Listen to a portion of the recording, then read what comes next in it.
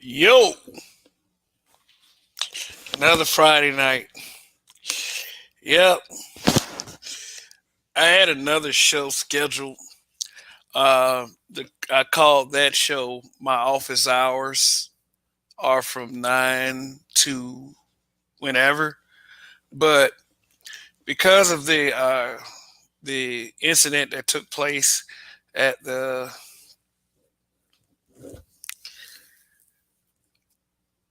True Kitchen and Cocktails restaurant in Dallas, Texas, I decided to change the theme of the show to this because I thought it was very important that we have a discussion. And from here on out, I'm going to Fridays. I'm going to do the topic of the week. Um, if there's no topic of the week, if there's no any more serial twerkings going on or anything like that, then I'll come up with the topic like I tried to this past week when I scheduled this show at first. Um, you know, but oh boy, it's been quite an interesting week to say the least. And wow, my I haven't been disappointed with a lot of my people since I don't know, the whole fiasco with Biden getting elected, which was like 2 weeks ago, kind of. So I mean, I know that's not that long removed, but. Um, and then most people probably just say, "Hey, Kev, you're just being negative. Just kind of go with it, and everything will be okay, and just try to be happy with something." And it's like it's kind of hard to be happy when you actually pay attention to what's going on out there. I mean, you could be oblivious if you wanted to, and not ever care about anything or anyone in your community, so to speak. Shout out to Raining Woman. You are my first comment, so you have a distinguishment. She says, "Greetings, Kev, at Black Men Being Brutally Honest in Everyone." Correction, is Black Men Being Brutally Honest with Everyone. Well, that's the name of the Facebook group. But, we know what you meant here on YouTube. And, saying black men being brutally honest implies a group effort, but I'm just going to go ahead and say that it was just the name of my Facebook group, but it does imply many things, and I don't have a problem with whatever it implies. Uh, and it doesn't mean stuff that's made up or what you think or out of your imagination is whatever my vision was for it, and a lot of my vision was reflected through this YouTube channel. And I am grateful and I am honored. So let's get on the subject real quick. Subject matter. Yeah. Let's share screen. Share screen. Share screen. Should I share audio too? Yeah, I'll share audio. I mean, you don't have any audio. All right. All right, y'all. This is attorney at law Kevin Kelly. Attorney at law Kevin Kelly of the Kelly firm, the Kelly Law Firm. Excuse me. Kevin Kelly owns the restaurant True Kitchen Plus Cocktails.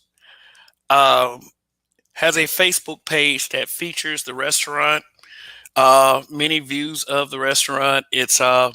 And this menu items are featured very prominently and very professional looking. Uh, you might have heard some rumors about how the facility looked, or the atmosphere of the facility, uh, by people who are less than favorable of Kevin Kelly because of the way he stood his ground that Sunday. This happened on Sunday, but I can tell you it's a $1 million operation.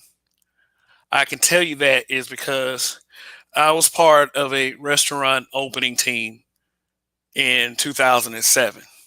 from beginning to end, from construction to training the employees to making sure all the inspections were done, making sure we got the equipment. The equipment was operational, the right people in place to install everything. It was just it's a brutal process from beginning to end.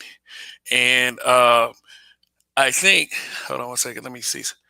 And what we need to understand and realize as a people is that when we enter a facility such as this, a building, that especially, and let me tell y'all something. Y'all been getting very finicky with race lately.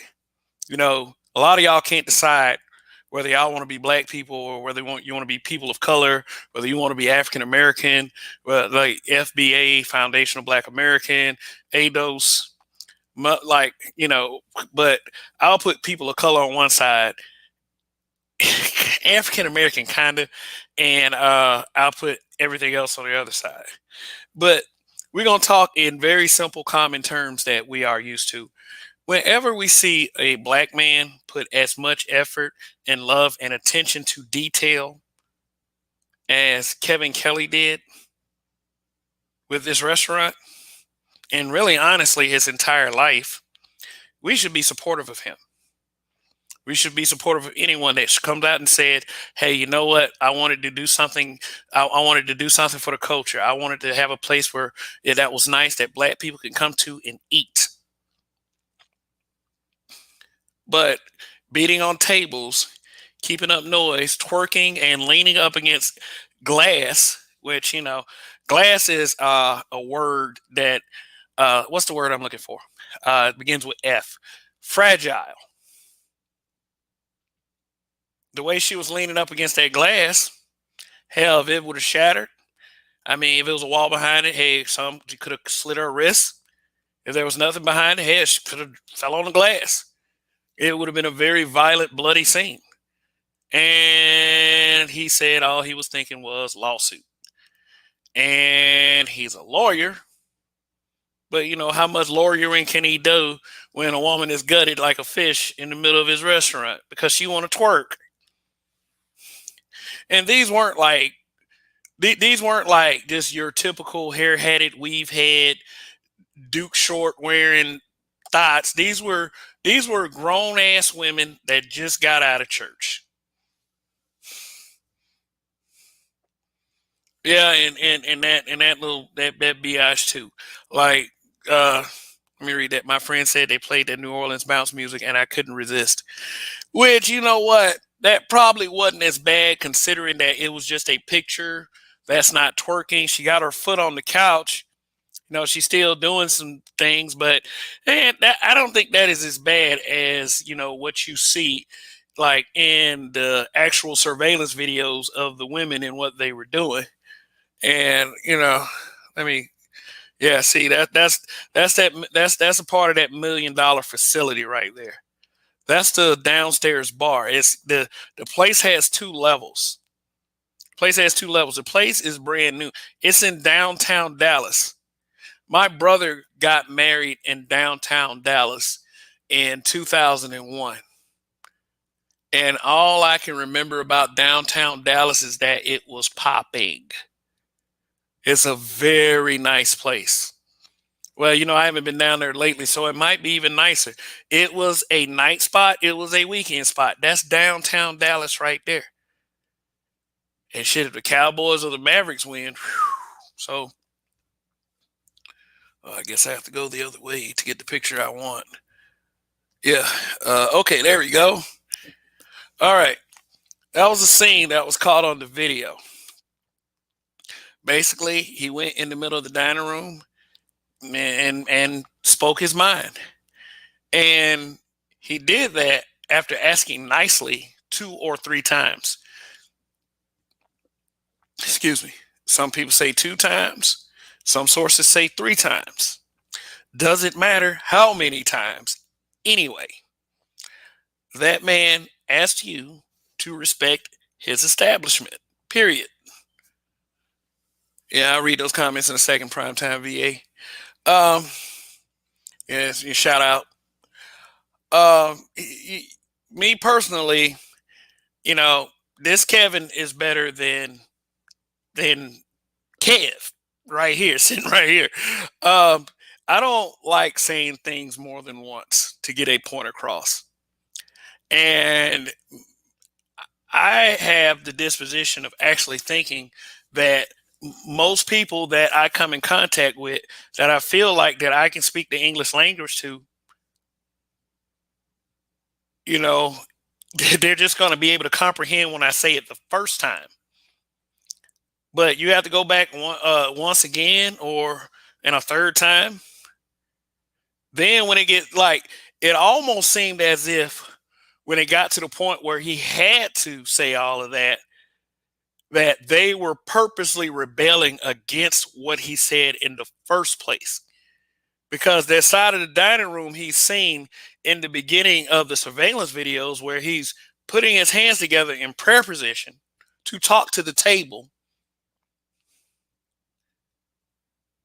it seemed as if, he was on the same side where the woman was leaning on the grass. I mean, on the glass. Sorry.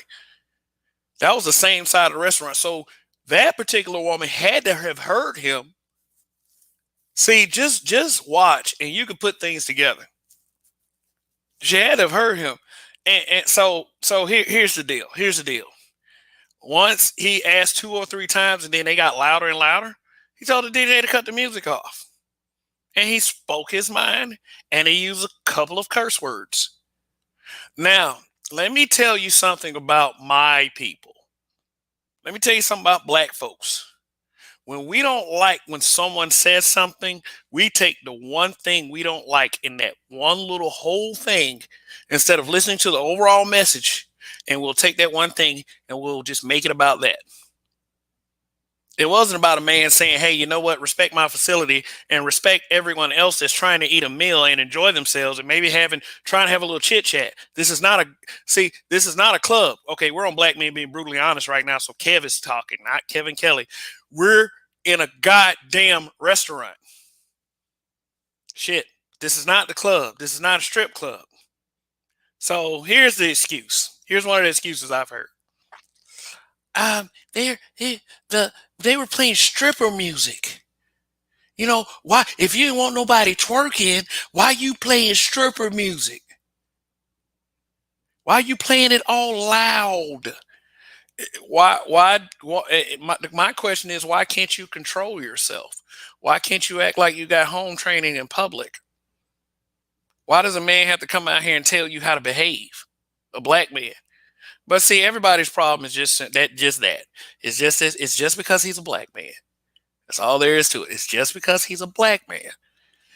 And one of my personal missions is to get black people, our community, because it's not really a community for real.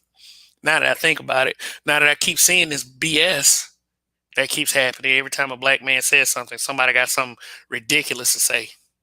And by the way, The Root, that publication that loves black men so much, that's not a turtleneck short sleeve.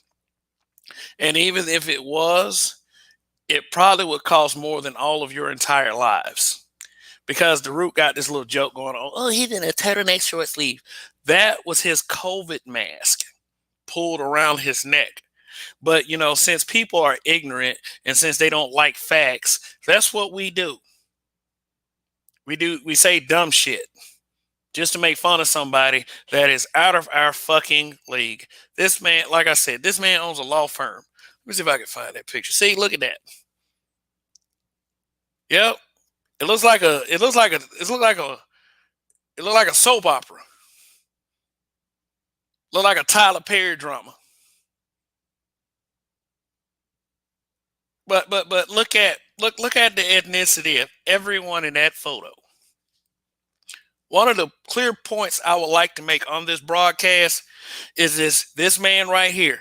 Now you see the bottom, he got the line, and then Kelly Law Firm got the number. You can call us if you're in Dallas, Texas, and you're ever in an auto accident or whatever else he lawyers on. There you go. The Kelly Law Firm. You know what that? You know what that verifies? Him, the owner of $1 million operation, True Kitchen Plus Cocktails, and the Kelly Law Firm, is that he gainfully employs black people in 2 places. Gainfully. All these people look like they sitting good. And I bet you he treats his workers at his restaurant good too. He seems like one of those men. He spoke very articulately to that dining room. Even though he said a couple of cuss words. Why do we do that? Okay, the man was saying, hey, you know what? I did it for the culture. Y'all want to say he cussed. Yeah, I never heard no curse word before. Why you ain't never heard no curse word before?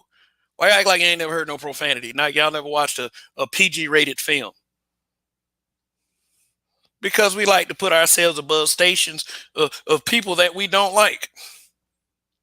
I'll tell you who else they don't like. And, you know, we've been giving this guy mentioned so many times. I don't want to be the guy that mentions him 24, 25 times in my broadcast. It's all good, though, because he deserves his due. They don't like Kevin Samuels, another Kevin.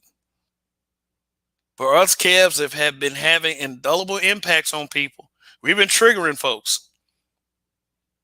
A black man named Kevin is for some reason a scourge in the black community. You got Kevin Kelly that gave a group of black women a piece of his mind inside his establishment. His establishment. And I always said, hey, if that was a black woman cussing guys out for acting up, the whole nation would be on her side. And do not deny it either. And that doesn't make me jealous. It just makes me aware of the truth of the matter of things. It helps me react better and more appropriately to the situations that I am in. Us Kevins are very triggering. I am like ostracized. Like I'm ostracized in a lot of spaces on Facebook because I just won't do it. What is it you say? I'm not going to fake it. I'm not going to sugarcoat it. I'm not going to. Okay. And there's Gerald. Okay. Ready for me? Oh, it's Gerald. You ready for me? Yeah, I was kind of monologuing. We'll go for it. I mean, get it out before I come in. Get it all out. I mean, empty your glass, man. Go ahead, empty it because. Yeah, I'm emptying the fuck out of this one tonight. And by the way, hold on one second. Let me acknowledge this with this real quick. Gold Professor, welcome and thank you for the super sticker, sir. You are awesome. Thank you for supporting. Shout out to my habitual line stepper brother Donnie. Say he's gonna be in if I'm gonna still be on at that time, man. So yeah, looking forward to Donnie. And go subscribe to his channel. You ain't shit for watching. We're trying to get him up to 1,000. So, you know, and Roger of the Roger Report Live, he's very close to 1,000. So give that brother a hand. Like he's been doing the damn thing Monday through Friday, and he worked hard for it, and he deserves it. So, you know, that's the one thing you got to support. Like I'm not saying you got to support black men. But hey, you know what? You can make the choice to do it. But we're pretty okay despite our lack of support. Think about it. Think about it. It's like they've been trying to like ever since this man did this, they've been trying to bring up some dirt on. He's in a lawsuit with an affiliate restaurant. Well, I guess they're not affiliate restaurant anymore. But what does that matter at the end of the day? What does that matter? He okay, so what? He got a disagreement, and now he's in a lawsuit. I mean, shit. And that happened far before this incident. So that pretty much tells me that he's the kind of guy that you can't work one over on. And especially him being a lawyer, period. Like, most people that went ahead and said all that BS about him didn't even know he was an attorney at law. They didn't even know. Nope. They just assumed that he was, and then hated on his restaurant because the video was low quality. But then when you go to his Facebook page, it got all kinds of angles. It got construction photos too. And I was saying earlier in the broadcast, I was part of a restaurant project from beginning to end. I'm talking about like construction, hiring, training employees, getting the permits together, getting the inspections done. I mean, and it was like it wasn't nearly as big as that place. Yeah, I mean, it was a nice spot. It was okay for its size. It could seat like the spot I'm talking about. It could seat 200 people. But this spot he got is they say it looks like it's got a pretty nice size, and they say this in the place stay packed out, lying around the corner. If you go to his Facebook page, you can see the food too. The food is. Like they got a crab cake plate that looks so good. I'm like, man, I might just try to find an excuse to go to Dallas just to go to that restaurant. And I recommend anyone that's in Dallas, Texas, Dallas Fort Worth area. If you ever are there, go to that man restaurant and support that man. Put a smile on your face, act cordial, carry yourself with a little class. Because honestly, adults should not have to be told how to behave. Period. Point blank, end of discussion. If you got some common sense and some home training, shit, you know how to conduct yourself in a public place, and it's not like an ass either. You know, and speaking of ass, it's like what? So let me get this straight. Whenever Cardi B comes on a loudspeaker,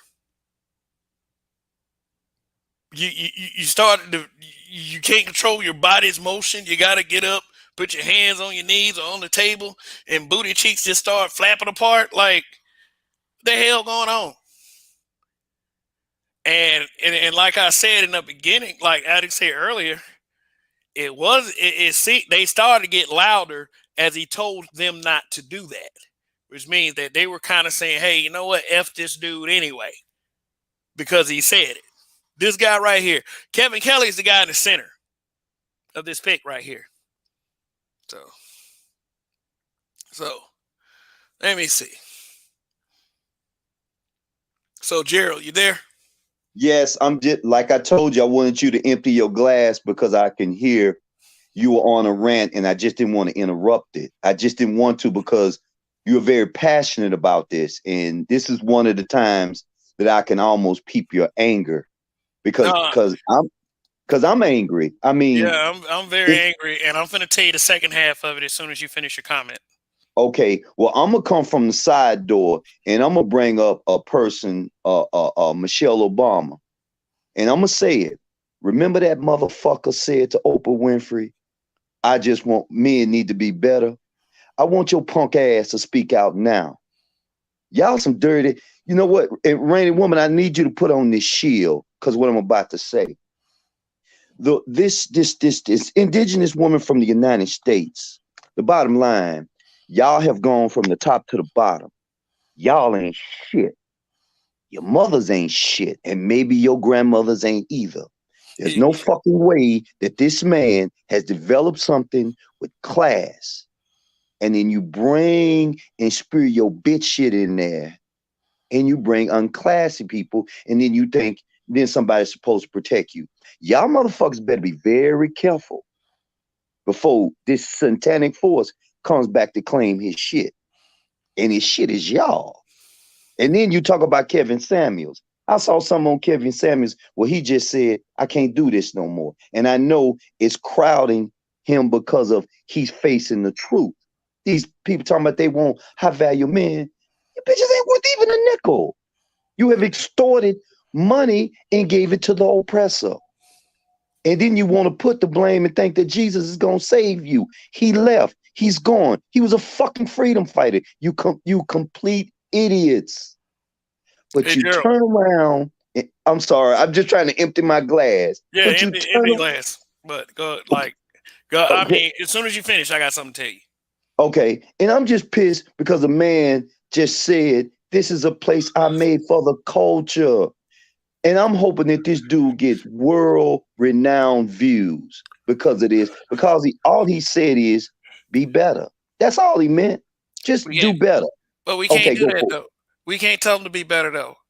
here's another half of this thing. You know, since I told people that I was a restaurant worker for years, and then the message kind of got misconstrued, and you know, people were like, "Oh well, he did this and he did that. He was busted sub, blah blah blah," and you know, and the hate was just beautiful. I was like, "Thanks for the attention, guys." You know, if I was attention whoring, I would have gotten exactly what I wanted.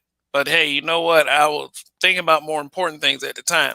But this one right here kind of hits me a little bit because us as a people, especially Uh-huh. when we get out of church, and Gerald, do me a favor. If someone tries to come to the back and they say I'm here in the back chat or something like that, please tell me. Okay. Please tell me. Okay. You can't see them in the background, but if they say something like, you know, I'm in the back chat or give a message or something, just tell me and I'll Okay. switch over. Okay. Tell him to hit me up because I'm in the stream too. I'm over there too, and I can see you and me. But like I said, I was listening to Coach Greg Adams, and I saw you was up, and then I heard you, and I'm Okay. like, oh, you on a rant now? You Okay. pissed about this situation, which is I, I, I can't believe it's worldwide, bro. It made it even up I'm here to pissed. Canada. I'm pissed because it's like this. I always knew black people felt like this about patronizing restaurants.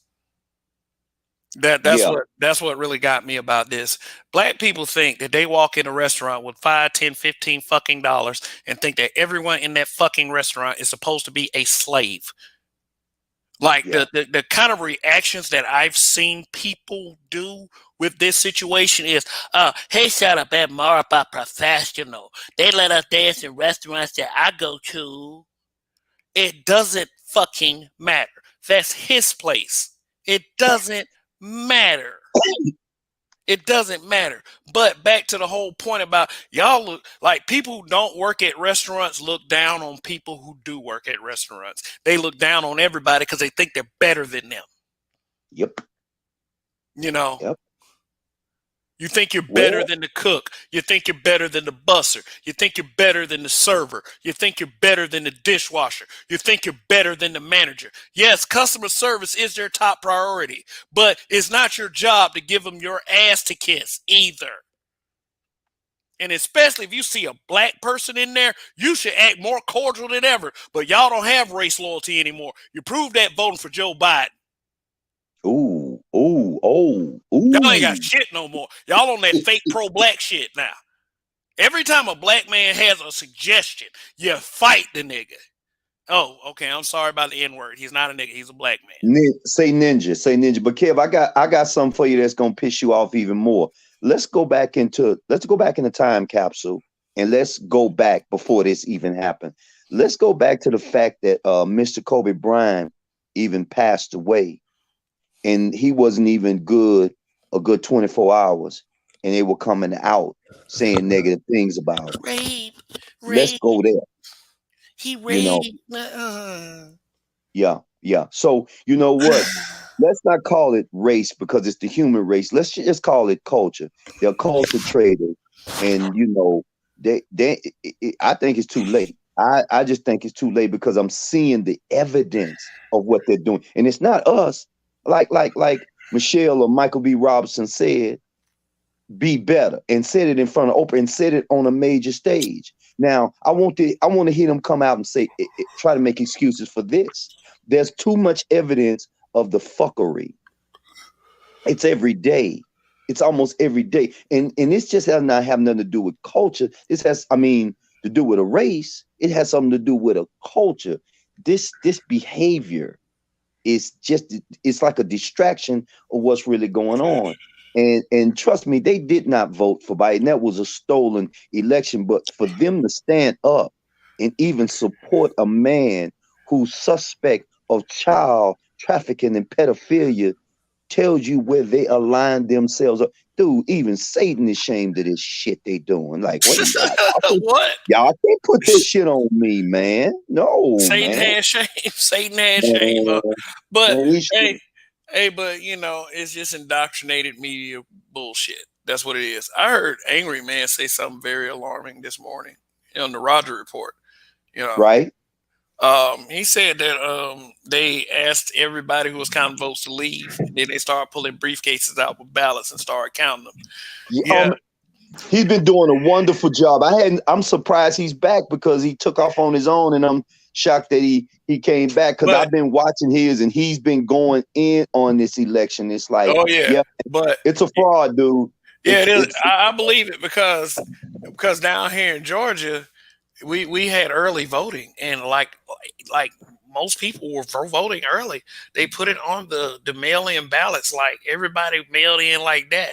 Now, people, you got to understand this culture. People are used to going to a booth, you know, and it's much easier than trying to, I don't know, who am I to say, but still, I went and voted early. Them, like a lot of them places were packed. I don't get it. It's just I don't get it. The mail-in ballots is what did it.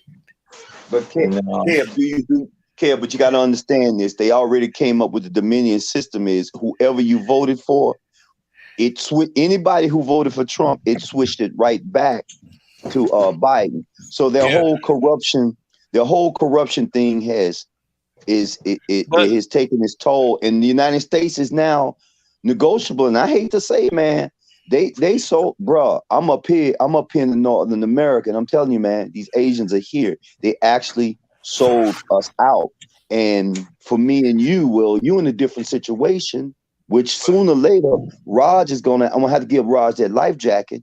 And Raj is going to have to try to stop saving them because you cannot save anybody who don't want to be saved. I'm telling you, man. But Roger is a solution-based person. We know that, and I'm gonna put that out there for the audience. Roger. Who is that? Roger. Okay, Drake. Who is that? But let's get. I don't know that person. Let's not get too far off topic. Let's stick to Kevin Kelly. Let's stick to Kevin Kelly. What happened with Kevin Kelly and what we're gonna do about this situation. Let's say something like I got 3-4 hours left in me. Let's do this. So, Dre, what's up, man? Give an opening statement. Let it out. I mean, on the whole thing right there is this is the problem, and I just hate to say this. It's too far gone. I mean, the shit is too far gone. It's over with. It's done with. Unfortunately, men, you have no seat at the table, and you have no credibility, no consideration. Your thought process is not considered at all on any aspect, on any level. The only thing you're supposed to do, provide a service, and shut the fuck up until we need you to pick something up. Oh, sorry about the cussing. You can curse, but no direct attacks on any groups. Okay, now the problem with that is the only solution is a complete turn your back on women, period. And unfortunately, that's impossible. It's not going to happen in our lifetime. That's impossible. Nope. Number one, because of pussy. Like if you go ahead. Let me finish. I said this is the problem, as you say. And actually, what's so bad? People say, "Oh, well, fuck, they're still gonna get some." They're gonna still. You can still get some pussy, but basically, what men need to do is this. Oh yeah, hey baby, how you doing? I would like to take you out on a date. Oh, do you want to have sex? Oh no, you don't. Okay, well, we can do that before we go. If not, then you just go somewhere else. No, I mean, basically, it's gonna be basically like this. You meet somebody, they want to have sex with you. If they don't have sex with you in 5 hours, you're going to just have to kick them to the curb. Period. 5 hours, you're going to have to cut it down to where it's just going to be like either a yes or no. So you're going to get that off rip. And if you don't get what men need to do, if you don't get it off rip, they don't get nothing. They don't even get time of day, nothing like that. We're going to have to treat them as, unfortunately, like a commodity. Better solution. Don't have to.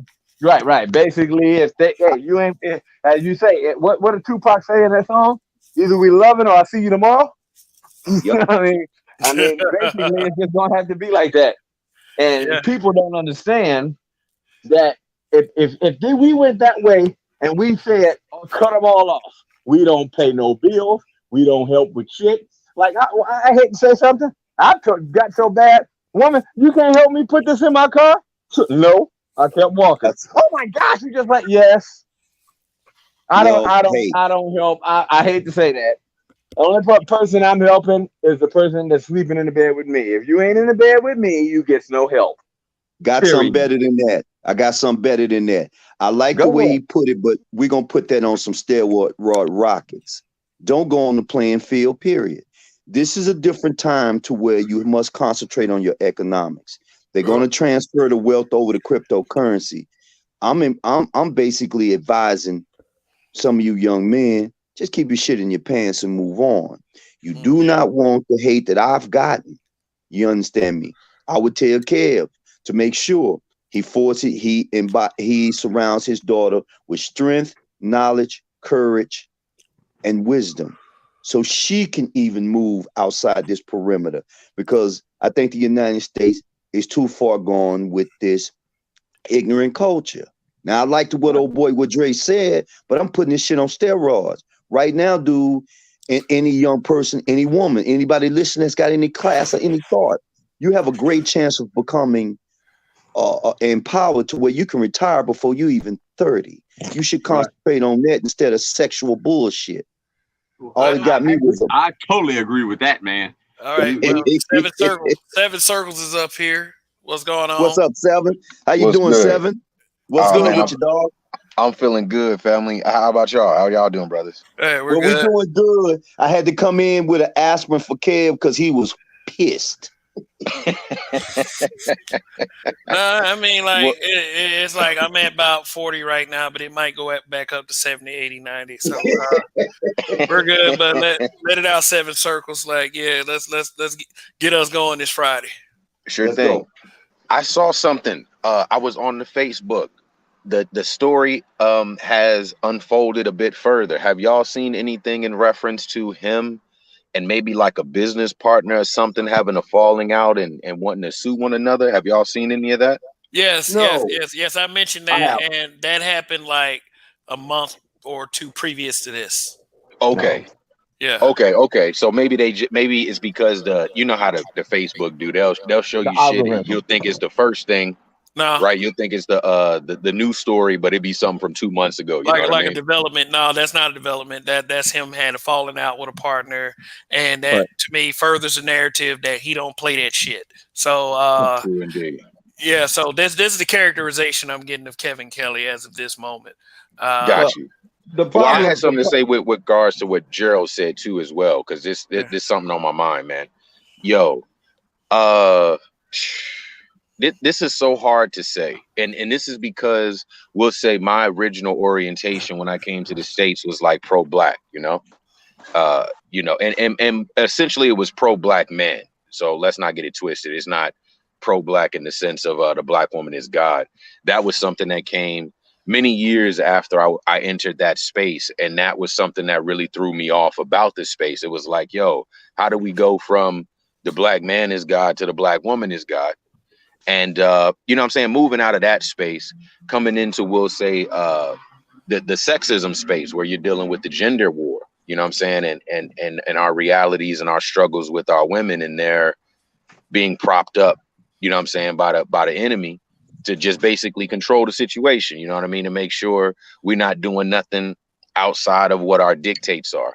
I guess my overall comment, my opening statement is like, it seems like majority of our people, at least 85% of our people, are with the nonsense. You know what I'm saying? Mm-hmm. As much as we would like to help the brother, Mr. Kelly, and I think that if we had a real strong support for the brother, everything will be fine for him. But when I saw that little article in my Facebook concerning his disputes, and they were referencing, you know, what was going on now, that was why I thought it was current. Yo, there's an onslaught of media against the brother already, even though we as brothers, as the manosphere per se, are attempting to put forth. Oh, we know. You know why. Yeah. Why. It's so damn disheartening to see the shit though, that Gerald is right. And Gerald, you was good to get the fuck on out of here. Right. My mother and my father, they made sure that I grew up outside of the country for that reason. There's something going on inside of this country, and we know what it is. It's the propaganda. The propaganda is so damn heavy in this country that it's just disheartening. You know what I'm saying? It's fucking terrible out here, the attacks that are put on the black man, for just trying to represent himself in a, you know what I'm saying, with integrity, with honor, with dignity. These things are out of the question for us. Like, to represent yourself in that fashion means you're a misogynist. It means that you're a hater. It means that, you know what I'm saying, you don't mean nobody outside of yourself any good. And that argument is toxic. You know what I'm saying? So, and that seems to be the conversation in the country. And I'm just making the point that Gerald is right. There's something about this nation, its propaganda, and everything that comes as a subsidiary of it, that is very toxic to us as black men. As a black man, yo, not only don't just wrap it up and have sex in that way, brother. Don't do it, brother. Don't do it. I ain't gonna lie. You got two. Look, no, I ain't gonna lie. You got two hands. Handle it yourself. At the end of the day, it's turning into a situation where it's like, look, if you, the one brother I had heard, I'm not sure who was speaking, but the brother that said, look, if you ain't in the bed with me, Dre, that's okay, me. Dre. Yeah, if you're not in the bed with me, and I had said this about the community, there ain't no damn community outside of a black man and a black woman. And if they not married, ain't no damn unity between them. You know what I'm saying? Ain't no community outside of a black man and a black woman getting together in the form of marriage. And then, of course, black men that have unified beyond that, right? And that's because we're probably doing business with one another. Outside of that, let's not be foolish. Ain't no community. Okay, that shit is fugazi. Dead, right? Dead. It's dead, man. That's Well, dead. you know what though? I like to think that there's a glimmer of hope, but the way it's been, well, you can laugh all you want, but you know, as far as I know, is I'm slipping out of that. There's some brothers that are getting married. There are some brothers that have good marriages. There are brothers that have been married 30, 40, 50 years. That's unity. That's your black community right there. If you're not among the brothers who are married, I understand why you're saying there's no such thing, right? If you're not a brother who is dealing with other brothers that have helped them come up economically, then I understand why you're saying there's no such thing as a black community. Well, there's no common unity. The problem is this. This is the problem. The men gonna have to just go ahead and like I said, I it's certain content creators that I like. They push marriage and trying to do that. I like it, but I hate to say something. It's a hope strategy. I mean, the chance of you getting that, and say you get into a marriage, do your thing, and get out without being like unscathed or without being torn out the front is just not worth it. Because unfortunately, like if you see, by them doing this to this man, after him repeatedly asking them to sit down, it ain't like he came out giving an attitude with him. I mean, what happens is this. What they do, they go destroy his reputation online for his business. So basically, they want to put you in the poorhouse. Now, the bad thing about that is, especially as a man, there's no safety net and nothing for you. So basically, when they put you in a poorhouse, they put you in a position where you ain't making no money. So basically, you working every day just to try to live till tomorrow. And that's the new age form of slavery. Like I sit here and laugh, like even with my situation. If they know I got a dime more, they want more. I'm up here like, how is my shit going up? And I ain't had no court dates. And I'm like, wait a minute, dude. You know, you was putting me in jail for $1,000. There's 11, not 13. Now they hit 15. I mean, wait a minute. How the fuck I get to 1,500 from 12 in less than 6 months? Okay. You know what I'm saying? It's like, basically it's like if you got $1, if they think you got $1 more than you need, they're gonna find a way to take it from you. And unfortunately, you're gonna have to look at it as this is all a crapshoot. Like, man, what men need to do is no. From now on, yeah, I got the money and I can pay to go out on a date, but I don't pay for women's food no more. Why is that? No, I'm donating the money I could have spent on your meal to a homeless shelter for men. Hey, let me ask y'all a question. What's the question? Let me ask y'all a question. Do you think they just got do they just go through like all of their files or have some kind of email list of black men that they gotta fuck with one day and they gotta wait for the right moment to do it? Like, oh, this man opened he opened a $1 million facility in Dallas, Texas. Like, what? No, I'm gonna No, tell you, brother, like, this is the problem, Kevin. The rule is this, and black men, a lot of it, y'all, you don't realize. You haven't realized it because I hate to say a lot of these men got their head in their ass. The rule is this. This is what the rule that they're going for. Don't say nothing to us. Don't tell us nothing. Talking about the Give women? me do whatever the fuck I say and give me your damn money. That's the rules that they want. Don't say nothing. Don't tell us nothing. Do what I say and give me your money. That brother right there, Dre, has seen the dark side of a woman. I'm just gonna say it like this: it's a hive mind. Once one of the females decided to say something, the rest of them jumped on the shit. You know what I'm saying? They all on code with it. That's how I see it. Definitely. Hey, Dre, I think y'all forgot one, though. I think y'all forgot one, Dre. And I think this one you're going to like. The other one, either do everything that I say or stroke my ego. I say that to say this. The very next day, I saw where a restaurant had $50 a plate. You can come in, I shit and twerk. I said, they're done. And they showed it. They showed $50 a plate, y'all. Well, Gerald, this is what I had said initially, and it maybe struck brothers off because they was like, nah, you know, the brother had a certain agenda. Let him stick with his agenda. My position initially was, hey, these are hoes. Right. Yep. These are hoes. If they're in your establishment, hold on. If they're in your establishment, why don't you come with, what is that called? An indecent proposal, i.e., let's get this hoeing business going, right? You hoes can be hoes. And I'm gonna have a little house for you hoes, and we can get this money going, right? We can do this in some shape, form, or fashion. So basically, he opened up the door and he was just like, "Yeah, I got a place for y'all. Hold on." No, that's all I'm saying. Somebody did it. I don't know.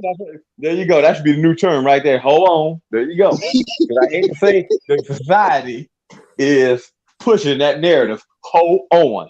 And I mean, if you think about it, with all this crap going on, and but what's so bad is, I ain't even gonna lie. These women, by the time they realize it, I said, it's screwed. I mean, unfortunately, it's going to be a whole generation of men that miss out on chances at a relationship. And even after the fact, they're going to even get a fucked up even. You think that we get a fucked up deal now? Imagine the man that's like 23 right now.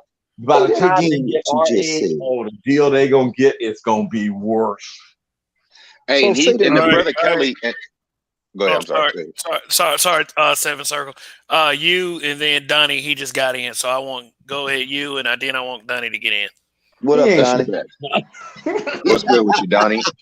My statement is this, right? It's I know that everybody is not into that. You know what I'm saying? Everybody is not into acknowledging that some women are whores.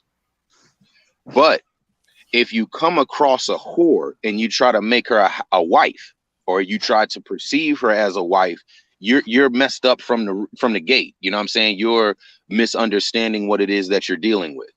So I know that the brother said he was doing what he did for the culture, and I know he had throw that ass in a circle. Maybe Mr. Kelly, you know what I'm saying? Maybe Mr. Kelly might want to separate, you know what I'm saying, the two dynamics. Look, there's some of us that are not with that. You know what I'm saying? We have children, we have wives, we want to go and have a good meal and that sort of thing. But then there are some of us that know how to deal with a ratchet, and we deal with ratchets regularly. And I would just say Mr. Kelly might have to acknowledge one thing in particular. Hey, brother, the ratchets are coming. And if the ratchets are coming, I'd highly recommend, as opposed to even pushing them away, find a way to harness that economically. You dig? That's my position. Harness the hoes. Yo, lasso them bitches. Lasso them hoes. I'm a cowboy. Lasso those heifers.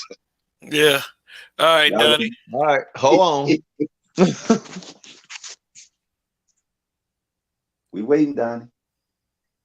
Probably had to get the little baby. Oh yeah. So go ahead, y'all. Go ahead, fire away.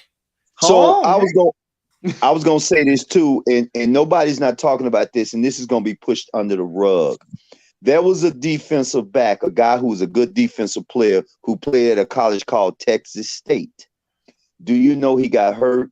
He hurt his knee, and he went out. You know, he's kind of like on injury reserve. He made all something, so he was, to me, prompt in the next 2 years to go to the NFL. He went to go score some weed. This black female bitch set him up, and a black simp murdered him. Damn. Yes. So see, again, the message is going to be sent till one day, again, they're going to get hunted. See, if you don't know the past, you will not know the future, what you can avoid. For example, Niagara Falls. Niagara Falls comes from the word niggers fall. Why? Because it was a population of an indigenous people. You know what happened? The women ran it, and they got their heads decapitated. If we don't know our story, things will happen, except they didn't expect men to stand up and grab their kahunas. They didn't expect us to roll with looking at economics. They thought we were going to stand up and say, let's save these women. I'm sorry, man. I mean, I got a mom, foul, 2 free throws. I got 2 daughters, foul, 4 free throws. Seems like nobody fucking listens to logic and common sense. You know what I did? I put on them nice pair of Ray-Bans, shut my fucking mouth, and begin to look and listen. I wouldn't want to be in Kelly's position because I think I would have said something worse. Either behave, act like a queen, since you call yourselves queen, or get the fuck out. Well, he did say that. He did. He did say that. He did say that. He said, he also said, I don't need your money. And that was you know what? I don't know if you brothers like really feel me on this. Look, if you're dealing with a natural force, right, of nature, a natural force of nature, and this whoring, this twerking is like a natural force of nature. It really is. What I'm saying is that okay, let's say I was a politician. You don't go out here and try to change people's minds to actually become the president. What you try to do is harness the energy. Case in point, Trump, right? Case in point, Biden. You don't go out here and represent yourself like, hey, this is what I represent as Biden. This is what I believe as Biden as a person. This is what I believe as Trump as a person. No. What you do is you listen, like Gerald just said, you listen. That way you can find out where is the flow of the energy. Now, what you want to do with that flowing is you want to harness it. You want to harness it to your benefit. You don't try to get in the way and stop the flow because it will crash you. It will destroy you. If you get in the way of a river, as opposed to just trying to redirect it, let's say you get in front of a stream or river and you try to stop it, as opposed to just redirecting it, that's not going to be successful. You know what I mean? So at the end of the day, what he did was literally try to stop a flow that was happening. And surely, you know what I'm saying, the brother came with strength. You know what I mean? He shut the shit down. It wasn't that no damage happened, but he shut it down. I question, would it have been better for him to try to harness it versus trying to shut it down? That's where I'm coming from. Yeah. That was good. That's the way of putting it. I think Donnie's here. Donnie, you here? No, he's not. I just hope that the brother, which I know is going to be all right for him, but then that's my first time hearing what you just stated about he's being sued or him and some of his business partners having conflict. Him being sued is totally irrelevant to the situation at hand. Period. Ain't got a goddamn thing to do with him commanding respect in his facility. Period. You know what though, Kev? Now that we elaborating on this, you know what? It might be a possibility they attacked him and not for the restaurant, because you said this dude has his own law firm, right? That's right. Wait a minute. How many law firms? And from what I saw, Gerald, you I'm going there, 7. Okay, 7, you go there. Okay, 7. I just passed it to you. You go where I'm thinking. Go. I'm listening. Go. So whoever it is that is suing him has decided to harness a power against him. I wouldn't be surprised whoever is suing him has put forth some bread to hype this situation up so that at the end of the day, whether he wins his lawsuit or not, maybe the brother loses his restaurant. You see what I'm saying? Just due to court battles and that sort of thing. See, this is what I mean by harnessing. Somebody's going to harness that power, whether it's your open enemy or indirect enemy. Somebody's going to use that force of these women and pump their heads up, put a battery in their back. Like, yeah, he's a misogynist. Yeah, how could he be for the culture, but he doesn't want you twerking? Oh my God! That they this they 1 did plus the 1 same equals 2 to thing me. with Umar Johnson. Oh, 1 plus 1 equals 2. And I don't Bev. know any of that to be a fact. All I'm saying is that follow the money. Follow the money. Yes. People are suing each other. People are fighting. People are, oh, check, please. Right? It's always about some money. So the minute that we find out, okay, where's the money? Okay, this black brother, he's got money. This brother is doing his damn thing. He don't, he's not asking for nothing. He's doing what he got to do. So and he now, has a law firm. 7. How many black law firms in the United States? Not too many, is it? No, sir. Okay, keep going. Keep going. So I would say 50. For him to climb to such heights, he probably has enemies that you and I can't even imagine. And this little incident, this is what happens. This is what happens as a black man. You already know if you're doing good, you don't have no business hanging around street people, because the minute you hanging out with them, they're going to slam your ass with the book. You need to stay away from that type of shit. So now he done got in the mix with that type of shit, and he got a legal issue going. This shit then got blown out of proportion. Instead of us even knowing about the legal issue, we only know about this, and now the legal issue is starting to creep up. I believe whoever is suing him, whoever he's battling with, is likely to be using this. And we don't know that. We don't know who is promoting this shit. We don't know. True. Shadow players always that's and shadow players is always a possibility. Period. Now, you want to hear something funny, guys? And I hate to go a little bit off subject here, but how you sit up here and talk about how every time you move up, motherfuckers, remember I told you what my goal was. Right. Today, my goal was to take over that industry with the commercial buildings. Right. I got called today while I was home and fired on my day off. How the fuck, Craig, how you get fired on your day off, man? I got fired on my... Now, remember I told you about the drama I was going through and how I showed, so basically what I did is, when they tried to blackmail me, when they tried to blackball me, I'm like, wait a minute. They was trying to take credit for my work, saying I wasn't working. And I'm like, no, because people like, well, wait a minute. Everybody loved you, and the owner of the company came down, met you twice, liked you, all of this. So what's going on? I said, I'm being hated on because they think that this, that, and the other. And I'm like, well, so they said, well, why'd you be hated on? I said, this is why. I said, a female here who's friends with this guy, my friend, the friend that she's friends with, he's, alphabet community, and he is sleeping with the city guys, dude. So they all like in cahoots. So when I got in, I said, well, they be drinking and getting higher on the job.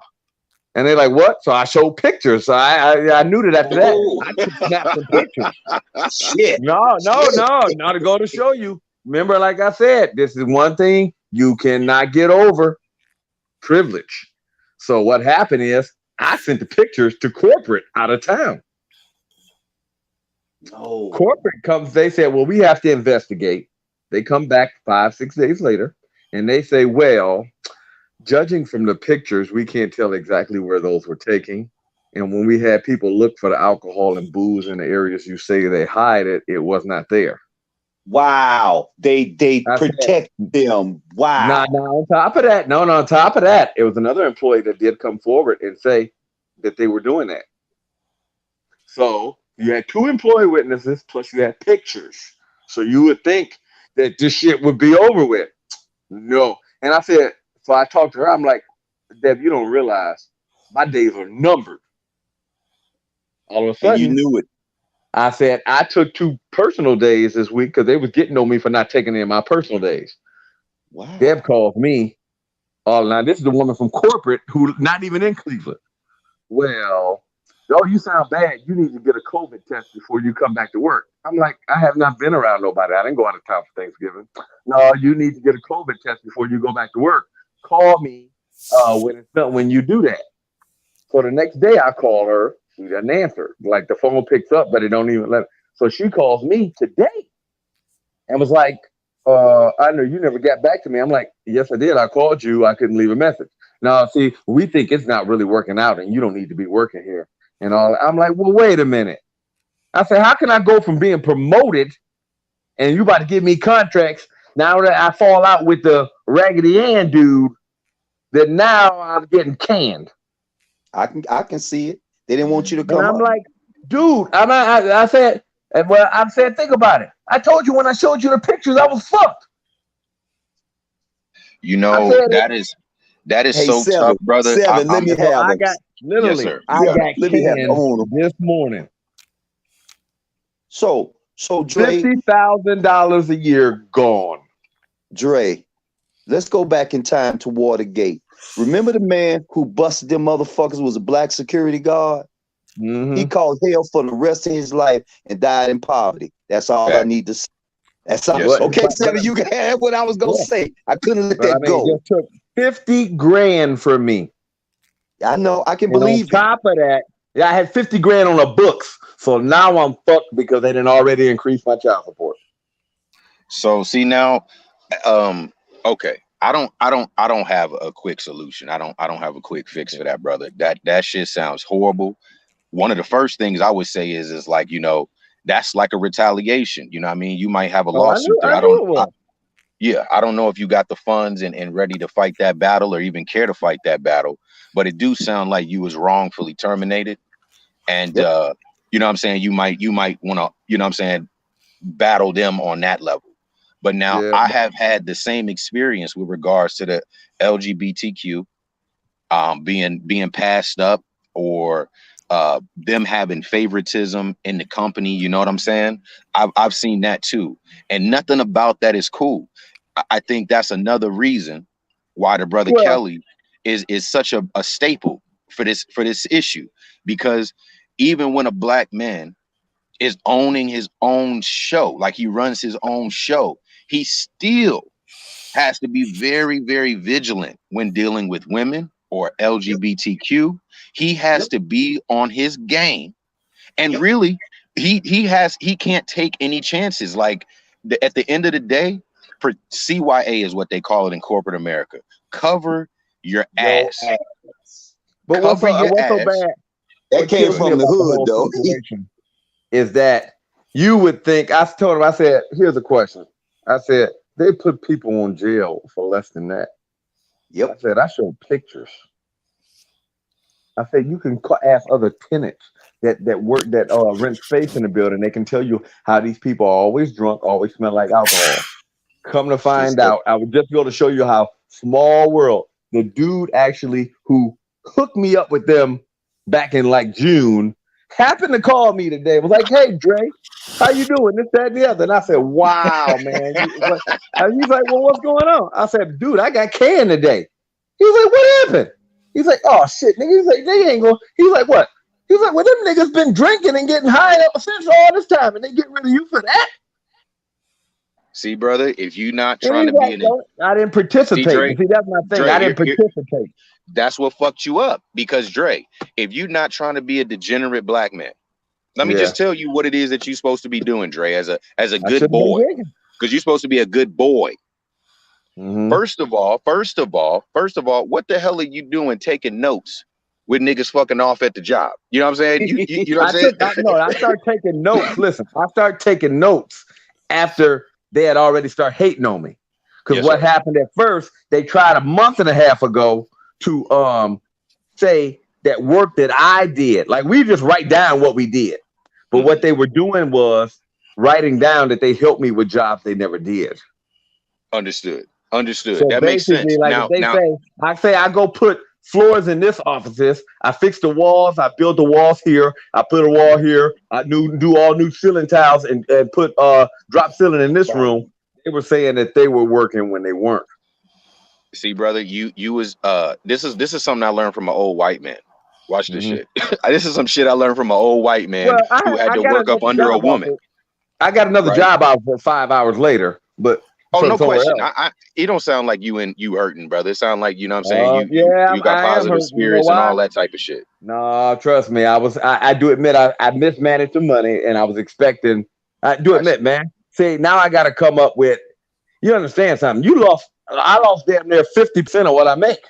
I mean, and when you used to giving X amount of dollars to child support, X amount of dollars for this, me taking a hit right now and not expecting it coming. I mean, no offense, man. You done basically put me, you know what I mean, down to 20 grand a year, maybe. Or like, say if I was just making what I'm making now, I'm making maybe 20 grand a year. Yeah, they pay my rent on that. I get you. That's why I was trying to be very right. Yes, sir. That's why I was being very gentle. I was trying to say I don't even have like a solution. I would never front like, yo, that you know what I'm saying? That's nothing. You know what I'm saying? Don't act like nothing happened. You know what I'm saying? Move along. Like, no. These motherfuckers have done a war against you, right? You was battling. You know what I'm saying? You already knew, oh shit, these people ain't acting right with me. Let me get my shit together. Then you tried to represent yourself. And these people have they just stonewalled your ass. You know what I'm saying? That's what corporations can do to a little person. They could just act like you don't exist. But I was just surprised, man. I was surprised because see, this is the bad thing is they're sheltered. I can't even get in touch with the owner of the company who really likes me because like you can't even get in touch with him without that. So basically, it's like when I found out when I sent the pictures to corporate that Debbie was involved and it was all cool too. Because basically this is what happened. If everything would have came to light and they found out that because the owner of the company hate drunks and drug addicts, but he don't know his place is full of that. But if the owner of the company knew, they would fire him and they would fire the city manager off rip. So basically them two live in the same household. So that been both of y'all incomes gone. They couldn't let that happen. That's what I mean by enemies with me, even Mr. Kelly. This is what I mean by enemies in higher places when you're doing battle against somebody, but then you find out it's another somebody that's actually trying to take your ass out because you would make, you know what I'm saying? You pulling that one string, make all the dominoes fall. You don't know how powerful you are, black man. Yeah. That work that you was doing, the documentation that you had was enough to shut down the whole damn company. You know what I'm saying? You created a situation, and I'm saying this again. You were too smart, brother. They didn't hire you to be that goddamn smart. You know what I'm saying? Definitely. That's what I knew what it was, but I ain't gonna lie. Like I told you, I told them even after they started doing this shit, I'm like, look, man, how about we just do this shit? Y'all don't say nothing to me. I don't say nothing to y'all. Because you know me, I'm not type of person that I talk to you guys, but I don't talk. If you see, even when I was at work online, y'all see, I don't talk to them motherfuckers. I ain't trying to be, too much shit gets started that way. Hey, Dre. Yeah. Can you hear me? Yeah, I hear you. I got a question for you. I got a question for you. What's that? Now that this is, and I think we're getting off topic, but I want to concentrate on the child support. Now that this shit has gone down, how the hell did they go up on your child support? Man, it was going up on my child support. My first check, I was taking that first month, they was taking about $11.90 a month. Next month, they was taking like $12.70. The month after that, I was paying almost $1,500. How old is the child? How the hell can you live? Man, they just giving it. I was making dough. Big man, that job paid $50 grand a year. I made $225 a week. So think about it, you make $50,000 a year, and I make $200 a week, $220 a week. Hey, Dre, stop volunteering that shit on YouTube, man. It ain't they business. Well, they already know that now. I mean, plain shit, they already knew. The job was on the books. You couldn't hide it. Well, for future reference, because like I say, man, because of what women have done, which goes back to Kelly, and I hope your baby mama hear this. Y'all ass gonna be getting hunted for the fact that you conniving, useless, nothingless trick made deals with a system that used to lynch us for fucking fun. And they Well, you want to lynched hear us. something funny? Go. No, I just tell you, like I was sitting up there saying this. I said, you realize what's so bad? Even after that, I got a letter like 3 months in asking them to declare all my assets. I'm like, That's none of their motherfucker, y'all damn. taking me down to $225 a week. What the fuck you think I'm buying? I mean, if I drove to work, it would cost me my parking bill alone to work a month is $200. I rest my case. I rest it. That's I said, now unbelievable. here's the question: if I pay $200 a month, and you pay me $225 a week after making over 50 grand,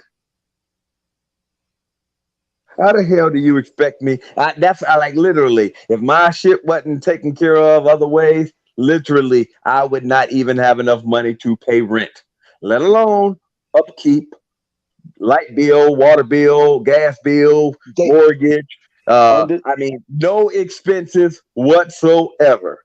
I mean, so understand this, so Dre. basically, it's bad that you can take a motherfucker down to the poverty line like that. And I look up, it's like if you make a dime more, and I thought that they could only raise your shit when you had a court date. I've never seen my shit go up while I'm working in the course of weeks. It's like Yep. every check they were It's taking my more. brand. So we going back to the guy, Kelly. So do you understand how you went through shit at that level? Understand this brother that got his own restaurant, but it's not his restaurant. It Kev Mhm. triggered something when he stated Yeah. that, and I thought about, wow, this dude has his own law firm. So what cases, like you said, Seven, there's something Mhm. going on between a certain case, and they indirectly attacked this man from a certain angle. Is that possible? Yeah, you Definitely. can see that shit on TV in different Definitely. shows. We see it all the time with powerful black men being Yeah, brought down indirectly, right? They have a certain issue with a person, and and maybe there's something bona fide about that issue, but it is blown out of proportion and utilized. I mean, we just got to think about this. To You know, discredit you. yeah, you got to think about it. That's the nature of it. You have to discredit the person. You have to bring forth the ammo to make this person seem as if they're a threat or that they are deranged. And when Hmm. you got a man on video talking about get the fuck out my restaurant, you Right. know what I'm saying? Then all of a yeah. sudden, maybe you do have a case that the brother is not necessarily in his right mind, or he is willing to do things that Hmm. are aggressive. He's willing Yep. to do things that are not advantageous to his business. I mean, you just got to think how could that video be used in a negative way? And we see how it's being Hmm. used. Yeah. I It's mean, being they used in a negative way. It is. Right. dude, it To made it show what to the type of major character he media. is, to crucify him. I mean, like I sit here and even laugh over this whole thing with me, where the 2 months I've been going through the bullshit, it started over a phone call that I didn't even make. That over a phone call that they said that the person who made the phone call might have knew me. So who And That's made I'm it? like, terrible, Who brother. made it, and That's Dre? that's so basically, over a fucking accusation, I could lose contracts with a company. And then, because like literally, remember I told you, they was like, yeah, man, this dude's so good. We're going to allow him to work on the books and take outside contracts. So it was like, I was going to get paid both ways. So Dre, bigger money attacked you or lower money attacked you? It's got to be one or the other, and I No, figure no, it might I be the think it lower was, money that. no, I hate to say something. I pissed off the alphabet dude. Okay. You pissed off who? Alphabet dude. Yeah, and they're again, and they are in alliances against black men with black women, and we know this. Yep. Yeah, it's fucked up. And we talked about that. We and I'm real sorry this is happening to Dre. It's unfortunate. Is and where do we go from here? What you are you gonna know do about it? Kev, I don't know where Dre's gonna go. I'm gonna let him speak for himself, but I do want to say this with regards to what some brothers have had to do. Yeah. I believe this is why you have, because I have an uncle like this. This is why you have men that get money under the table, men that are in the streets getting their money, men that are basically getting their money under, off the books. And it's because how in the hell were you supposed to live when, like you say, Dre, you're going out here. Okay, cool. You got a certain situation. You got to pay your bill. Okay, cool. You're paying your bill. Now you're becoming more industrious. You're realizing, okay, well, I need a little more money so I can live. I'm going to put in more hours. I'm going to get a better job or whatever. And they keep increasing it. So no matter what you're doing, I mean, you got to think there are millionaires, right? Men that are approaching the billionaire status and they have to pay hundreds of thousands of dollars. Y'all remember Nas? Khalees wants tens of thousands of dollars a month. And she wants to increase it based upon the fact that he's increasing his value. You know what I'm saying? So it is a terrible situation, and I understand why brothers get their money off the books. That's my point. Oh, you have to. I ain't even gonna lie. That y'all got to stay out of the system. Period. You got to get your money off the books, and you got to have multiple. Like, I ain't even gonna lie. Back in the day, the old Dre, I would have took a hit like this, man. I'd probably be sitting on somebody's couch again. You know what I mean? I'd probably be in one of them things right now, like, sitting on somebody's couch, emergency service 3 times a week because I'm about to end it. Like, I even telling myself, I'm like, man, and even a friend of mine said, man, that damn Dre, that's a bad hit. He's like, but you had pretty good spirits for taking a hit like that. And I'm like, yeah, I took a hit, but I mean, no offense. I told him, I said this, I'm just going to tell you this. He said, what? I said, I'm a black man. You should already know somebody always going to be trying to take everything from you. Hey, on that note, 7, you forgot to say something that was very important. Is that Nas's girl, that bumbling idiot blew over 18 million. But I'm thinking, now she not that dumb. She not that stupid. If they gave her 18 million, she hid 18 million and wants more. Mm-hmm. See, we're the thinking man's temple now. We're thinking because Kev brought up that chess move on the board about the brother, and I didn't think about it till I sat back and said, wait a minute. They came at him from a side angle.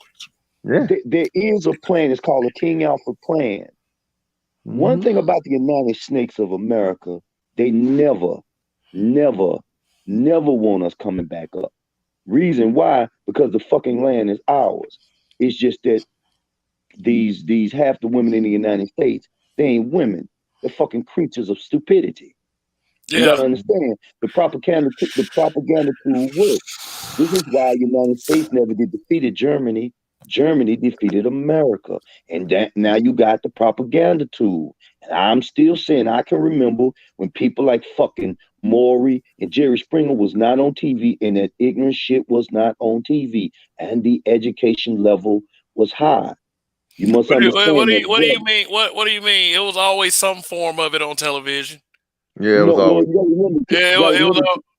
It was always some form of it. They always had some bullshit talk show on. But look at my time clock, though. Remember my time clock in life. Remember there was no cable. Was none of this shit. No cell phone. Well, y'all had, Nickelodeon and Nick at Night revealed what y'all had. Y'all had the goddamn Donna Reed show. And no, actually, Kev, the first sad thing we had, and I hate to say it, it was the first beginning of the emasculation of men. It was called the Flip Wilson Show. Oh, here come the judge. Here come the judge. Yeah. And Geraldine Jones, remember that shit. So you got to look at it. They don't play checkers. They play chess. Chess. Yes, they do. So now that we're kind of up on game, and by you making that move on the chessboard, and 7 was trying to throw it out there, and then it kind of like mixed in, like, okay, they coming at this brother from a side angle.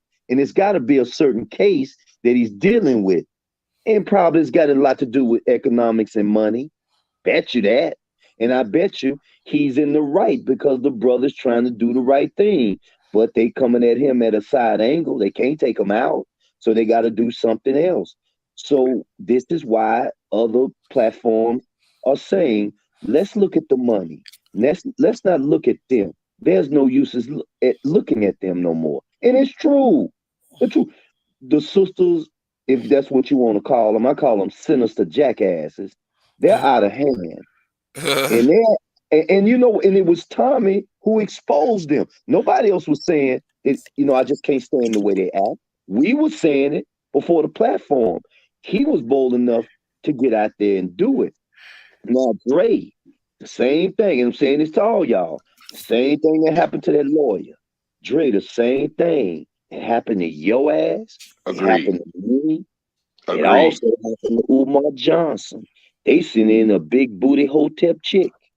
And he, you know what he did? He did the hotep thing. He became hotep spankalicious. And he spanked her ass. All right. And guess what? They took his ass down from that. All right, guys. All right, guys. Listen up. Let's keep it on topic. Yes, sir. This is about Kevin Kelly and what happened at that restaurant and what we are going to do as black men.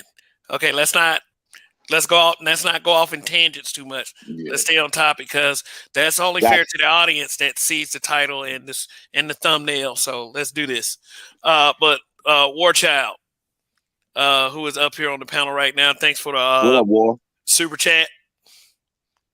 Yeah, what's up? I came here to talk shit and smash bricks, and I'm all out of bricks. All right, and shout out to D-Ski Valley. He said, dude, you made the funniest video I've seen in a long time. Yes, I will show that video momentarily during this broadcast, but I will do is show y'all what was said in the restaurant, and I want to break it down, and we're going to see what was so bad about it, which, I mean, all of us have seen it, and I don't think any of us really think it's that bad. Like, nope.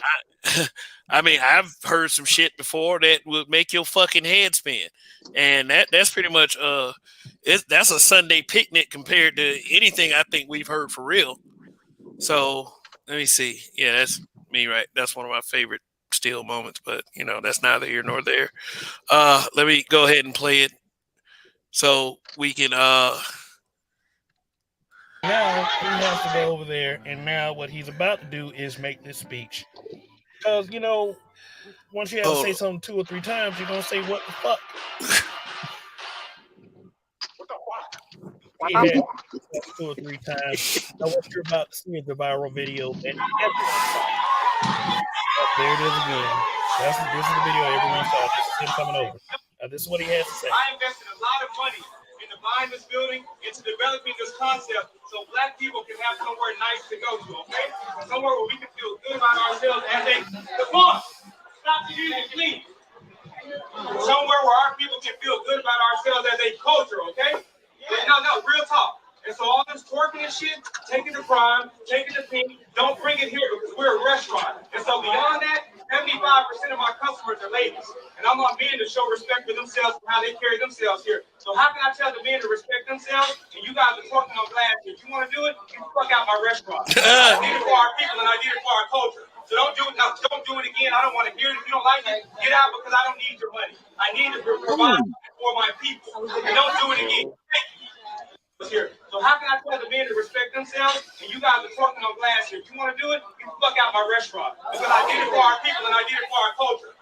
How they carry themselves here. So how can I tell the men to respect themselves and you guys are talking on glass here? If you want to do it, you fuck out my restaurant. Because I did it for our people. Okay. Yeah, I mean, here's my thought, Kev, right? And I hear the brother. This is what I hear from the brother, and it's an indirect reading between the lines. He said, I invested a lot of money in this. Mm-hmm.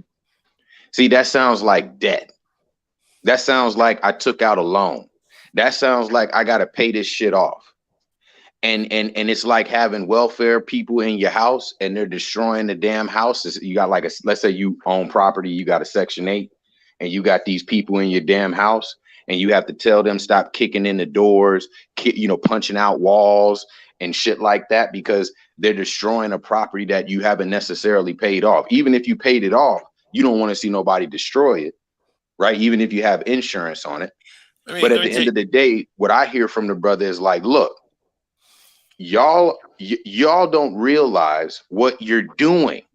You're about to turn my restaurant, a place that I can see has the potential to generate millions of dollars, right? At least hundreds of thousands, right? I don't think the brother's involved in something that's not going to generate no money. So he's saying, you're about to fuck up my money. I need you to stop. And again, the shit that you're doing, if it escalates, meaning the men get involved in the fuckery, it's gonna, we're gonna have shootouts in the parking lot. It's gonna be like a black club where they shooting out the club, they shooting in the parking lot, and we have to shut it down every couple of weeks and change the name every couple of months because somebody then got shot, somebody got killed. You know what I mean? And it's all because people are acting like animals. So what I hear the brother saying, and this is something that only people that are under that kind of pressure, meaning they got good credit, they got a little money, they can finance, $1 million, they can finance $1.5 million, $2 million or whatever, because that bar looked like it cost $500,000.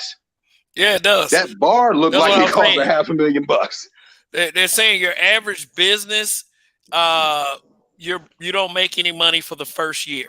No, for 3 years is a restaurant business. I mean, but imagine restaurants don't turn a profit. The average restaurant does not turn a profit until 3 years later. Yeah, but imagine that restaurant right there.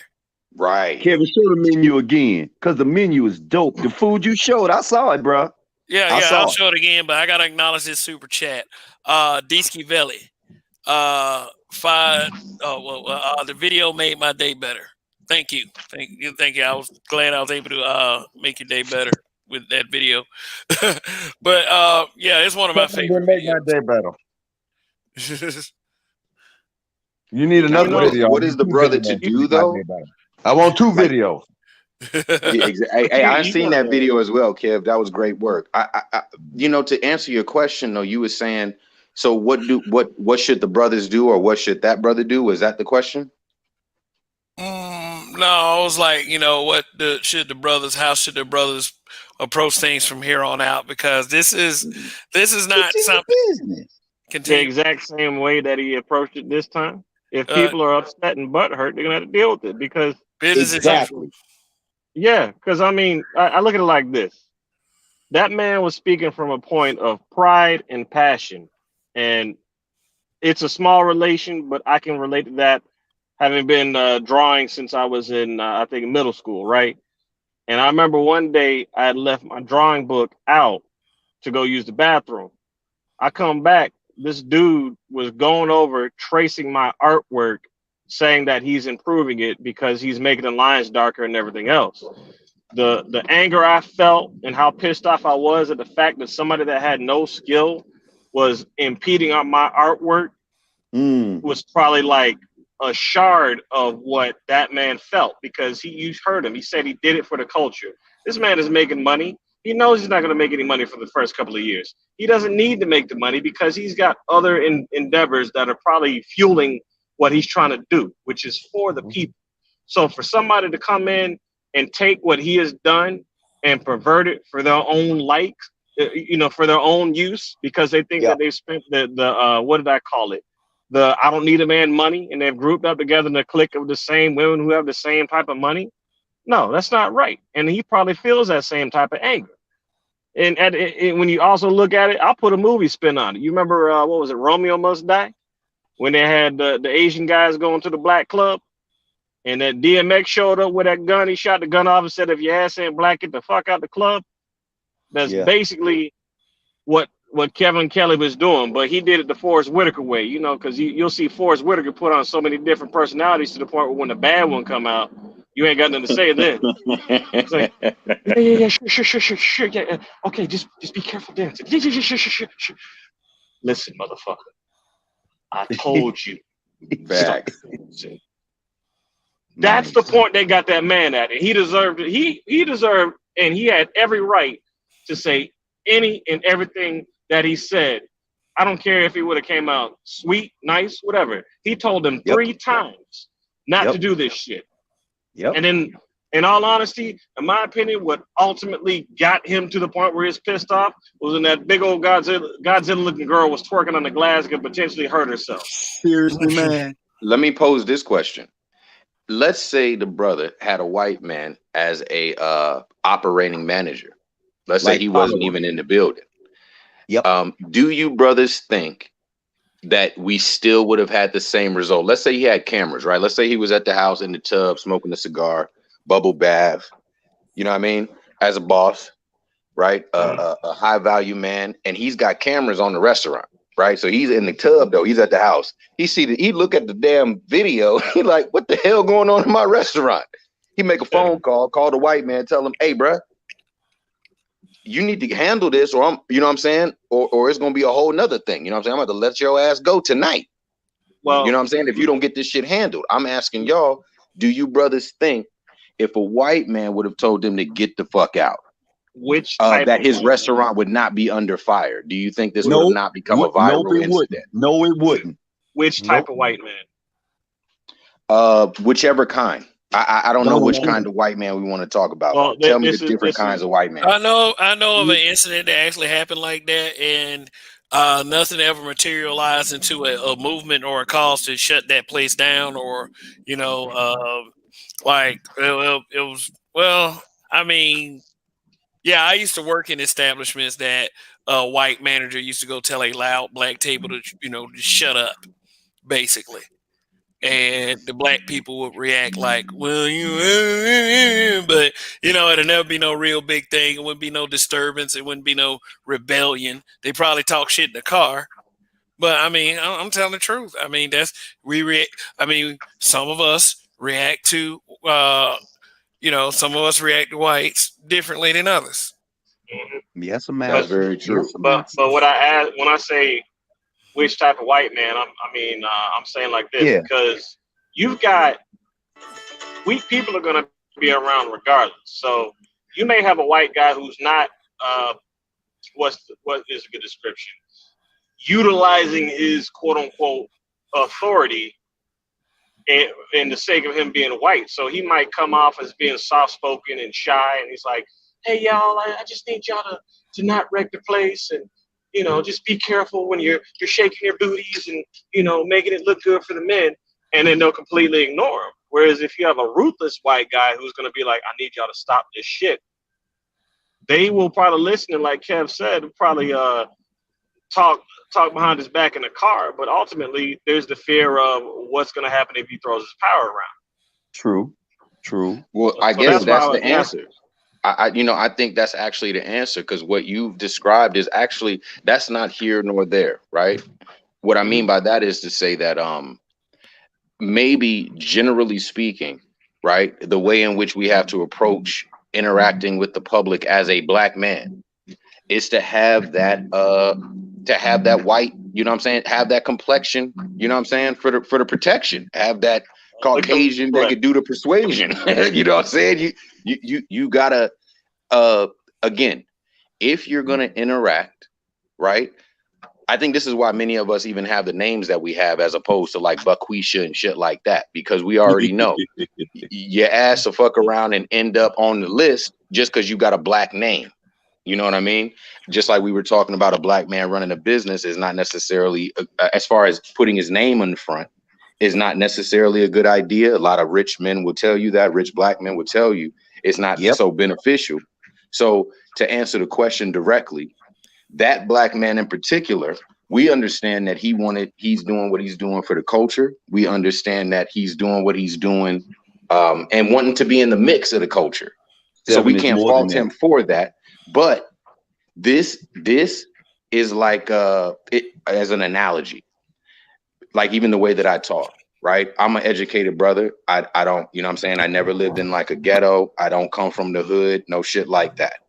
However, maybe it's to my detriment that I talk this way. You know what I'm saying? maybe it's to my detriment Whoa. that. Talk. Wait. What are you talking? What's going on? Don't say talk twice. Yeah. So I think let's get into that. Yeah. All right. Yeah, I'm we can glad get he into said it. that. I'm glad he said that. Oh God. Boy. like a slave. No, it's not a detriment because you were raised the way that you were raised, and you were meant to speak the way you are meant to speak. Because I dealt with that. Environment. The king's Exactly. English. The I king's dealt with that English. growing up. I think when I was young, it worried me, but now being older at 35, I'm like, fuck it, this is how I talk. I can be as well spoken as much as I cuss. But if I have the tools and I've been educated, why would I be a fool to willingly deny what I've been taught? Yep. He's Especially right. if there's a benefit. Well, I guess what it is no matter what, right? Like I know for a fact at the end of the day, I got the dark skin. You know what I'm saying? I'm a marked man. Like they don't know me by my vocals. They don't know me by my credentials. They know me because they can see I got a dark skin when I pull up. And based upon that and that alone, I'm a threat. Now, if I get to talking and it's like Dre's situation, and again, I don't mean to convolute the issue, but if I get to showing the fact that I have any kind of capacity outside of what they hired me for, they start to get a little bit nervous, just a little bit. Intimidated, brother, because they know you. They know you better than you know yourself. As That's what right. Crazy said, they know more about us than we know about ourselves. Continue. Yes, sir. So my whole point is hey, they had that movie, the Black Banker movie. Did y'all see that? I don't know if it was called Black Banker. Seen it, man. I can't find it. Will Smith? The Will Smith? Not Will. Who was it? I think it was Samuel Jackson. Yeah. Samuel Jackson and the one young brother that I think he was like some superhero in another movie. I can't think of his name. But they played that game in that way. No, that. Yeah, they played the game in that way. They were two black men and they realized in America, this is the issue. We're in America. In America, they were not able to put themselves out there as the owners of the bank. They had to have a front man who was a white man that allowed for the whole situation to actually play out. Because again, once they ran the names, they ran the backgrounds, they would know, oh, these are two Negroes. We can't have them doing anything. But because they had the white dude, it was, you know what I'm saying? He had the complexion, right, for the protection. So now at the end of the day, maybe as black men in America, this might be something we have to fight legally and it's a bigger issue. But just on a direct level, hey, brother, if you got a white boy and it's your homeboy, you know what I'm saying? He understands it's like an Eminem and maybe a Royce 5'9". If you got a white homeboy, brother, get your white homeboy, you know what I'm saying, inside of your circle, you know, and run that game. I mean, the white boy, you can speak directly to your white friend. You could be like, look, bro, we need you to play this part in the game. We gonna play this and do that, and you're gonna play this role. You giving him away. You give him, if you make him the face of the company, it's only going to be a matter of time before it's like, you need me in order to become in order to be beneficial to your community. At that point, he can just switch around and say, I'm going to leave you. Then you ain't got nobody to run your business. So you have to find a new white person, and in turn, that could potentially happen again. I got to get this out. I got to get this out because of what y'all saying. Let's get back to this dude. Listen to what y'all saying. Kev, this might be the problem because we're in something called a pandemic. This brother has a classy place. During this pandemic, this thing can go viral, and I mean his restaurant can go franchise. Guess what he doesn't have in front of his business? A white face. That possibly could be a problem to the establishment. Because remember, we're supposed to be in chaos. We're not in chaos. We're still moving forward. I mean, you know, as much as that LGBT shit is moving forward, so the fact that masculinity is still moving forward, positivity, and we're moving forward without them and with some of them. So, Kev, What we're saying on this platform could be we're deciphering or breaking this shit down. Why this dude is going through this? There's so many avenues why they coming at this dude. We already know why he's going through it. He's black man.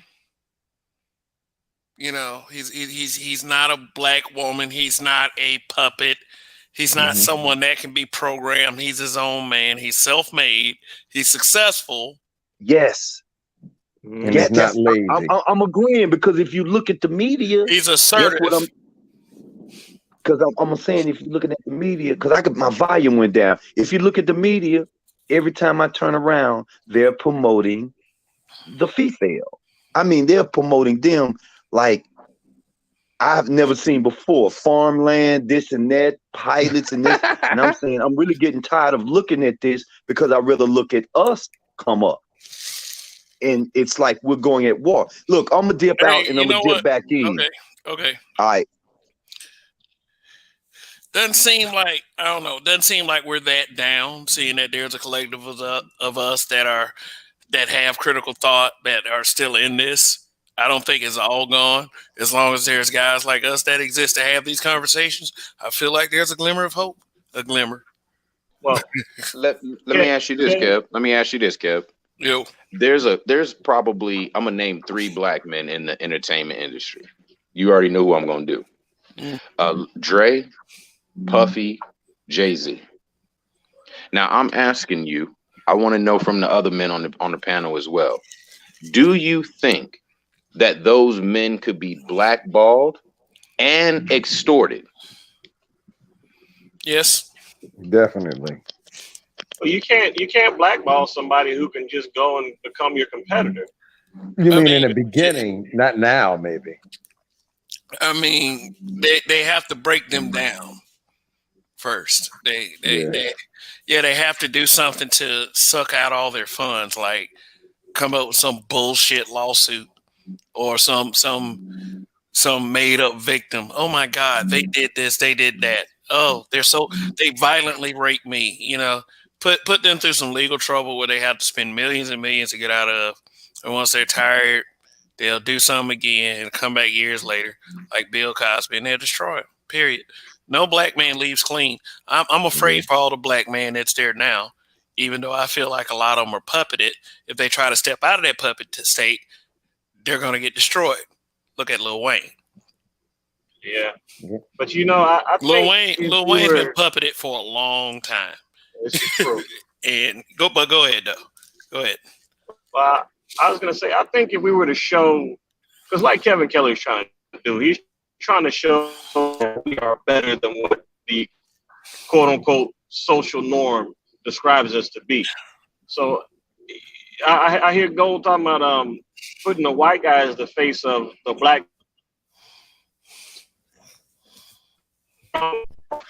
Oh, Borg. The Borg. Star Trek. Did y'all hear the last of the thought, Kev? Lacutus? No, I didn't before Lacutus came in. But no, he was basically saying that you had to put a white face on the, put a white face on the black man product. Hey, you know what? Yeah, go ahead.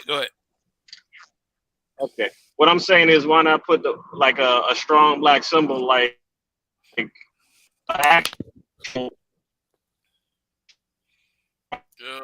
Lacutus. Picard, come back. Yeah, he boarding again. Captain Picard, come back. We need you. While we wait on the brother, Kev, I wanted to know if y'all heard the full thought that I was putting out there. I heard you make a statement towards it. It was the idea of, let's say those 3 black men, the Jay-Z, the Puffy, and the Dre. Like that. I'm talking about like a black. I don't even know if you guys can hear me. He's still talking. But you in and out. Come back, go out and come back in. Guess what I had. See, he must have pissed somebody off. They sabotaging his connection. Absolutely. They got me too just now. I know, man. I ain't gonna lie, man. What's so bad is, this is the problem that got me. You want to know how bad I thought about it after all the shit went down. And I thought about it then. I said, you know what's so funny? I said, I was sitting up here saying, what the hell is wrong with me? I'm a dumbass Negro. What the fuck Well, do I need? What the well, fuck do I know? But I said, what the fuck do I need? Me showing pictures and having another person proof and all that would mean anything. When the Exactly. world watched Derek Chauvin put his knee on his neck for 9 minutes and no one did anything for that. You got it, brother. I And it's a said, tough. I said, what? I said, I forgot where the fuck I was. It's so tough though. I mean, Like when you sit up because here and say, wow, and be like, oh, he didn't commit a crime. no, What you did know I what? I'm sitting up there thinking to myself, he didn't commit a crime. Well, check it out. This is the same issue. If Jay-Z, Dr. Dre, and Puffy decided to organize an entertainment company and told all the artists, the black artists, to no longer fuck with the establishment, It done. do you think you're telling me already? And again, some of these men are billionaires in the circle, and y'all are telling me they're still done. Yeah, they're done. They're done. Because remember this, Seven, it was attempted before, and Jay-Z snitched. It was right. Suge, it was Jay Prince. I think it was Murder Inc., wasn't it? It was Murder Inc., and it was wasn't that 50? Wasn't 50 involved in that snitch also? I think so. Yeah, man. Yep. So wait, now y'all have explained something. See? Yep. Go. Y'all have explained something because Jay-Z is in a position where he got his own streaming service. He's in that billionaire status. 50 Cent got all. Listen, 50 Cent, honestly, the dude's cool, but fuck that dude. You know what I'm saying? Pretty much, He's an asshole. Yeah, He's an asshole. Who the fuck likes this guy? You know what though? You know what though? I'll tell you my reason. Because he got all this energy for black men. Like, will destroy a black man. But when the white witch came after him, that motherfucker shut his damn mouth. That was horrible. He got all this energy for black men. Don't support black men or nothing. Want to stand atop the mountain. Who came after him? Want to be the goddamn white woman. His ex, the handler that he used to date. Chelsea handled the shit out of him. And you know, fuck about that dude either. They compromise. They talk big, but at the end of the day, whenever they done sold part of their soul, they can't say anything. He couldn't say a goddamn thing. I think he said a mouthful right there. He sold his soul. She said, "Shut up." He should have went on and told her what did the finger say to the face. He should have told her. She was gonna show him what. Yeah, exactly. He couldn't say it. He was the one that was gonna get smacked. You are a black man. You are a black man. What? That's right. Now it goes back to the point. So how should a thinking black man with a little paper that has integrity, how should he handle it? This is why we're going back to it. I know you said what you said with regards to it makes no sense to put a white man in the middle to where all of a sudden maybe he could, you know what I'm saying, do a little dance on you and all of a sudden he run off with your company, or at least he say, I don't want to do this no more, and you don't have no company. But my question is, if you're not playing it from that angle, then the other angle is you're a snitch. If y'all see a third angle, y'all let me know. Well, you got to understand this too. Also coming from the South, the South was embedded on black businesses. Tulsa, Oklahoma, surrounding Tulsa, Oklahoma, Louisiana, Africa, they all had it. They just never told nobody, but I heard it. So you got to understand, we had our own. We fought for that, and we still got it. When you talk about those bankers, why am I hearing an echo? When you talk about those bankers, I'm gonna look at that movie because I want to know what region did they do this in. Because when you talk about Northeast, West, and South, the mindset is so different. It is very different, you know. And if I was a billionaire right now, Seven, I'm doing what you're saying. I'm playing Ghost Protocol. I'm gonna be a man behind the scene. Matter of fact, I might be in the kitchen washing dishes, knowing long as I'm controlling the books, long as I'm controlling those books, me good about this, man. And that's the way I think. That's the way I think. It's growing up in the South to let you know, man, it's hard. It's a different mindset. Always been different. But I'm still gonna stick with the. I think brothers are confused, Gerald, because maybe we had a black president and we seen a black face on Front Street that we all felt like maybe we could go on Front Street. And I'm gonna question you. Being, and I'm gonna question you. What black president? Who? That's right. No, that's right. That's right. The so-called black president maybe has some of us as black men. The so-called black president has some of us as black men feeling like we can be on Front Street. And even that so-called black man who was on Front Street, we seen what kind of pressure was up against him. We seen how much cooperation he received from the system. Oh, he was up front, man. That all I'm saying is this again. Okay, it's a bona fide question. What the hell are we to do, right? In a situation where we have money or we have an establishment, what are we to do? Are we to represent ourselves on Front Street, or are we to play the back? I'm with you, Gerald. I'm with you. I say play Ghost Protocol. The one thing that I like about 50, which is the new show, but I really hate it because it seems like they wrap us around this dope culture, which is funny because we don't control no planes nor no railroad tracks. So we ain't shipping the shit in the country. But the fact is how you say what, Kev? No, I think that, with that show, he just playing into everybody's inner niggerdom. That's why he's paid. That's why they pay him. Like we can't deny that about some of our folks. They get Cardi B's.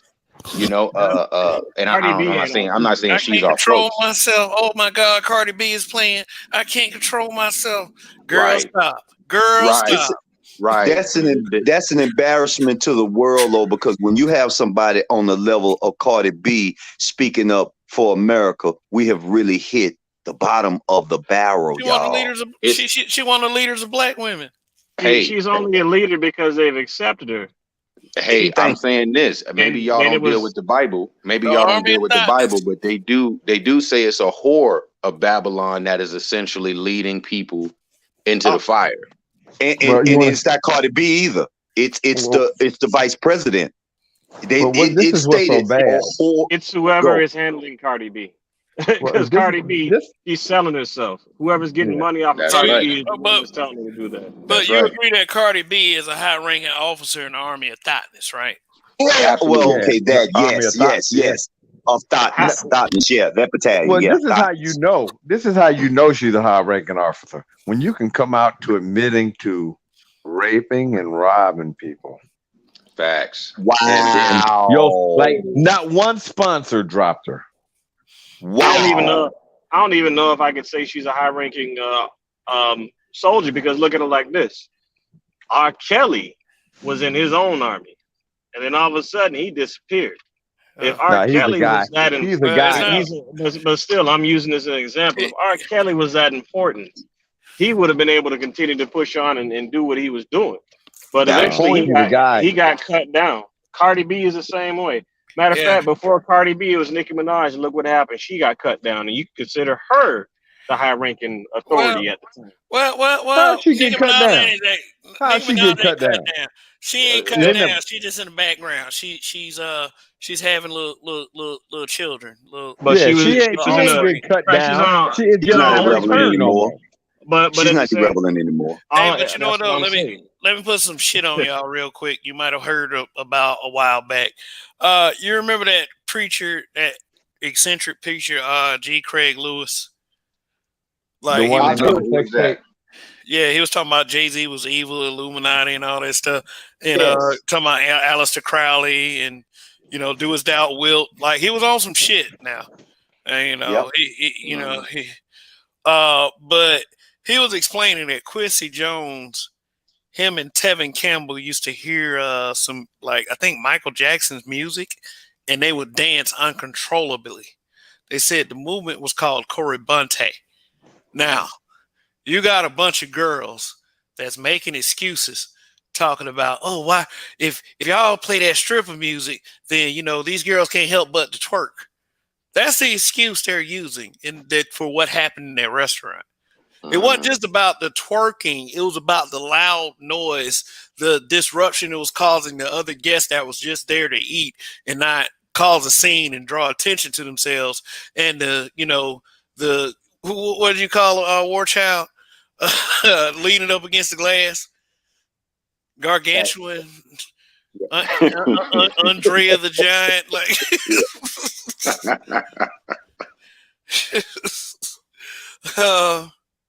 Now hold on, finish your thought, Kev. What you saying about this music and people, Quincy and them dancing uncontrollably, and now the women? What you saying, brother? No, it's called a Corabante. They call the movement a Corabante, being possessed by a demon and moving uncontrollably because of the music that's playing. Yeah, it's like if you want to bring it down to that level, then we're in a spiritual war. I would say it like that. That's what they say. That's what the book says too. We're in a spiritual war, and then this matter is much bigger than we think it is. Than we can really sit here and discuss within a 3, 4, 5, 6 hour broadcast. It's very disturbing, but at the same time, there's still no excuse for people who should be behaving like adults. Period. Like them girls know that you don't stand up in the middle of a goddamn restaurant with your wrong. God damn it, Kevin! What the hell is wrong with you? What the hell is wrong with me? Did you see? This is the problem. No. See that God damn, where the hell you think you at, man? What? Women don't have to follow no rules. Oh, okay. How dare you tell them to act like adults? Oh, for real? Oh, okay. You didn't get that memo? I mean, shit, I got the memo over and over again. But then, like, I opened a Facebook group, and then I think they got the message for sure and decided to say, "Hey, fuck Kevin." I mean, like I ain't even gonna lie. I told you earlier in the night. I told the audience earlier in the night. Us Kevins are triggering, and it shows. Well, this is the problem. They're going to a state like this. They're going to a state like this where technically any woman, anywhere, anytime, if you upset her for any reason, you should be canceled. Oh, sounds like they basically like this is any woman, anywhere, anytime, any reason.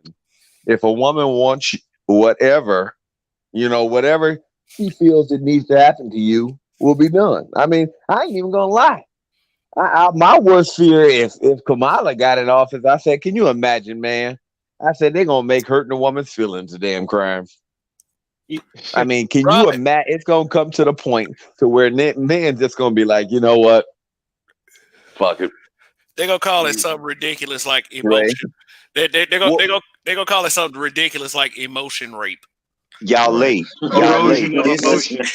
Listen. Y'all laughing. But do you know if this fucking Hillary would have got in? That's what was going down. Do y'all realize what you're saying? This shit was really going to go down. Exactly what y'all saying.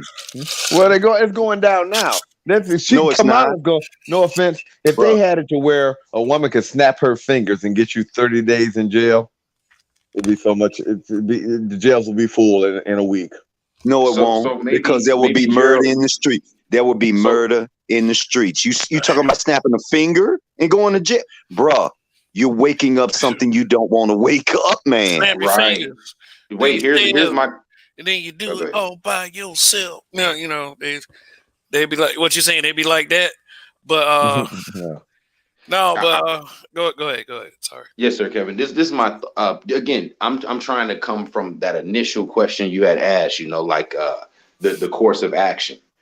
Well, at least I would say this: before you even take any action, realize, especially in this dynamic that we're discussing directly, you're a whistleblower. That's how you have to see yourself. You have to realize, right? And this is even a wink to Dre. You become a whistleblower. Some whistleblowers got to get the fuck out the country behind blowing a whistle. Definitely.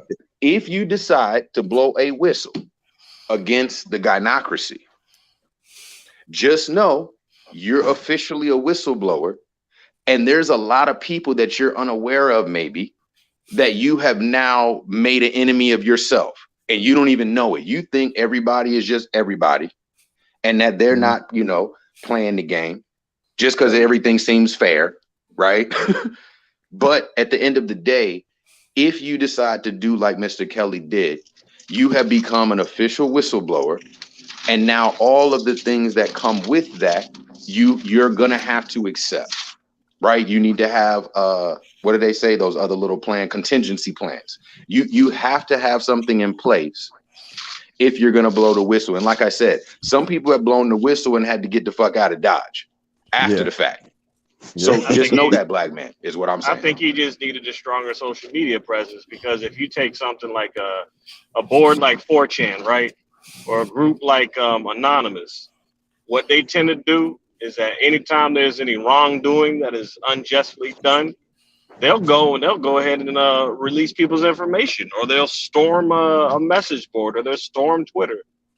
Yep. You know, whereas in our society, it's like we kind of wait.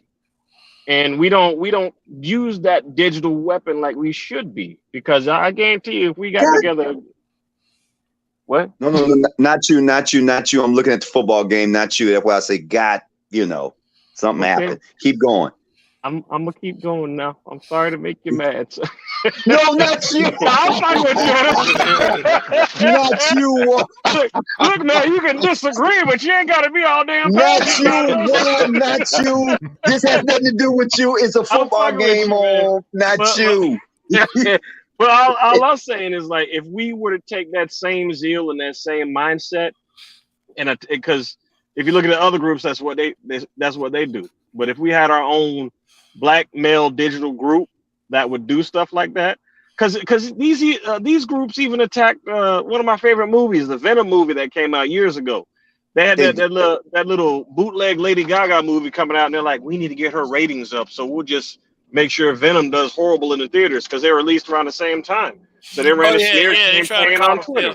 Yeah, they try to call themselves fudge and ratings and stuff, like or the critics. You know, I learned not to listen to critics. If I want to go see something, I'll see it.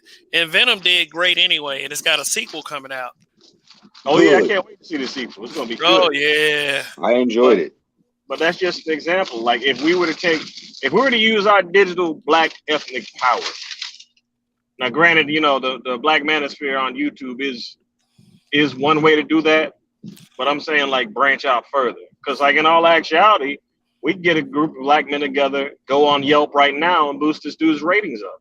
Matter of fact, when Standing Rock was going through, when Standing Rock was being attacked by Trump, you had a lot of people going on to Google Maps and checking in just to support the place, to make it seem like it was still relevant, you know, and to get back to your whole, because I just don't agree with having a white person as the face of a black company, but I'll give you an example as to why. So I love sushi, and there's this sushi restaurant that I used to go to years ago, up in Roswell, Sandy Springs. It's called Nori Nori. Initially, all the clientele that went there were all Japanese, like different races and different shades of Asian, right? If you can apply that, but still, they were different cultures of Asian, different nationalities. Thank you. I'll use different cultures of Asian, you know, because shade. Anyway, different groups of Asian people, right? Until one day, the management switched up, and they changed their formula, and they were not creating good quality sushi anymore. It was almost like they were scraping the bottom of the barrel to come up with. Somebody bought it. Somebody bought them out. And it changed the formula, and you could see it, because the clientele went from being all Asian, and it started being predominantly white.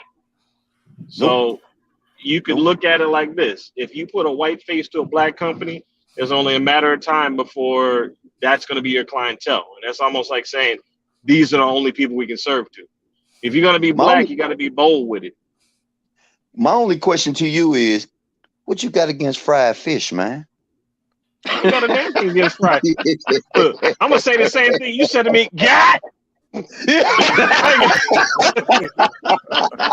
I ain't got nothing. Nah, Jared, I'm telling you, man, it wasn't even a problem. Like I know, man, but it hurt, because they completely fucked this place up. Yeah. And I'm talking about sushi. The rice was so fresh.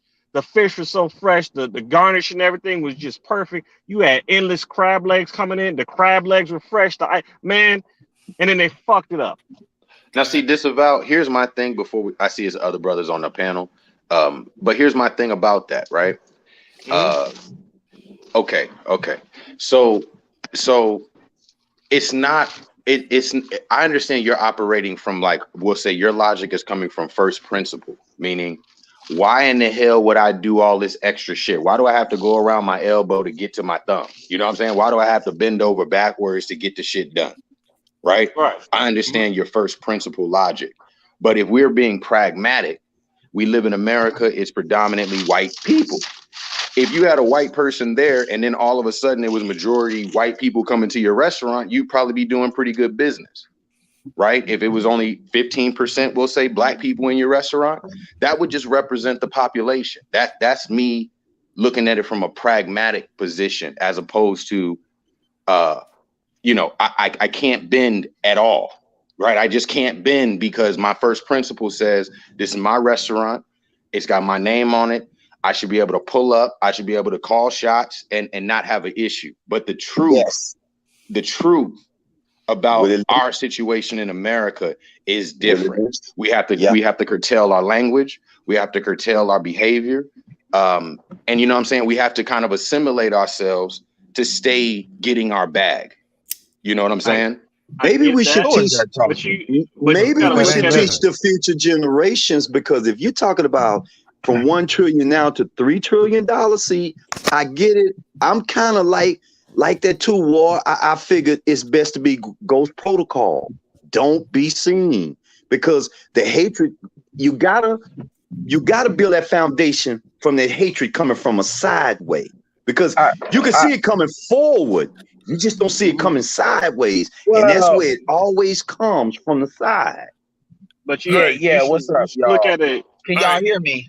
All right, guys. We got Rogish. Okay, Edward, I want to get you in, but Rogish was here first. So what's up, Rog? Okay, no, I'm just making sure y'all can hear me. No, it's all good. Yeah, we Go, got you. I didn't have shit to speak on it. Go ahead, Ed. no, he said Ed was doing a sound check. Well, okay. Yeah. Let me. So here's the thing.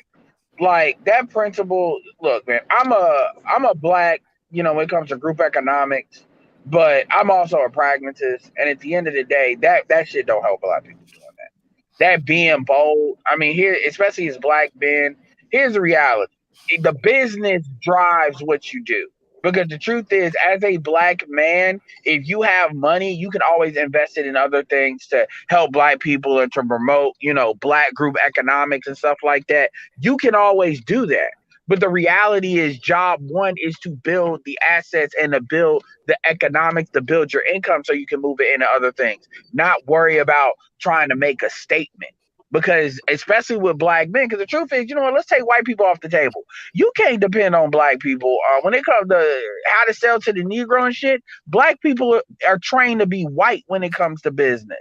So black people are usually going to be the first people to fuck your shit up. So being bold don't mean shit. The situation with the true shit is a perfect example of that. Like, real talk, you got women and a lot of simp ass motherfuckers coming for his business, talking about what he did was wrong. These are black people doing this. This is a guy that literally did exactly what you said. Be bold. Make a place for black folks. And look at what they're doing. Now, obviously, that's a one example. That's not indicative of his entire business, because there was mostly black women there. I'm sure they appreciated him checking that shit. And they say 75% of his clientele are black women, so I get that. But my point is, it don't take a lot of people to fuck shit up, number one. And number two, hold on, somebody driving in the rain. So I'm not saying you can't. Look, I'm all for creating black things and putting a black face on it. But sometimes, especially when you're dealing with industry, you have to be smarter about how you go about doing stuff. And that sort of principle, it's not about principle. That's really that's ego more than anything. Masquerading for. And here's the thing.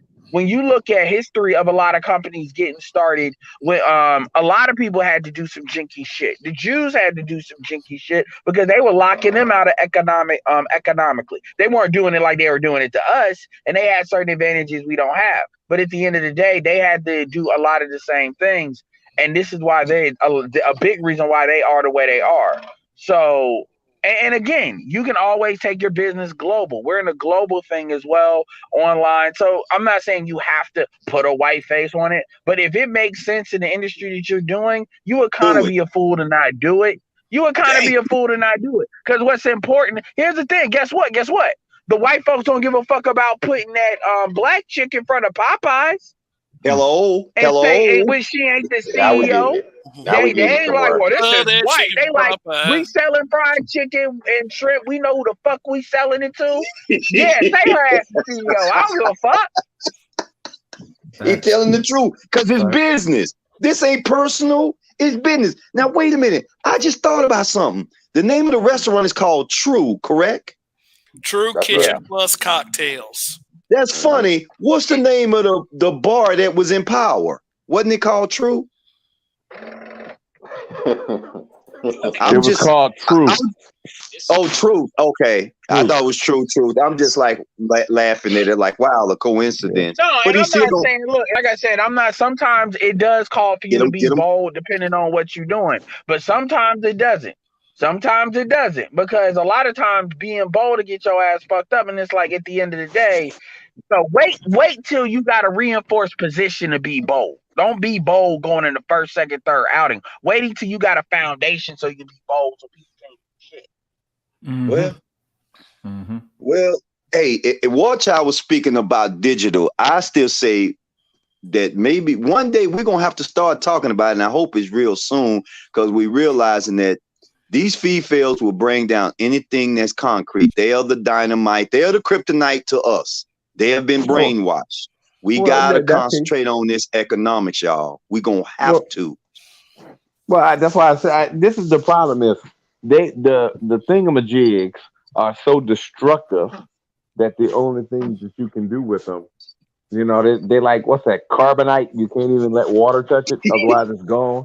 They're just so destructive. No offense, I hate to say, as they say, throw the whole thing away. Leave them alone. Yep. I mean, basically, I hate to say that. Especially, I hate to say that we're gonna have to come out, and I hate to say, as this is black men, but we just gonna have to throw all the black women away. You gotta understand when you living in Sin City, man. The thing is, if this whole energy is gonna take them over like this, then you have to declare that this is the type of women that you're dealing with. You're in Sin City. No, but I'm saying, the thing about the hoes in Sin City, the hoes in Sin City won't go listen to nobody. Wow. If they want to be hoes, let them be hoes. At the end of the day, what I'm saying is this is a problem. You got to take the energy they've put out there, right? So let's say, for example, this Black Lives Matter stuff, right? We all know what it is. We all know what they plan and intend on making it do towards us. But that doesn't mean we have to sit down and let it happen. There are benefits to it that we can exploit in order to get our stuff out there. They don't expect us to do it because they're mainly trying to push their narrative. It's all about espionage, man. If you're stealth with stuff like Jared was saying, if you're going to be ghosted behind the scenes with it, you also need to realize what the playing field looks like too. So there are ways we can exploit their plans against us and use it against them. Yep. Do you think that you can stop them from being these hoes that they're trying to be? You think you can stop them from that? That's what I'm saying. I think we passed that being a hole. We worry about what we can do to secure our assets. No, I wasn't asking. I wasn't asking in an aspect of trying to stop them. I just thought y'all was like actually trying to stop them. Like, nah, a hoe gonna be a hoe. No, sir. I think we was past that. I ain't gonna lie. I'm trying to help. Absolutely. Because they're gonna do what they could. Because they're gonna do what they're gonna do. And the problem, here's the thing with black men. Black men gotta stop deluding themselves as to what they're dealing with. Number one, black men gotta stop believing they can alpha their way through it as far as change the chicks that want to be a hoe.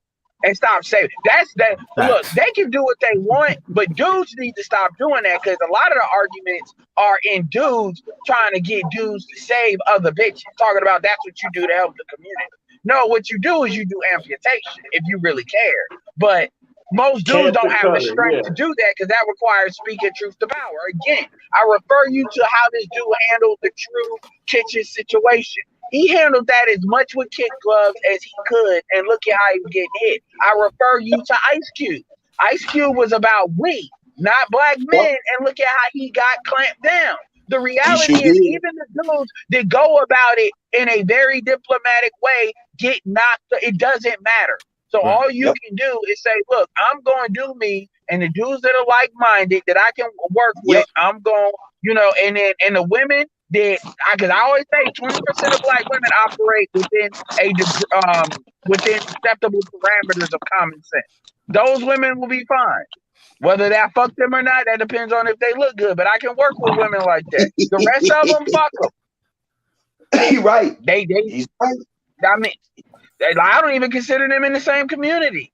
I mean, I may, and I hear what you guys saying about you got to move in and out with them. Yeah, you're right. You got to be a double agent.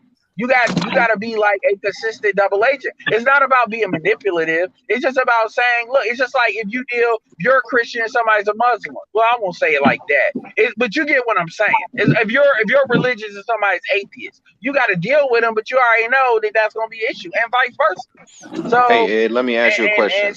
So anyway. Let me ask you a question, Ed. Based upon what you was just describing, would you say that his biggest, we'll say his initial premise was a foolish, meaning he said, I'm doing this for the culture, meaning he went and took out a goddamn loan for a restaurant, decided to put black music, black food in a black area, you know what I'm saying, represented as a black business. Are you saying that that was his actual mistake? No, I won't say that because he was successful. I mean, at the end of the day, being a restaurateur is difficult. So obviously he wanted to cultivate a certain type of thing, and he chose that. Now, because a lot of people choose a lot of restaurants fail all the time, regardless of the demographic they're pulling from. I won't even say it's a mistake as to how he handled it, because again, he's a business owner. But this is beyond that, and that's another thing too, as to why we do what we do, because just like with politicians or academics or people that speak to the narrative we need spoken to, we got to start to support those people nationally. You may not be able to vote for somebody, but you can send money to somebody. That's what these white folks be doing with these cops when they shoot us. They aggregate that shit nationally. That's one thing we got to start doing to let these, and hell, and look, I get the money thing, I get it, but you can do that social media wise. That dude got social media you can support, that you can spread, that you can share, that can maybe create another revenue for him. Shit, Bar Rescue is one of my favorite shows. My point is, there's ways that we can support these dudes, even if it's not money. We can get creative. So, shout out to Dennis Sperling, who's putting himself out there. He's a lawyer, and one thing that he said, and he's an injury lawyer. If they got injured, he would have been sued. And these bitches would have had no problems with suing his ass. They would have somehow found a way to say it's his fault.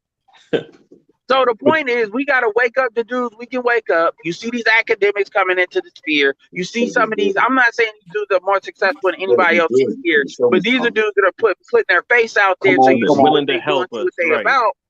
Yeah, and what it's doing is making it more okay to speak the fuck up. And that is a momentum we want to keep pushing, because the more dudes that come out, the harder it is to say, oh, these are niggas in their basement, or these are this, these are that, these are niggas and kids. You know what I'm saying? That makes it harder for them to talk that shit. Yeah, and you see the everybody in the same place. 100% Ed. All right. So, yeah. But you know, the sad thing is, even the people that are supporting the cops are at the same time supporting the same movements that BLM is, because the Kyle Rittenhouse kid. Well, that's an example, but I get what you're saying. Yeah. Well, because it goes even deeper. Because what's the name of the company? Black Rifle Company, Coffee Company. The only rifle company that was able to make money in gun shops, and then became like the Second Amendment. I guess, what is it? The official coffee of the Second Amendment people. Okay. Come to find out, he supported Black Lives Matter, Obama, Biden, a bunch of other people. And he mainly said he supported Obama because he lost a bet, which I think was some BS. But like Ed's saying, they're all behind the scenes too. They Yeah, just don't want well, you to the know truth about it. about Now I'm wait, gonna now hop wait, now on, but wait, the truth wait, They're about against the wait. Constitution. They are against the the Constitution. Just to truth. let Well, you know. Okay, nope. I don't even go into all of that Hold on, because real I'm about quick. to hop off for a second. I'm about to Real hop All off right. and I'm done Let me after this. throw an idea out there because a All brother right. said something. He mentioned about how they're moving behind the scenes. I think we have all heard that phrase and that terminology about real power. Real power is not necessarily up front. Real power has always been behind the scenes. Yeah. Absolutely. Well, as far as Black Lives Matter, the thing about it is you got to understand that only Black women are gonna get played from that. Like they are it's this white dude, this show called The Quartering, and he talks about he just did that a guy, thing, a yeah. report. Yeah, I don't know him. I just basically came through his video, but one thing he talked about was the fucking how they did the tax returns on Time's Up and how that shit was basically a cash scam. And you can look up the article. Don't even look at his video. Look up the article. But and basically how they found out they spent like 15% on actually helping women, and like 38% was out of fucking paying. He broke off. He's been assimilated. Making money from that. The reality of the situation is the people that's gonna hold what they're letting Black Lives Matter do is basically accelerating dudes saying fuck it. So at the end of the day, that's Black women is gonna suffer for that at the end of the day. They already all are. this shit. Yeah, and it's gonna accelerate. And by the time they actually see it, once it becomes this like civil war where like women, like normal Black women, actually start to speak the fuck up, that's how you know they're being affected by that ratchetry. And once that happens, it's really already it would have been too late and then some. But that's how you know when they finally go wake up. And by then, the bus is already gonna be gone, and they're gonna be begging and crying. And I'm gonna tell you something, you niggas better watch it. These hoes are going to pull the nuclear option, and they act like they come get your ass, put you in the court. A lot of these niggas Say gonna that be stupid again. thinking Say that again. these hoes coming Ed, back say to that the table. again. And then they just gonna come back you to was the breaking table up. and you in that court system, and you dumb niggas gonna fall for it like Goofy. Watch, and I'm gonna be like, that's what you niggas Hey, get. big head, come to You court catch with that? me. It's called Pay this child support. financially transmitted disease. It's called an FTD, a financially transmitted disease. Watch out for it. FTD for the FTW. Yeah. Well, see, Yeah, man. I don't like those financially transmitted diseases. All right, man. It's been a great man. combo, man. I'll leave it to y'all. I'd rather be on the DL. All right, then. But hey, Man, you know the funny thing is, BLM was expecting to get all their money. They didn't get it. All that money they were promised ended up missing. They already had people extorting money anyway, so I don't see why people don't understand. Sad part about it, a lot of them hoes even gonna say shit. They go code up, just like how a lot of these women, when they mothers fuck them over, what do? They code up and get quiet. So damn them. They do it on. They perpetuate it. So anyway, yeah. So, but they stole that shit. see my thumb? Yeah. Deaf to him. Come on. Speaking of thumbs, if you're here, please hit that like button. And I do see that I have a thumbs down. Somebody disliked the video, so Of course. Thanks for watching. That's what I will say. But for you got a thumbs down, let me go give you another one. All right. Well, damn! Congratulations, you helped the algorithm. Helping the don't tell them that, because then they'd be like, oh my god, I gave you one. He's important now. But these 39 likes, I hope I one would have of gave yours. you 2 thumbs up, but child support took the other one. I'm most certainly sorry. they hit me so hard. They even taking the wrenches on my channels. They're like, "What? He got a wrench? Oh, motherfucker, take that bitch too." Oh, God. Hey, now, I think Ed had made a major point. Child support hit you there so damn hard, they taking likes off Facebook. Good God. No, check it though. I think Ed had made a good ass point, and I wonder if it speaks to the initial question you had, Kev. Right? And even what Warchild was saying, I believe that's who was speaking. It may have been Judge Dre. I'm not sure, but that was War.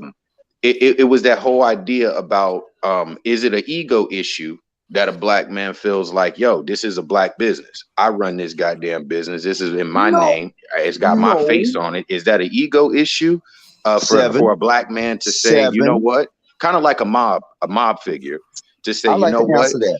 It don't make good sense as a mob man. I know a black man is not necessarily a mobster or a gangster, but I'm saying a mobster already knows his predicament. He knows he cannot front. Right. Just let me lay it out. He knows he cannot front, right, and act like he can be the face of the business. He just knows this. Right. Doesn't mean he doesn't run the business. Doesn't mean he doesn't own the business. Doesn't mean that the business doesn't run in the way in which he designed. But they don't have that issue where they have to be the face and that sort of thing. And again, they are the power. Nobody is confused about the power of the mob, at least what they used to have. You know what I'm saying? Prior to it being broken up. So I'm wondering, what do y'all have to say about that? Even as a face, you could have killed them host the class. I would love, Rogue, you want to take it? Because I would love to answer that. Because it's going back to money. First of all, child support is the mob. Ran by the mob, it's the mob. Them bitches ain't getting shit, they getting crumbs. Now let's go back. Let's stay on that bitches. Remember what I told y'all. Bitter, ignorant terrorists against cool humans. If that fat bitch would have failed through that glass, do you know the insurance policy that they do? How much money he had to pay for insurance? Yeah. Yeah, Gerald, we understand that, but calm down on the B words. Understand this? The analogy is awesome, but calm down on the B words, man. I don't want to. Just use Betty Crocker. Yeah. I don't want them, flagging my stuff because I know they watching Roger, they watching me too, and they are habitual, and we are habitual line steppers. That wasn't no flag. That was not an interference. I'm watching football too, but but you know what though? The sad part is they're worse than that. That's a good word for them. They're worse than that. Absolutely, I understand. They're a killer of children. They're a killer of children. They can't understand normal thinking. Oh, that is interference. Damn it. They can't understand normal thinking. This nigga multitasking. Damn it, that was interference, man. In 14 seconds left. Hey, in 14 seconds left, I'm cheering for the home team that's from Louisiana, because you got to remember Louisiana is a slave state. So any brother trying to get out of Louisiana, I'm down for it. I am. But again, let's concentrate on that money, y'all. Insurance is the biggest scam going in the country. You even got to have insurance on your car. When I remember, insurance didn't even exist. It was just on life. But if that big, fat, lying back or pulling guard female would have fell through that glass, she would have collected a paycheck, even though she would have been totally messed up. But she would have found her way to become irrelevant because of the money. And because this dude, he had to pay out the wazoo for the insurance policy. So you saying you would have answered them in an aspect of such urgency with equal amount of profane terms within it? My answer is yes. Get your ass down. What are you doing? Yes. All right. I would have been more clear with get your ass down, though. Okay, so that's not a bad thing. The thing is, what Seven was speaking of in an aspect of tact, right? Now, when you're the face of it, you have to have tact, and that's one thing that a mob stability mentality will teach you first and foremost. Tact will make sure that the business continues flowing the way that you want it to be flowing. And if we talk about mob rules, one thing they say, women stay out of my business. They don't let women in their business. Yeah. They don't. Well, no, women are never in business. But hold on, we're talking about consumers now. That's a different thing. That's a different mob. We're not talking relationships. We're talking about an aspect of just basic, communal society or whatever. If you have and seeing as how sensitive it is for Black men to remain in industry, such as that, and actually make, good money, and steady money with it. His method that he used, he was already the boss. You know what I'm saying? So once you're the boss, you just put it down like a boss. And in the aspect of, you know what I'm saying, making this stand for the culture and all that, you just go with it with the business. Unless, you know, he's an advocate or something like that. Is he like an advocate first and a restaurateur second? You know, he is a lawyer, so a lot of lawyers, you know, get involved in politics. So hey, he should have had the twerking club down the street. Listen, if that's where y'all want to go twerk, here's a coupon. Good, they missed a field goal. Take your butt down the street. That's where you go. Listen, I would have hired them hoes on the spot. Listen, I would have hired them hoes. Listen, I would have owned a spot down the street that he was talking about. Remember, he promoted a couple businesses. He was like, take that shit over here or over there. Yes. And I would have, as a businessman, I would have promoted my own business to generate more synergy. I'd have been like, oh, these hoes twerking. Hey, fill out this application. Go on ahead down to the club.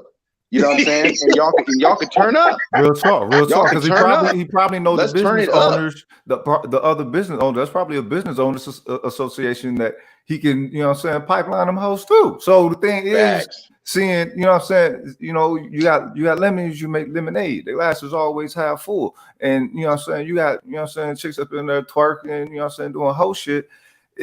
Look, the thing is, look at how much even the other people around them, you know, somewhat turned up. You know what I'm saying? So it's like, all right, use that energy, you know what I'm saying, for a plus. Hey, you know? Rogue, what you saying? Go down there and talk to Macaroni Tony, and he'll hook you up. Real talk. Look. I mean, look. Because the thing is that thoughtism is a viable economic element right now, and we have to engage it as such.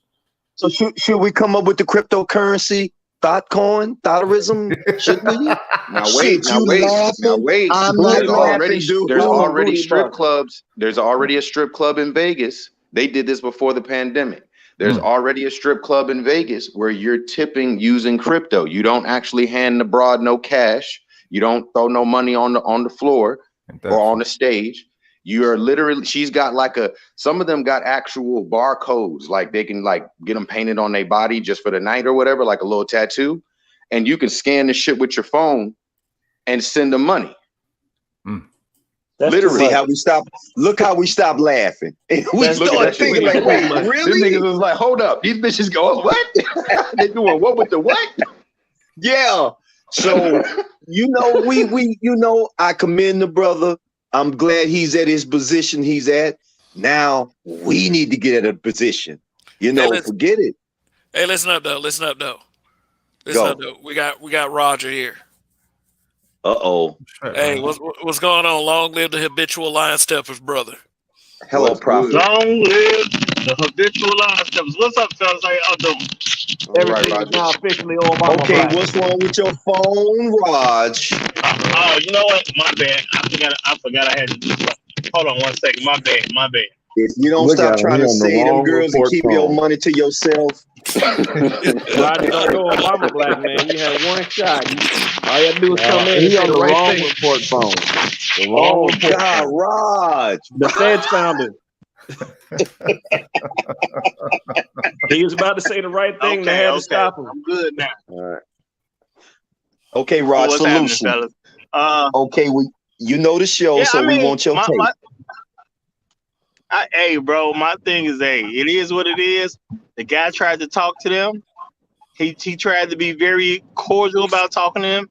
He tried to be extra peaceful about talking to them. And in the black community, being nice don't go well with a lot of women. So I think the solution was you come out there, tell a woman, hey. We don't do that over here, y'all. We don't do that over here. If y'all want to do that, y'all gotta, you know what I'm saying? Y'all can pay for your food and go. And that was to me, that's what it should have been told. If y'all want to do that, y'all can pay for y'all food and go. Now you've already set the tone. This is what we're not doing. Once they did it the second time, now you just go straight to pay for your food and go. You know what I'm saying? Have a good night, ladies. That's it. No discussion. A discussion doesn't benefit you anything. As a black man, when you're talking to a bunch of women that do not respect you, they have already proven they don't respect you by not listening to what you said the first time. So once you show me that you do not respect me, that's fine. I don't need you here. And I don't mind the man setting the tone. He didn't need the only problem he had that people are trying to use against him, which they even shouldn't be, is the fact that he let himself get upset. Had he been a little bit more ruthless, he'd have been fine. Right. So you saying he should have been more ruthless? He should have put him out basically right away. He should have He could have asked them. He could have asked them to literally leave. He didn't owe them any explanation. He didn't need to go off onto what he was establishing his business for, or any of that. He could have just said, "Leave." You know what I'm saying? Yeah. I think that's what Roger's saying. Well, as far as being just ruthless, like he don't owe them any explanation. He was again being merciful, telling them, you know, other people will probably put your ass out the restaurant for carrying on in the same way. You know what I'm saying? But he actually explained it to him like he was their parent. Like, you're out of order. You got your ass bouncing. You're doing X, Y, and Z. He didn't owe them any explanation. He could have said, get out. Soon as they would have acted like they didn't understand English, he could have called the cops and they would have been escorted out. That's all he had to say. The fact that he went into his diatribe. I'm saying, let me say this real quick. I don't have no problem with him being merciful, but to me, being merciful was coming over the first time saying, "Hey, we not doing that here, y'all. Right. If you want to do that, just go on, pay for your food, and y'all can go." Now, more than likely, they'd have just sat down for a hot second, wait for you to walk away, then turn right back up. As soon as they turn right back up, I come back over. All right, ladies, pack it up. Y'all out of here. That's it. Ain't no talk. There's no point in having a discussion at that point. I've already told you we're not doing that here. So the only thing we need to do at this point is get money. So pay for your food and get out. And as soon as, of course, they wasn't going to just pay peacefully because these people are very disrespectful people. That, you know what I'm saying? So as soon as you don't want to just give me your money and leave, now I'm already putting the cops on you. I ain't got no mercy for you at that point. The mercy's already gone. I was merciful by saying something to you as an adult the first time. There is no mercy in the second conversation. He started out being respectful. The third conversation is going to be with the and the third conversation is going to be with the police. Now, I've stated before, I don't believe in calling the police on black people, but because of black women's relationship with the police, I'm going to say it's okay to call on black women. You don't call the police on black men. I'm going to change my stand. Well, it's like this, brother. If we're not able to go upside nobody's head, if we're not able to physically restrain people because we live in this society, then what other options do we have? Like I said, the brother decided the opposite. He said, okay, well, I'm not going to call the cops. I'm going to go here and I'm going to regulate. And we've seen what happened. It's now being used against him, right? And that's really all they have against him. They're like, we don't like how you talking to black women. Oh, we don't like the fact that you're playing throw that ass in a circle and these women are twerking and you're telling them not to twerk. And you're cussing them out about it. They play throw that ass in the circle. Brother. Hold on, brother. He got a DJ, a full-on DJ, and the particular song, this is what Kev was saying. There's certain music that we may not realize the shit got a hold on people. It fuck around and hit you in the brain in the right way and you lose your damn mind. So stop again, trying to throw that yellow flag for their ass. Stop it. Stop it. Listen, I ain't trying to go there. I'm just trying to say these women could have been sitting in some these women could have been sitting in some old English Victorian dresses. All of a sudden they play some throw that ass in a circle. You think they're gonna lift that shit up in a circle? No, man. Hold up. Hey, brother. If he has to somebody, what the fuck you gonna playing that? You know what I mean? Hold up, cuz. Wait a minute. That's a certain accountability in the aspect of region and culture. This is motherfucking Dallas. I live in Dallas. Okay, we gotta stop. See, I fucked around and gave Rogue some gas. Nah, brother, don't go there. You sound kind of. But it's true though. It's true though. I mean, really think about this shit though. Wait a minute. See, that's the thing. He approached hoes. Get to the chopper. Nope. You don't approach hoes with respect. You don't approach hoes with respect, and that's that issue. Jerry Curl talk, man. You got to stop before you go full Jerry Curl. Nigga, I told him, man, I got the chopper door open. I'm telling him to get in. That's the issue. That's the main issue. Now the thing is, he think he gonna have some hoes in this establishment. These hoes make money. Yeah. Bro, put your cup down, please. Calm down. Rogue was telling the truth though, but Rogue didn't know all the details. That's what it was. He fucked around and heard that they was play that ass in a circle. He said, hold up. Is this a hold down or what? So Rogue, you live in Dallas? Yeah. Rogue, you live in Dallas? Yeah. So what's the word on the street about this in Dallas, man? Niggas ain't talking about this. That's because the only people talking about is people who got morals and an aspect of character and integrity. Niggas ain't worried about that. Hey, Rogish. Okay. Rogish. Yeah. Do you think this video that I did right here, my last video, was character and integrity? Where did you get that fucking dog, bro? Where the heck you get that? Facebook does all. Facebook. Hell no. Facebook be doing a lot of dumb shit, but I mean, it does a lot of useful things too, and it provides little videos like that. You know, and once you like do playful editing, let's say it takes all of an hour and a half, you come up with stuff like this because I got a brain for this stuff anyway. Like I got like a twisted sense of humor. You know, it could get worse than this, but I just don't I don't go that far because I don't want this channel to be Thanos from existence. So you know, subscribe to the Patreon. You know what though? I do have a Patreon account. I don't had a Patreon account for like a year, and I haven't used it yet. Like use it. What?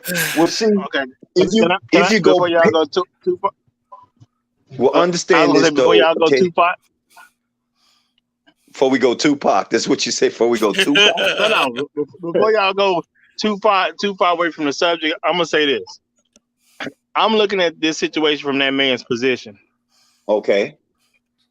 That's his restaurant, right? Word. Mm-hmm. He put his money up for it, right? Mm-hmm. Even if he took a loan for anything, which I don't know if he took a loan or not. A lot of people do. Some people don't have to. He's a lawyer with a law firm, so he got money.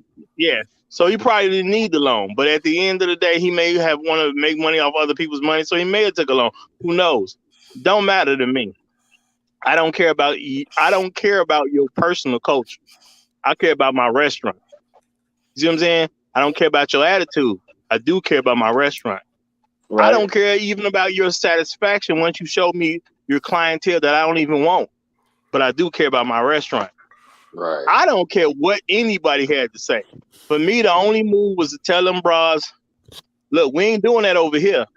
I'm saying I'm not even giving a certain kind of warning. I'm giving a warning that lets you know I'm not playing with you. I'm not going to sit down and really explain it because you adults. You know what I mean when I say we ain't doing that over here. Okay? That's all you really deserve at that point. Because look how you acted in my nice restaurant.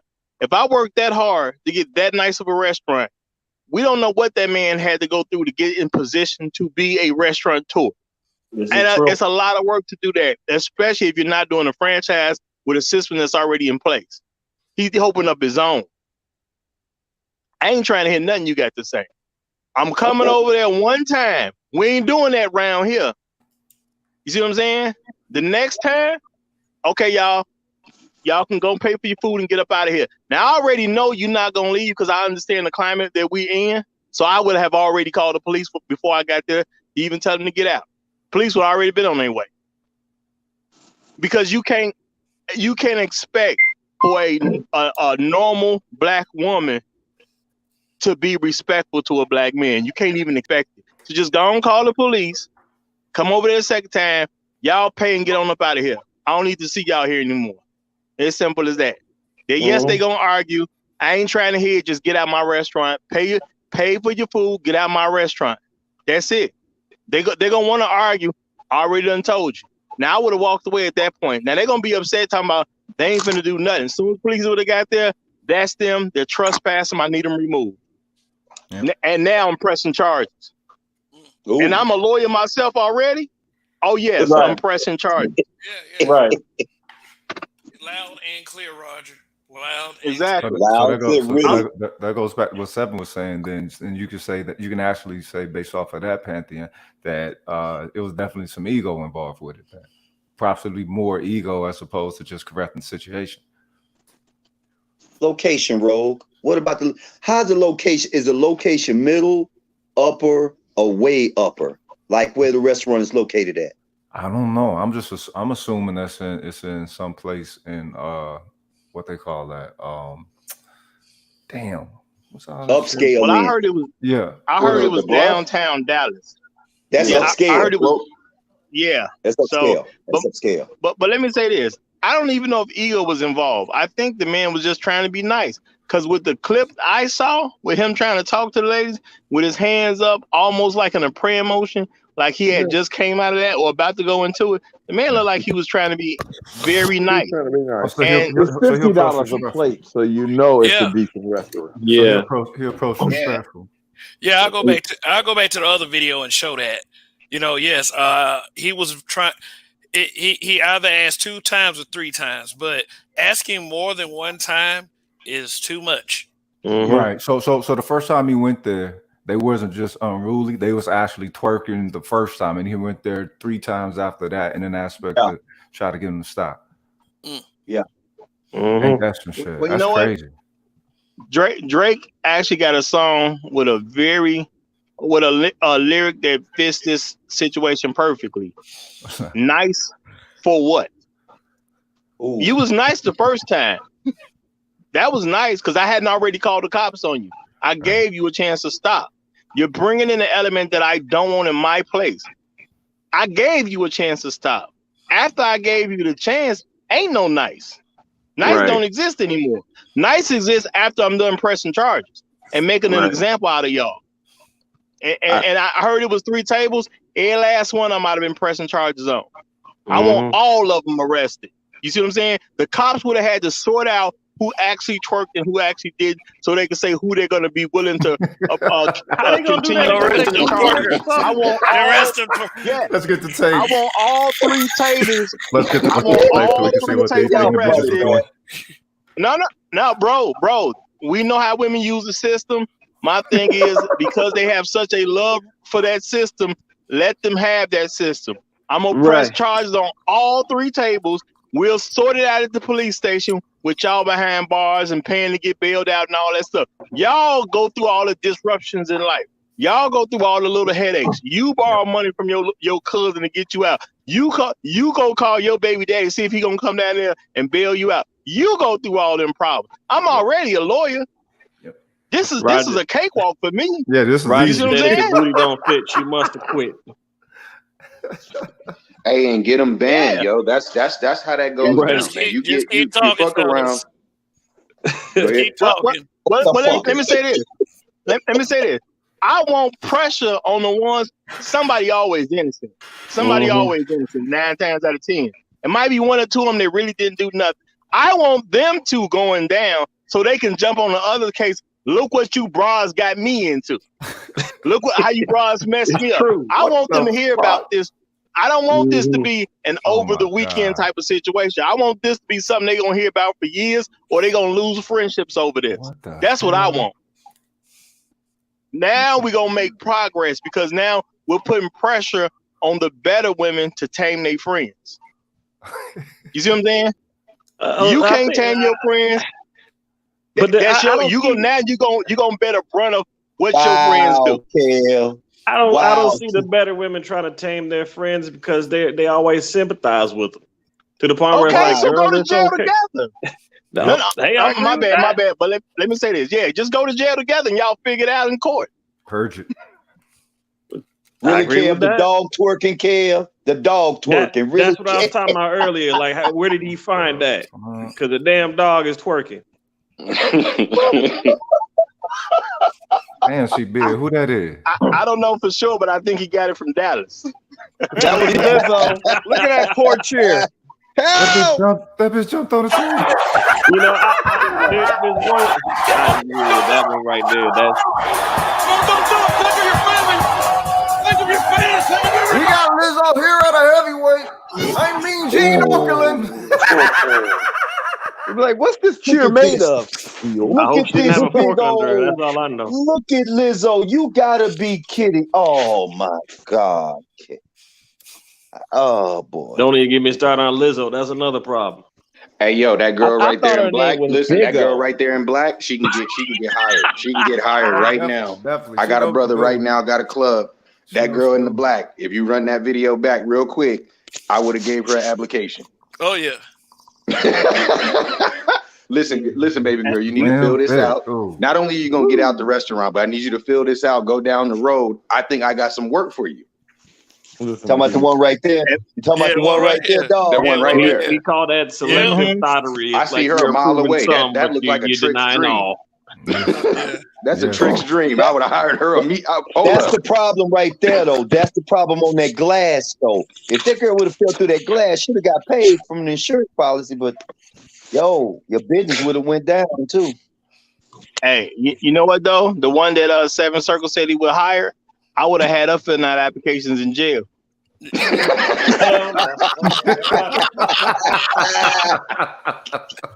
I need all three I'll take tables you in the arrested. back coat room and take care of you, Roger. I need all three tables arrested, officer. I need all three tables arrested.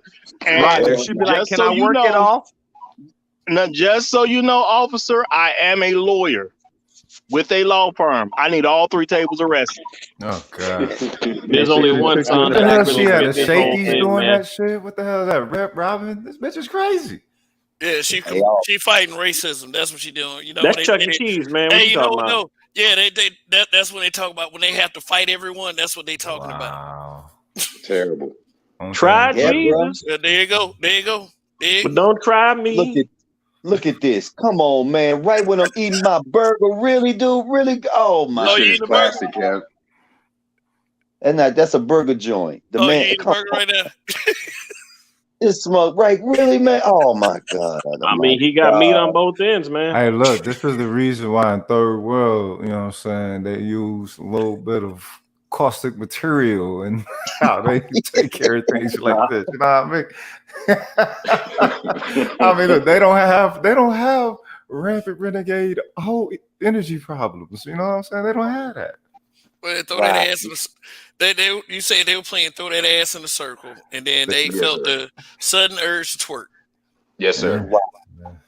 It's remember, if you remember the video, the brother had to tell the DJ to cut the damn music off. He was still. Remember, he was talking. He was like, "God damn it, cut the damn music off." Look, they're twerking in the middle of what that is, Wally World, man, Walmart out here. Wow, man, That ain't the first time. Ain't gonna be the last time. God. Hey, you know what? Though? You know what? Though? I'm glad we got video footage of that, because that's like, if there was one saving grace of that, even though the act was egregious and that man told them to sit their asses down. I mean, maybe that was the one person out of the 20 or 30 women that was causing disruption, especially let's see, too old auntie right here, or grandmother. Yeah, that was also keeping up disruption. Was that the one with the big back? Yeah, like with the back out. She was so sexy back in high school, but you assume. Yeah.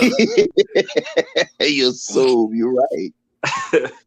This is You crazy. know what the issue is? This is what they're doing to themselves. The brother was trying to tell them that he, like everything that we'll say, what I've been saying and what Rogue kind of been saying about trying to harness the whole energy. The brother was literally trying to tell them, have greater respect for yourself, right? I think that's what most of the brothers on the panel are saying. But here, without denigrating these ladies, because they've denigrated themselves enough. Look at the archetype of the women at the table. They're not, like I said, they're not Duke short wearing, hair-headed weave-a-thon. Are you sure? Different rainbow colored fingernail. Well, maybe they do that. This is them dressed up. Remember, this is high society, so they're going to, you know what I'm saying, try to get to the nines. But and we all agree that, she like the top one at the table. Do you think that all of these women are living vicariously through her? Absolutely. That's why they was cheering her ass on. The big one got up and that's started why they dancing. cheered her on. Like, because she moving that thing real good. Like, seriously. Real good. I'm telling you, she about to get a job fucking with me. and you saying she ain't got no rainbow hair, but I mean, you got different thoughts from different locations. That might have been an Eastern thought. Look at that. I'm not talking about the dog either. I'm talking about her. She is happy. Go ahead, girl. Go ahead, girl. Look, She is look, He is happy. going off, man.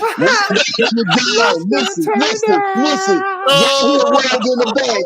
Listen, we can't even go to war. Rolled in the bag. Get it, girl. Get it. Hell nah. It's like you can only be 90% mad about the situation. But that's That's what a I'm 10%. saying. It's like That's a 10% right there. Hell nah. You giving it attention though. It's like even though because it's like no, there's no such thing as bad publicity. So it's like even though we're trying to make sure that Kevin Kelly's being justified, it's like it's still there.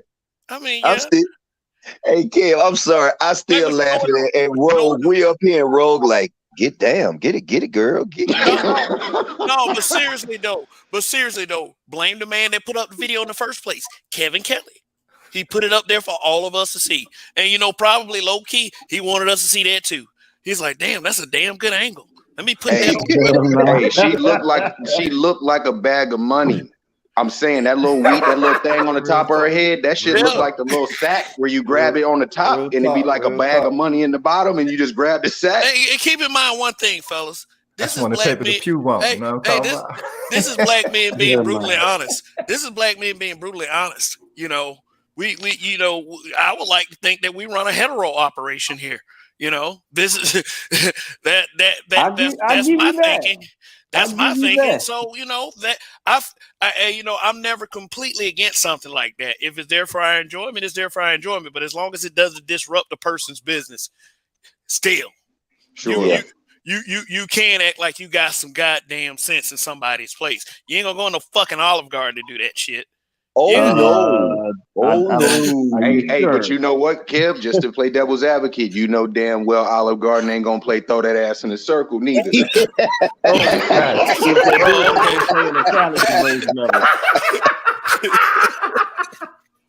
The breakfast come out. Rogue is going down.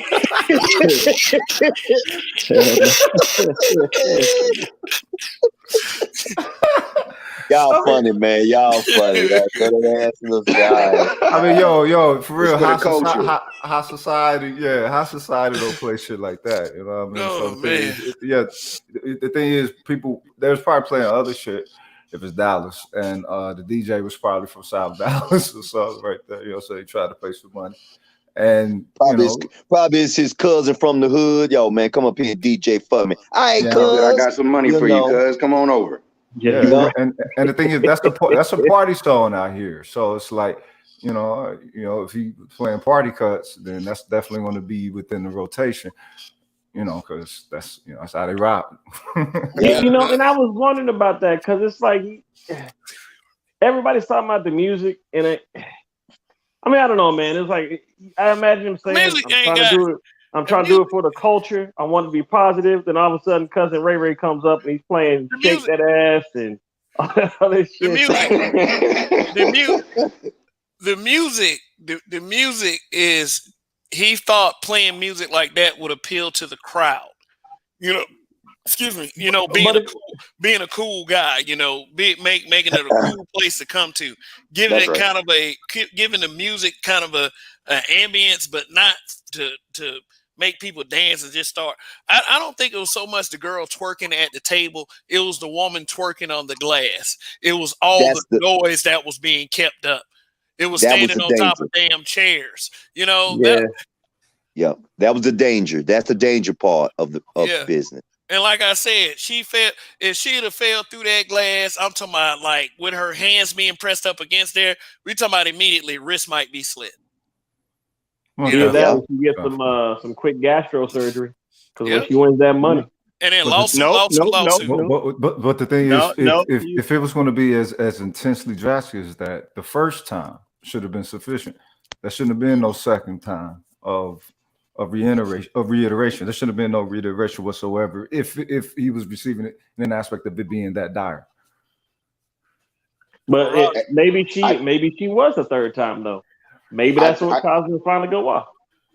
I do think though that Roger kind of made it super plain, and I don't think we was really even coming at it from that angle. But honestly, as a business owner, you might need to be calling the cops. You know what I'm saying? It's at a certain point after you say what you need to say, you got to come with the bite. You know what I'm saying? It's cool that you got a nice little bark with you, but you know what I'm saying? When people are constantly testing their boundaries and you the one that established the boundaries, at some point you got to bite that ass. So I'm going to say Roger is absolutely right. In Bite this that particular occasion, I would have told them one good time. I would have made sure they understood English, they understood the words coming out of my mouth. And then after that, we would have had some security escorting them out of there. And it's just because you can't take no chances. Look at how this thing has blown up because he was being, you know, going back and forth with them. Okay, I'm going to check him once. Okay, I'm going to check him twice. Okay, I'm going to check him. Well, listen, you was never going to be able to force them. When you asked them the first time, you was stuck with asking them. So you maybe as a business owner, as a black man, you do have to become even more ruthless and start figuring out, how am I going to neutralize, right? Again, using the language, neutralize the situation. This isn't negative. I want to neutralize the situation. How do I, you know, the feds do that with us all the time. If you look at the documents, they be like, how are we going to neutralize the Panthers? How are we going to neutralize Malcolm? How are we going to neutralize Martin? So the question is, how are we going to neutralize this situation? Call them people, get them escorted up out of there. But the thing is, you got to make a huge example of them. My thing is, you had 3 good tables to make examples with. I need all of them arrested. They already told me nothing I can say matters to them because they did it the second time. So everything I could do had already been done at that point because I didn't have to go over there and say anything. I took my time to go over there and say something to them. They disrespected me. I don't know whatever representative went the first time, but I think it was him on each occasion, but I'm not sure. But once I sent the representation over there and you disrespected me by immediately going back to doing exactly what I asked you not to do, there's nothing for us to talk about. We're enemies at that point. I know how to recognize an enemy. And when you're an enemy, I'm going to treat you like one. And the enemy has to go. You need to be my example because I would rather the story come on the news because y'all know how they're going to try to make it look. This guy had, 12 women, 15 women arrested, you know what I'm saying, for trespassing. And, you know, and then they'd have been talking about all they was doing was dancing at the table. You didn't have to have them arrested for that. It was arrested. Well, let me ask you this question, though, because if he didn't wait on 3, if he made an example out of 1 as soon as it started, do you think this would have blown up as big as it did? No, but no, my thing is, ain't no one. All y'all with them, y'all all accomplices. Ain't that how we are? No. I mean, I'm saying like one whole table, like if it was 3 at a table and he made an example of those 3 instead of letting 3 separate tables become the main topic. Bro, I'm saying like that first table. Everybody who with you got to go. That's your team. It's my team versus your team at that point. Yeah, when I warned you the first time, if your team cared about you, they'd have calmed you down for me. They were like, dude already told you to stop. They didn't care enough to do so. So everybody got to go down. Right, but I'm not team versus your team. I'm not saying warn anybody. I'm saying as soon as the mess began, you take that first table and you make an example. Say y'all leaving. Well, think about it. Raj, check this out. Let me set you up for this. Think about it. It was going down already. What happened was the table over by the glass, when they got ratchet, the idiot got up in the chair, and that's what activated. He said, these motherfuckers are about to fuck themselves up, and I'm get sued and messing up my establishment. And that's when he snapped, because that was the third time is when she was in the chair. Because the other tables on the other side was doing it. They didn't really show that warning, but you can tell he went back and forth. They calmed down, and then Pookie kept playing the damn put your ass in the circle, and the girl got up on the chair. Y'all gonna make me listen to the song. I'm gonna go listen to the song. Let me say this. Everybody here understands sports, right? Yes. Everybody, whether you never played it yourself, you understand team sports, right? Yes, right. It's my team versus your team. When I address the first person and you're with those people, y'all a team at that point. I don't care. I was taught that you don't go outside the house with a man you can't fight with. I don't have to know his situation. I got to trust this man that I'll blindly swing if I see him fighting somebody. She came out with her team, whoever these people are. Your team made a violation. I told you to cut it out. You said F me by not cutting it out. Your team got to go. Everybody head is off. Yeah. Right. And Roger, I'll take it a step further. It's wartime. And you know what is a part of wartime? Propaganda. And, you know, they use the media outlets as propaganda. And what I have on the screen right now is propaganda from the Army of Thoughtness. And the headline reads, you know, and, you know, back in the day, they used to say extra, extra, read all about it. We can't twerk it out. Anti-twerking restaurant owner, what up? Kev, this was the article I seen on the Facebook. Is this what you was referencing as far as because you can see at the end of the title, and I'm gonna have you go on in detail or what have you. But when it says that he part ways with Houston-based restaurant, that was what I had seen associated with the lawsuit that I had referenced that you said was happening earlier. But let me know if that's the same. Yeah, it's the one. This is the one right here. You know, is the framing of the article is anti Kevin Kelly. So let's read a little bit. And Okay, can I say one thing real quick before you get to read? Sure. Y'all remember I said maybe it was last week. I said, and not that I want to die anytime soon, but then I say I can count on black women lying on black men more than I can count on waking up the next morning. Wow. Yeah, you did. Yep. Okay, so go ahead, Kev. Let's see how many lies they put in this. Because we see by the headline it's already set up as a lie in the first place. The headline a lie already. Right.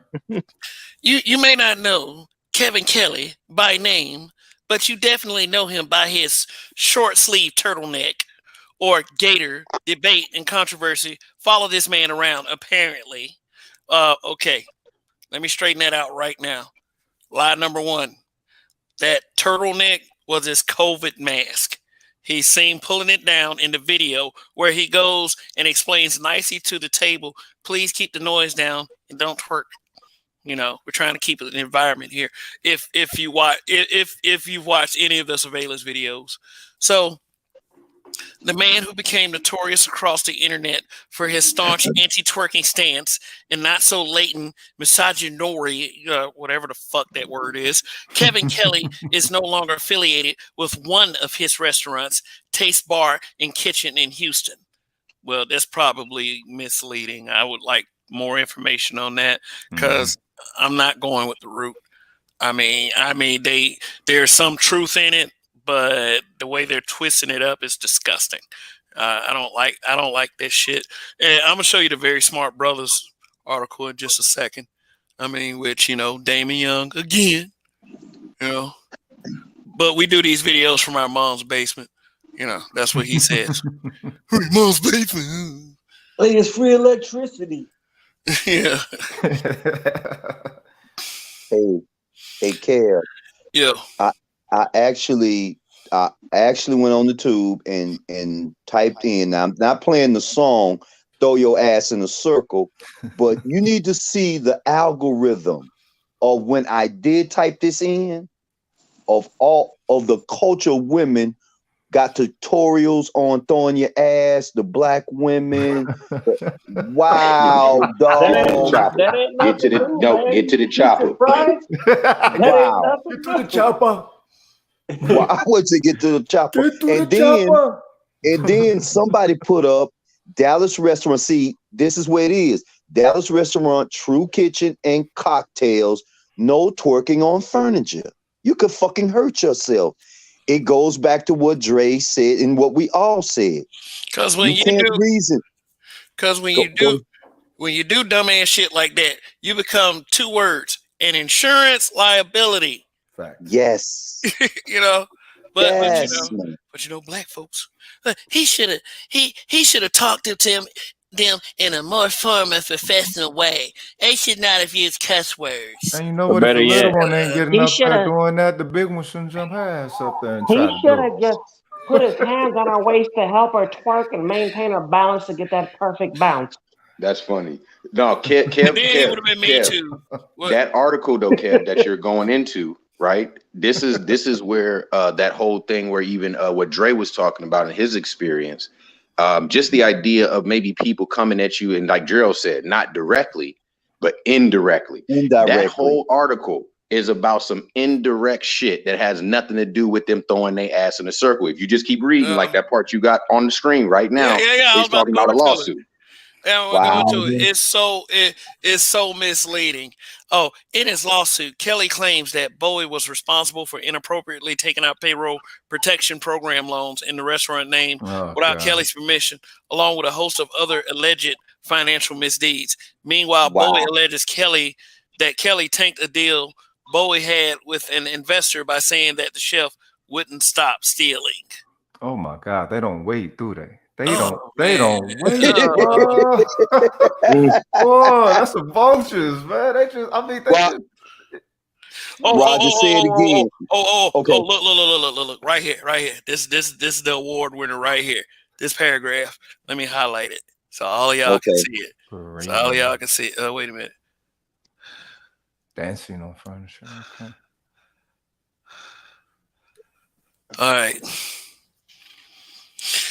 Kelly caused a stir this week after a video of him berating black female customers at True Kitchen went viral on social media this week.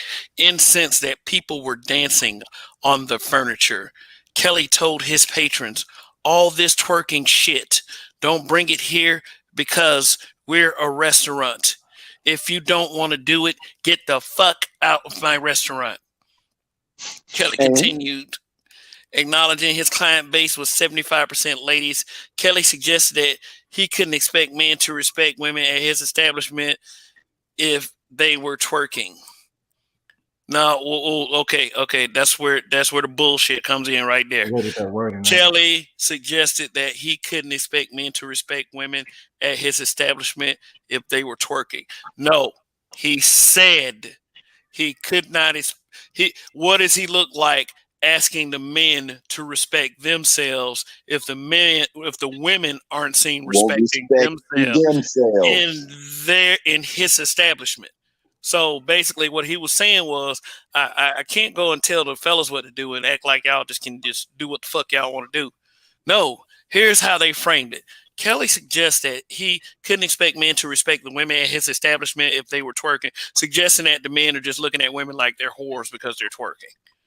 Right. And he just can't expect, and he's not going to hold them accountable for, whatever they say or do to the women. Which is very fucking dangerous. It's very dangerous. But this is something I want to say real quick, Kev. I've been saying this for a long time. Presentation means nothing. Information means everything. Screw what they're trying to frame. As a black man, learn to look at quotes. See what he actually said and understand everything else he said is just somebody else's opinion. Mm-hmm. And when you believe it as an opinion, that gives you room to lie. Mm-hmm. They're taking bits and pieces and putting it around what they're saying. But that's why the quotes are important. The quotes is the only thing telling me what he actually said. So one thing I know he said based on this, if you don't want to do it, get the F out of my restaurant. That's in the quote. He said 75% ladies. That's in the quote. He said respect. That's in the quote. I don't know the context of anything. I don't know the context of how he said these words based on what they printed here. All I know is their opinion. Their opinion don't matter. The information matters. So an aspect of let's let them play devil's advocate or whatever. And he did say what they said he said. All right, you want to do it, get the fuck out of my restaurant, acknowledging that his client base is 75% ladies. And the way that they're wording that is almost in projecting that, okay, well, he's going to have to permit them to twerk because that's what they want to do. Not an aspect of him 75% ladies, of him speaking of engaging ladies versus engaging hoes. You know what I'm talking about? Because hoes ain't ladies. No, I know exactly what you're talking about. And if you pay attention to the way they implied it, is as if twerking was already something that's normal that happens at this location. Exactly. Right. That's why I say you got to pay attention to the information. Screw how they present it. because the presentation is just somebody's opinion about something. They're trying to get me to think about something a certain way. I don't care how they're trying to get me to think about it. I'm gonna look for what's the actual information involved. You got nothing but a lot of red herrings in that paragraph anyway. A lot of misleading stuff. You're right. Mm-hmm. Let me ask y'all a question. Let me ask y'all a question. What kind of people would believe this article 100% unchallenged? That's a rhetoric question, right? That's a rhetoric question, right? Rhetorical question. Yeah, highly rhetorical question, right? Nah, brother. What it is it's horrible because again, you got them twisting the previous lawsuit into a situation that has occurred, and then all they're doing is they're bringing it all together to say this brother's incompetent. I don't know if y'all see it that way, but the narrative of the article is that this brother has previous issues. Look, he's a problem. Like he has problems, and now look, he's having more problems. He's incompetent. They're just trying to erase what I him see like them usual. trying to narrate. They're trying to erase him like usual. That's what they do. Don't like it, got to get rid of it. How do we erase him? We attack his character, and then we keep it pushing. That's it. Yeah, no mention of the fact that the man's a lawyer. No mention of the fact that the man owns a law firm, and if you don't even pay real close attention, he's suing somebody. He ain't just getting sued; he's doing some suing himself. So obviously that means you just had a disagreement with somebody that you're involved with. So therefore, there's a suit and a countersuit. But you have to be educated and actually have to know how to use education to pick that out. Yeah. So here we are again with our favorite homie, Damon Young, Mr. Straight Black Men are the white people to black people. You know, putting out the narrative, and you see by the title, extra, extra, read all about it. So I watched the Y'all Can't Twerk in Here video again, and that guy's short sleeve turtleneck still makes no sense because we don't recognize COVID mask, you know. Okay. It's like, why even? Oh, go ahead, Rogish. Is this dude one of them onion sniffers? Probably. Yeah. No, I mean he don't play for the same team we do. That's already known. Yeah. Mm-hmm. And he appeared. He's also has appeared on Jamel Hill's Unbothered. You know, I think on like one of the first episodes, and it was because Jamel Hill agreed with the whole straight black men are the white people to black people thing that Damon Young said, and that's when Damon Young made the comment that I saw a few guys on YouTube, you know, making videos, and you know they did it in their mom's basement, and you know. That kind of thing, because when you target a group of people, or you target black men are just supposed to sit there and not say a fucking thing, while everyone else gets to march in the streets because somebody said something poo-poo to them on a national forum, on a national platform, you know. But they still twerked in the streets too. Just gonna throw that out there. Yeah. Well, how do y'all feel about that? How do y'all feel about people acting like you can't say anything about the bullshit they say about you? What do you feel about that? How do you feel? I mean, do you feel like you have a steel chest by ignoring those people, like completely? I'm talking like they're in your face. They're in the society's is in your face. Black men ain't shit. Fuck you. Kiss my ass. I'm gonna make everything hard for you and more stressful.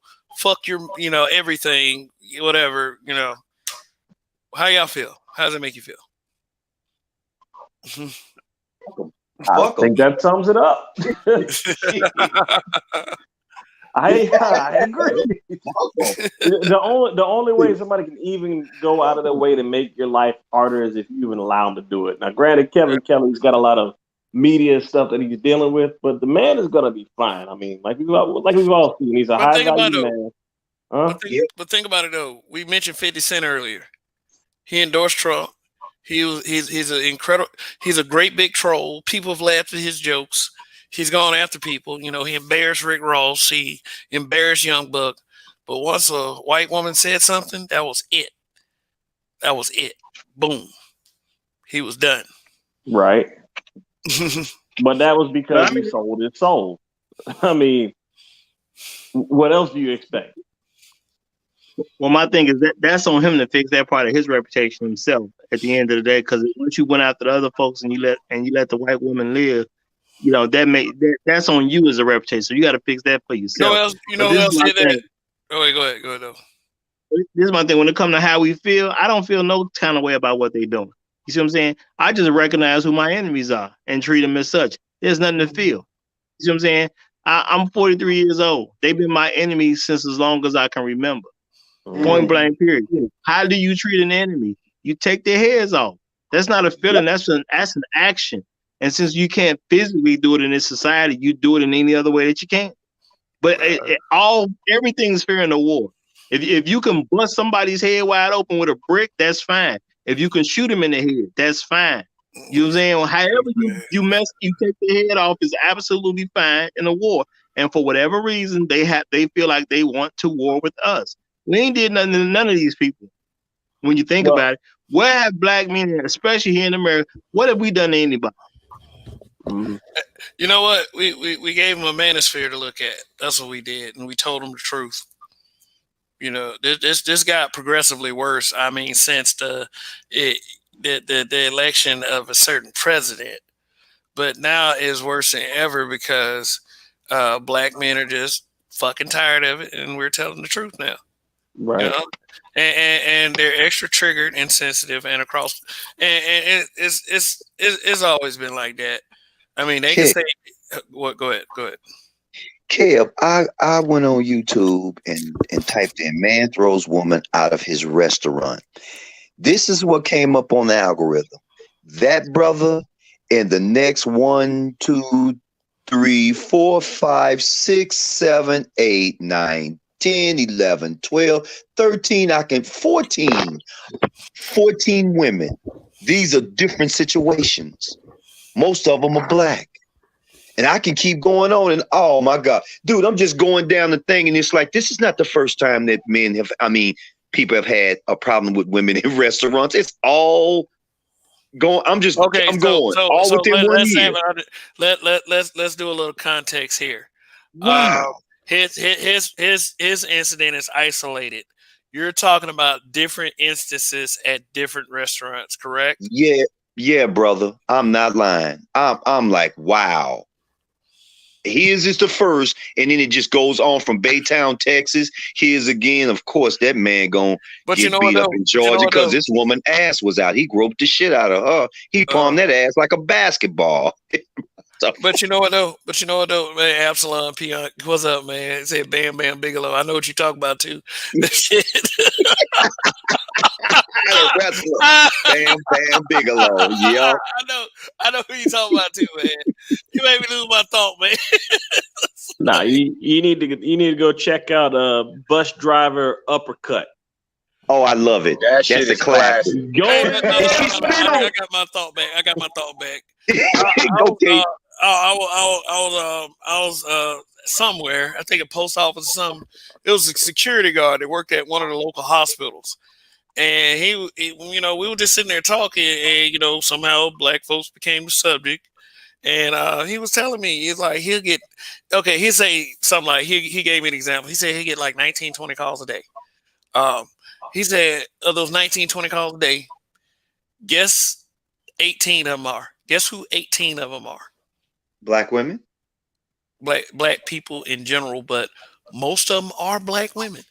Like, it's like he was telling me about this one where it was like this woman, like she wasn't even sick. She was just waiting on somebody, laid her feet across the furniture with people standing up and talking loud on their cell phone when they had a sign up talking about some no talking on your cell phone.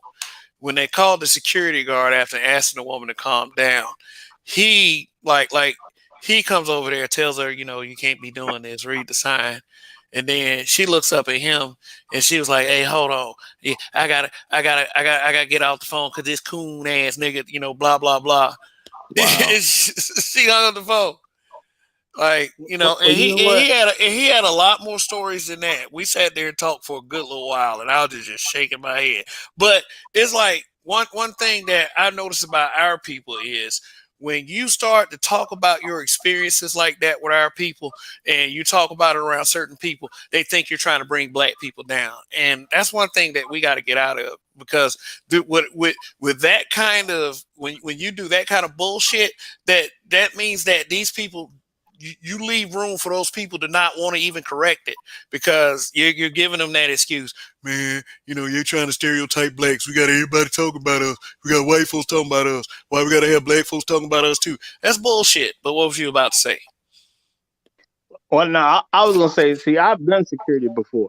You know what I mean? And they have changed rules. You know what I'm saying? So it's like security officers, you got to be careful on how you touch people and everything like that. You know what I'm saying? So for me, it was very easy. Once they changed the rules, they hit us with these are certain instances where you can touch people, whatever like that. Because they don't even really want you touching folks nowadays. So my thing is, be a very ruthless, nice guy. I'm nice to everybody, right? But wherever I happen to be at the time, and I work for a security agency going to a lot of different places. You know what I'm saying? And I like to go to the places where a lot of folks ain't gonna be. It'll be quiet, or closed business, whatever the case is. So everything was easy, cut and dry. But when there was people around, everything was easy. I tell you one time what it is. Hey, that's not allowed here. Next time, the next time I've already called the police on you. Yeah, and I can't stand calling the police on black folks myself. I'm totally against. But see, when I'm at work. I'm going by their rules. I'm not going by my rules. My thing is I ain't telling you twice. You see what I'm saying? I'm just gonna call the police. You see what I'm saying? And it is what it is. Most people think we're supposed to have a discussion. And people are like, man, you called the police on me? Sure did. Why would you do that? Because that's what they paid me for. Steve Rogers, Forrest Whitaker. I told you, he got that good personality until you make the other one come out. Like, yeah, sure. I mean, I'm not going to even say my personality. I am so indifferent to your situation. That's what it is. I am so indifferent to your situation. I don't care about your jail time. I don't care about your financial struggles. You know what I'm saying? From no personal level. None of that, none of your life matters to me from a personal level. I'm just a guy at work. I told you what to do to give you a break. When I came to you the first time, I said it nicely. I don't really care what your reaction is to me. You can react very well, and that's fine. It's less for me to do. You can react poorly. Then I'm gonna keep it as simple as I want to for me. So what's the simple thing for me to do? Okay, we just get rid of you now. Take care of the problem. That big. You know what I'm saying? We just get rid of you now. You know what though? You could go the alternative. What, beg and plead? No. My office hours are from 9 to 5. Hey, you can take the stairs or the window. Well, for me already being a security officer, I mean, think about it. I'm already in my office, and I'm gonna do as little work as possible. You see what I'm saying? I purposely went to places where I can basically get paid to just about do nothing because I wanted to do my own thing. But when I had to deal with places where I had to do some real work, that was fine. But I'm gonna keep this work down to as little as possible. So yeah, you can act up one time, but once I told you, and then let's talk about it. You an adult, I'm an adult. You understood me when I said it the first time. And since they changed their rules, now I got to measure every situation whether I'm gonna touch you, and then you could, if I do it the wrong way, you might sue me, blah blah blah. Okay, I'm gonna bypass all that. Just let's go and get them arrested. Because why? It's easy for me. Just that simple. Because you can't hug somebody into submission. Hey, but you know what though? You know what they're gonna do? You know what they're gonna do though? They're gonna pull some Black Lives Matter shit on that man if they did that. If you like, yeah, you putting the system against black women, black and the whole black women so oppressed and. Wait, but like I said, the more I've thought about it, who's the system really against? Do black women really have a problem with the system? They really don't.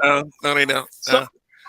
So we shouldn't call the police on black men. The most. Don't worry about it. Don't worry about it. With their relationship with the system, they should be all right. They should be able to figure that out with them. They love their white man. Give them to their white man. Let them figure it out with their white man.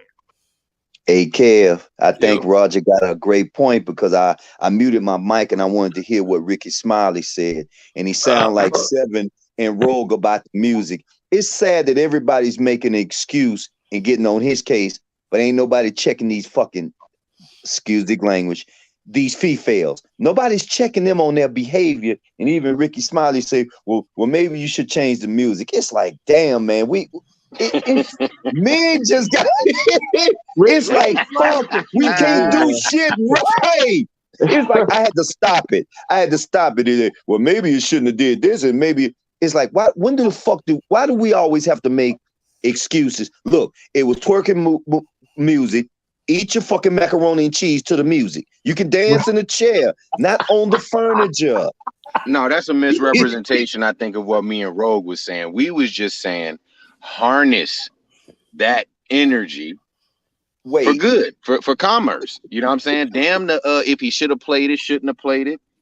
Damn if the bitch was about to get hurt. It's more like, hey, I see a moneymaker right here. It looked like a bag of money. I'm sorry. If you play the video again, y'all tell me if that don't look like a bag of money in a black dress. Well, actually, with that weed bob on the head that looked like a future problem, but Kev, you got to teach me what you doing with this Obama black Mr. Gray. Not all, dude, that's classic. We need a shirt. We need a shirt. That was gifted to me by one of the moderators. You may know him, Southeast Dusty. He sent that an email. I would wear that as a t-shirt. Somebody said that's a t-shirt. That shit is comical, we need to make that a shirt. Obama Black. There were so many other shirts. I just tell Roger, make the shirt. We want to get you online now. That's funny, man. That's a good one. But back to Kelly, man. If I come up, I'm damn sure going there just to support that brother. And I hope the people who are in Texas listening, man, y'all go support that brother. At least you know you're going to get good food and you ain't got to worry probably about nobody bothering you no more because that shit is out in his place. So, right. But you know, that's for sure. Gerald, you was talking about Ricky Smiley, man. That man the flip-flop so much to the point where I don't even know who he's talking to or whose side he's on. Because he made a video where it seemed like he was on his side, and then he condemned the music. Then he went back and he was on Kevin Kelly's side. Then he actually went back and had Kevin Kelly on the show. Really? So now, yeah, I think it came out today. I didn't get a chance to see it, but I'm like, dude, are you whose side are you on right now? Because he's Boulay. I think Ricky Smiley's Boulay. He's Boulay along with Tom Jones. No. Yeah. I'll say this about Ricky Smiley. You can make your own assessment because, of course, I feel like that, he's wearing this scent right here, Obama Black, Mr. Gray. He's wearing that scent right there. But they had a clip of him on Facebook. He was like, I guess he had just talked to Kamala Harris, and she had said the lyrics to Atomic Dog. And he was acting all excited about it. Oh, man, she said lyrics to Atomic Dog. Oh, she said lyrics. Oh, my God, man. Oh, my God, she got my vote. Yep, I saw that. Oh, my God. I don't know why Ricky Smiley reminds me of a low-budget Orlando Jones. Ooh, that's cold-blooded. Man, that's Lil Daryl, man. That's Lil Daryl. Like, you can't do Lil Daryl like that. He was on that We Like Them Girls video, Lil Jon and the East Side Boys, like one of their first videos. Like when he used to come on BET Uncut with Lil Bomber and Joker the Bail Bondsman. Here's my thing. At the end of the day, I think Ricky wants to stand on something, but every time he try to make a stance, them people tell him, look, bro, you're gonna have to say X, Y, and Z. You're gonna have to make an apology. You're gonna have to do this. So I think he wants to make a stance, but he's not even allowed to make a clear stance. That's what my personal belief. I mean, you ever watch the Ricky Smiley show? You ever watch the Ricky Smiley show?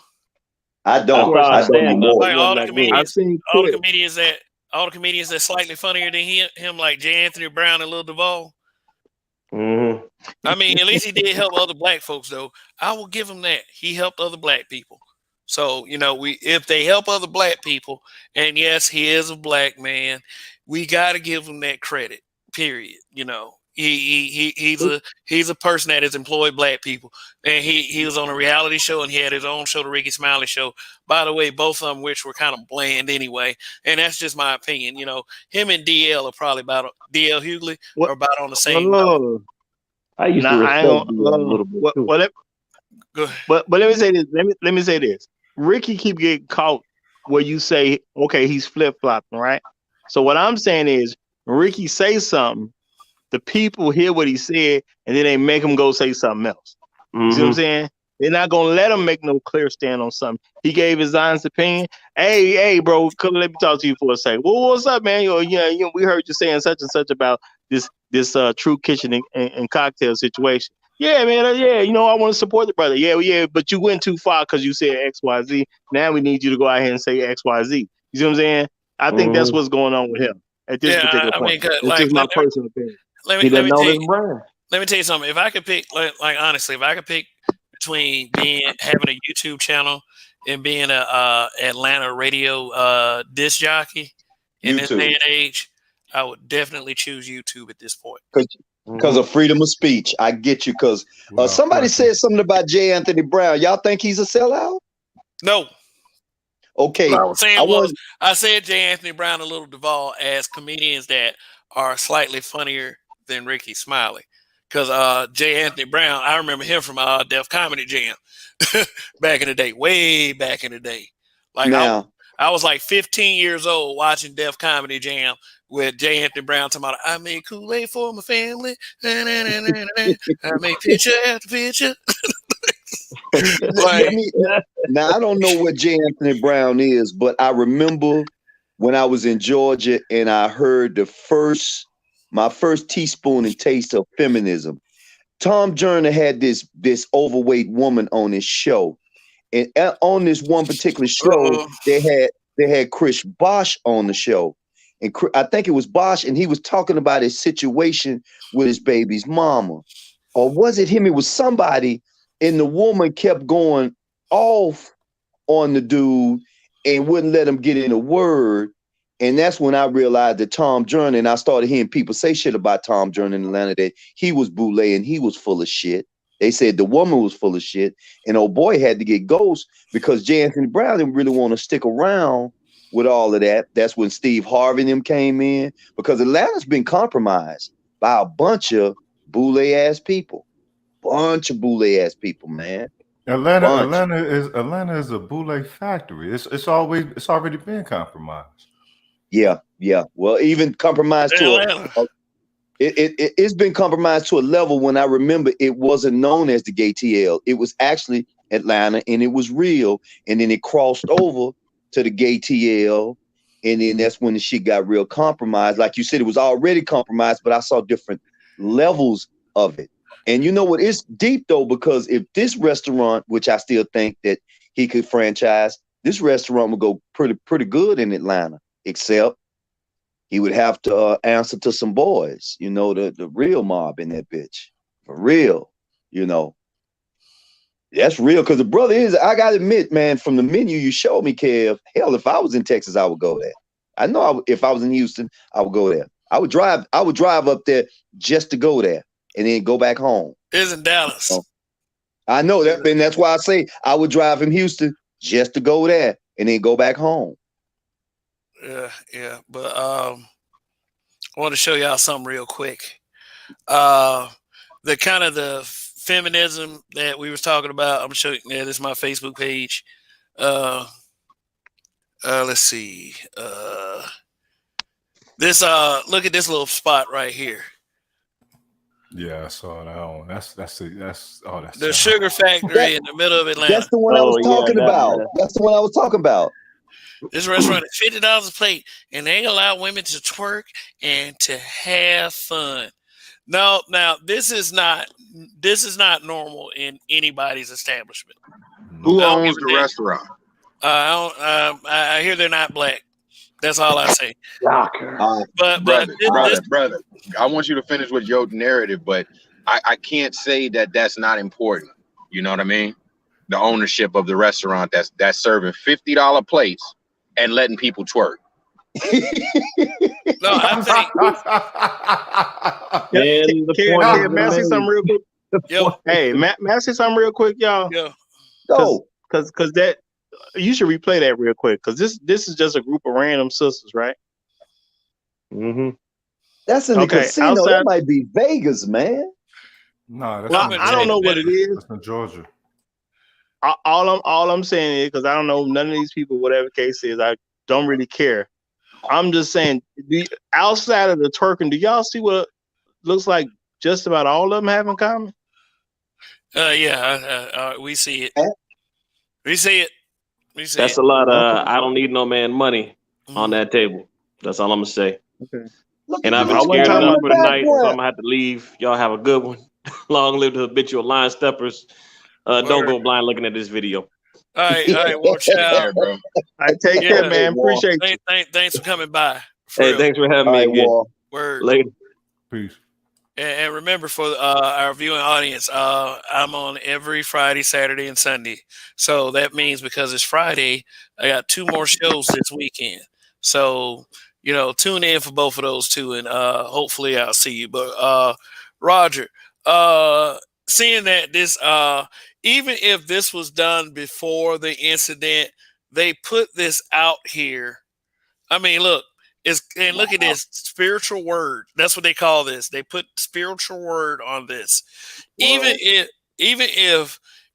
this happened, they put this meme out here in rebellion as a message to that man that it was you shouldn't tell women not to twerk in your establishment. This. I mean, what's the date of the article, Kev? What's the date of the article? Which is a very good question. I mean, but this post was December 2nd. Okay, so that was like a couple days ago. And the incident happened on Sunday.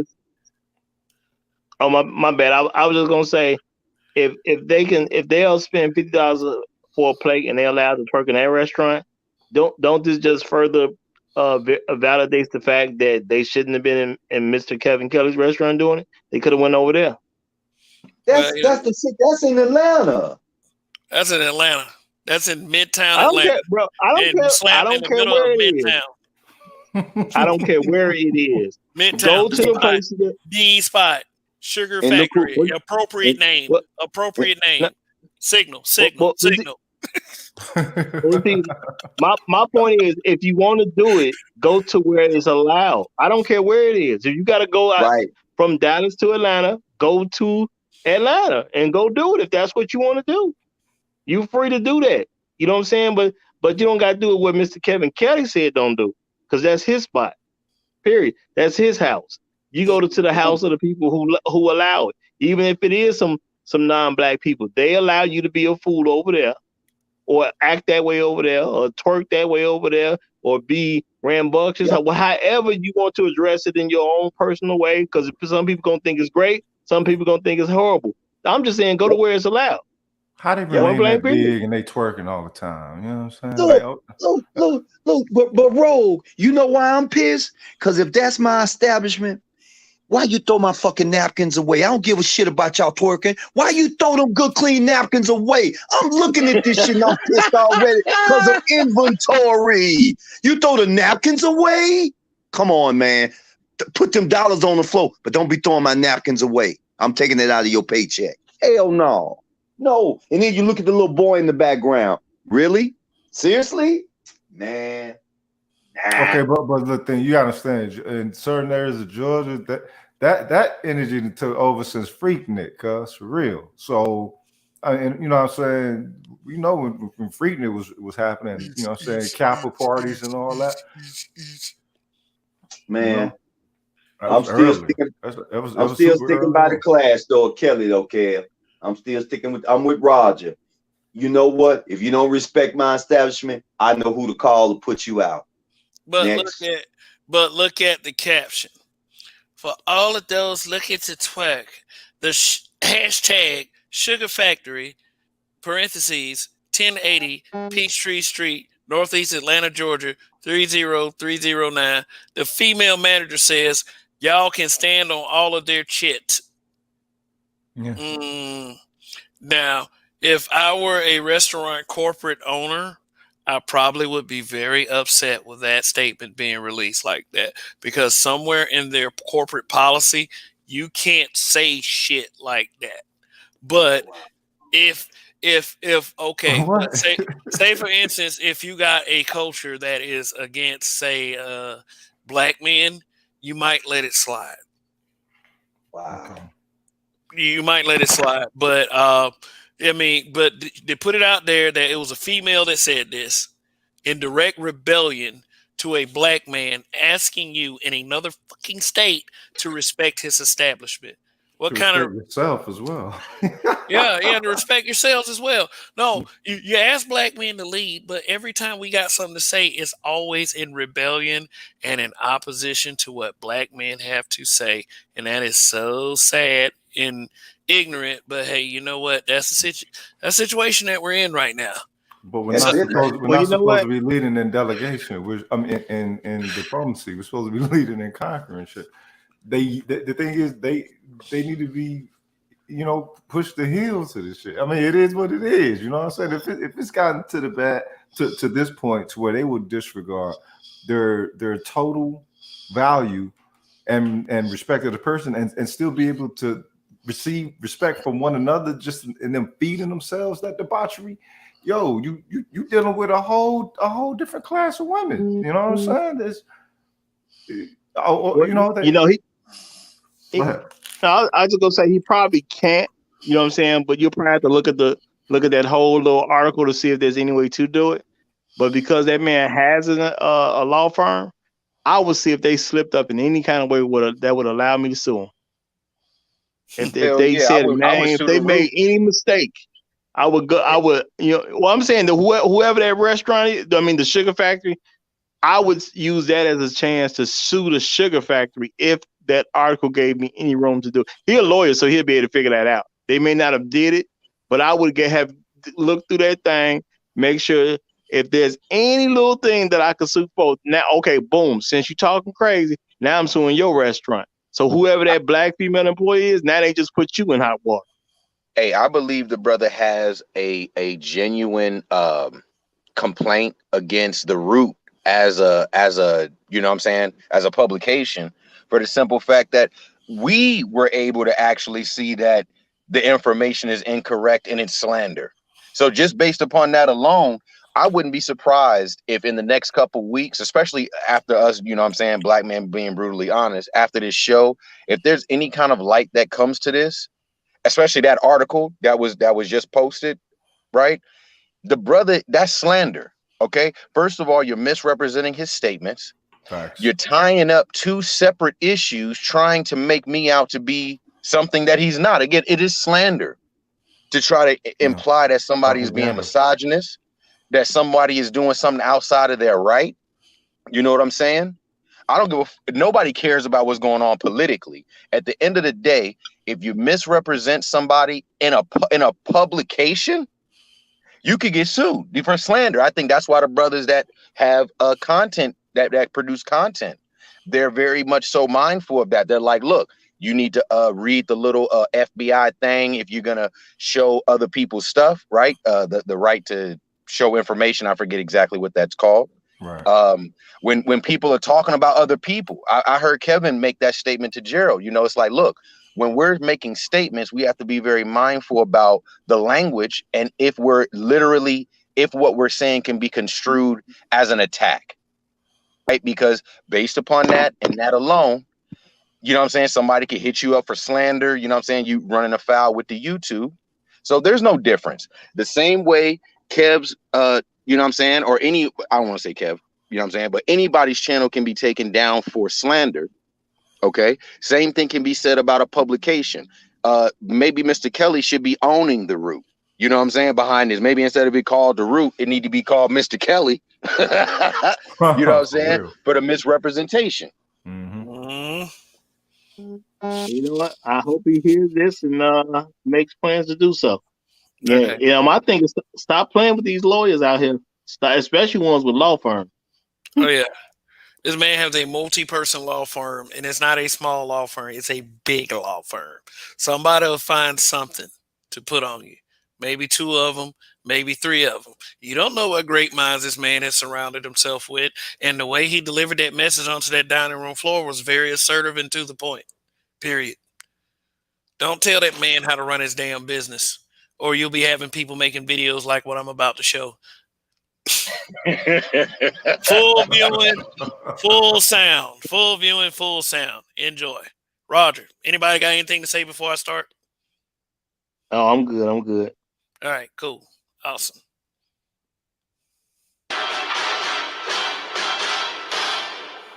What the fuck?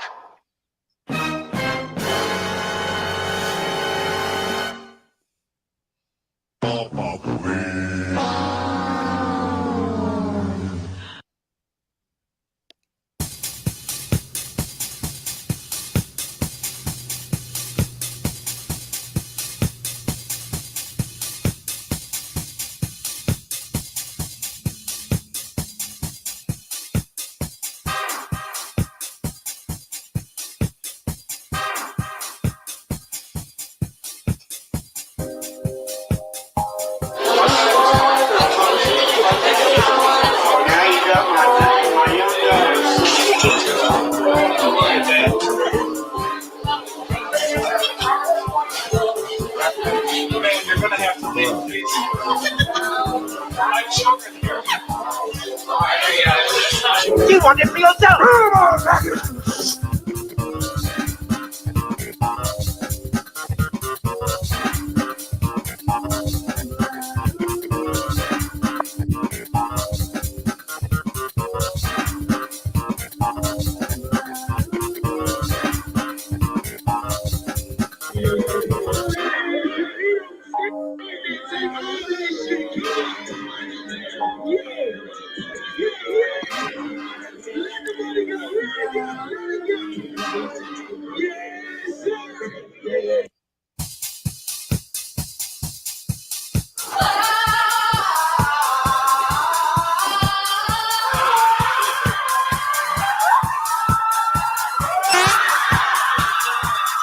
Want it for yourself. Don't do this.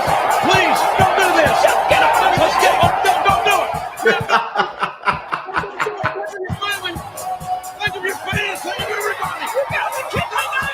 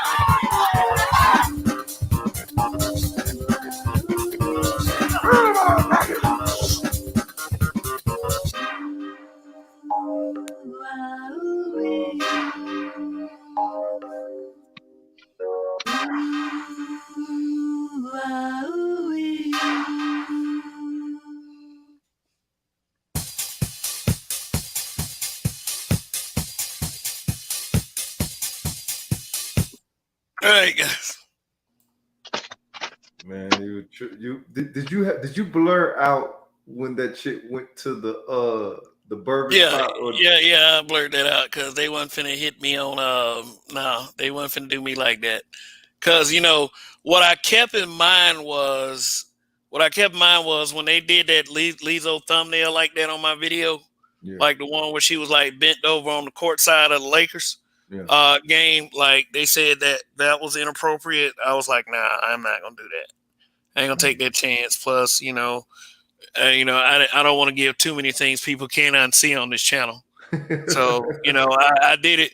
I mean, I felt like I got the message through without showing all of that. Plus, that would have been a go ahead. The reason I asked is because you was pulling footage from stuff, so I was thinking, okay, maybe it was already blurred in the footage that he got.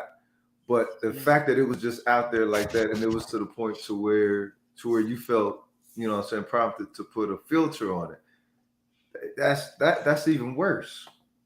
Yeah, it was no, that was nothing to look at all. I spared everyone. Wow. Seriously, like thank me. I mean, I might put the uncut version on FS Avenger, which I think I'm gonna do. I think I'm gonna do a more like really brutal version of that video Yeah. on FS Avenger and then put it up. I'll have it uncut. So if you want to see that for real, if you want instant tears to come to your eyes from man, you might take a shower, like just be in the shower for like 3 hours and cry. Like, I'm warning you. That's you know, it took me a second. It took me a second to get over it. So, Yeah. but go ahead. What made you use the Reggie Noble snippet? Man, no, because I remember watching BET Uncut one night and, you know, smoking some really good green with my partners, being half asleep. Then that video came on and I was like, I really like this song. I really do. But I just remember the two the two puppets or what, the two people in the suits, man, how funny that was. Like, Roger, what's up, man? Roger, where you at? Yes, sir. I'm here. Hey, do those two look familiar? I mean, I saw the video the other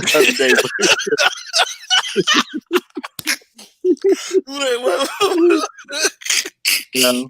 Any couples? Hey, man. I ain't gonna do that, but I ain't gonna do that. But yeah, man. Won't be none. But anyway, everything has a reason why. Like, I mean, I just put that like I said, anybody can get like a little video editor and do that. That's not anything that's far out of reach for anybody with a 5th grade level education. Seriously. I'm not going to put too much into, like, I just have a vivid imagination for, you know, someone of my age. And, you know, I put that out there because, you know, anybody could do that. Anybody could have the gift of making someone laugh or informing someone. It doesn't always have to be just us. I mean, as long as you're a reasonably intelligent person, you can do any of that. That's not impossible. Right. But you know, my shit always going to be special. I'm just gonna say that, you know. So yeah, it's I do this because I enjoy it, but I do it because I feel like that these messages need to be out there. I'm not gonna let this slide anymore. I mean, too many black men out there let this kind of thing slide, and we too often get caught up in letting black men fail and be phased out. And there's nothing that we do about it. And it ends up actually, without us paying attention to it, it makes us weaker. You know, we may not consider ourselves on an individual level as weak, but when you got an army of them motherfuckers over there, we need all the help we can get. We need all the solidarity we can get. Now, we may not be monolithic. You know, we may not be a monolith. We may not be of a hive mind, because I'm against that. Because with a hive mind, you know, you're only strongest as your weakest link. And like, we see what a hive mind does to a community, and what it does is it creates a kind of a neo community that I don't really want to see myself being a part of, because they're all sheeple over there, and over there are people you love. Over there are people I love, but I'm sorry, it's just like you can't save everybody. It's like you like to save all your family members, all your friends, you know, all the people you don't know, all the people all over the world, and children, and skipping with like baby lines and fucking flower covered fields. But it's like, I cannot, you know, I mean, if a perfect world is false, I'll put it like that. But you know, what you know, I'm gonna go to what Roger was saying about being a ruthless nice guy. You gotta hit him in the head with a bullet without shooting him. You know, it's like, just don't actually shoot them or anything like that. But you know, the words you can say can become of a powerful influence. So a lot of men just need to be activated. Is not that they're weak and they don't want to participate, or they're just bootlickers, or they're just whipped whipped dogs of the matriarch of the gynocracy. Mhm. It's just that I think some guys just need to be activated. They're wondering why this is going on, but everybody around them is sleeping and kind of stupid. Hmm. you know and it's like, I think that's something that we need to take into account. So there's a whole nother bastion of guys out there that need to find a place like this, or we don't even know that's out there. I mean, I had a couple of family members that I didn't even know that were on this kind of thing, and they were quite shocked to see that I was on it too. And it wasn't such a bad thing. So there are black men that are on this, and there are more black men than you think. They will eventually find his face. But it's another thing is, we talked about the ladies that constantly embarrass themselves. It's the after effect of feminism, because feminism told them that, oh, you ain't gotta listen to them niggas, not for real. Right. You're above them. You actually have a group of women that think they're better than us. How are you better than us? We came from you, so we are product of you. We know you better than anybody. So how are you better than us? How are you above everything that's going on? How do you create these bullshit narratives to where you're not accountable for anything? But it's that's rationalizing shit. We know that that's almost the biggest waste of time ever. We all know what's going on. At least the brothers on this panel do. Right. So. Well, Roger, what's going on? No, I was gonna say, I don't come from there. Okay, I'm, you know what I'm saying? I can't claim them. I come, I don't come Hey from man, them. hey, you know what though? But like, let me clean it up. Let me clean it up. The dudes they complain about, they're giving birth to these people. Right. Then, like, the ones that are always shooting and killing each other, like those that dips into the younger crowd. I'm talking about as young as 12 years old in some of these cities, and I'm not talking about Chicago. Like, they love to bring up Chicago. It's Right. like it's like smaller cities, like my hometown, Montgomery, Alabama. We got a very horrible murder rate down there, and that's Yeah. a small city, and we have such a history in civil rights, so it breaks my heart. It really does.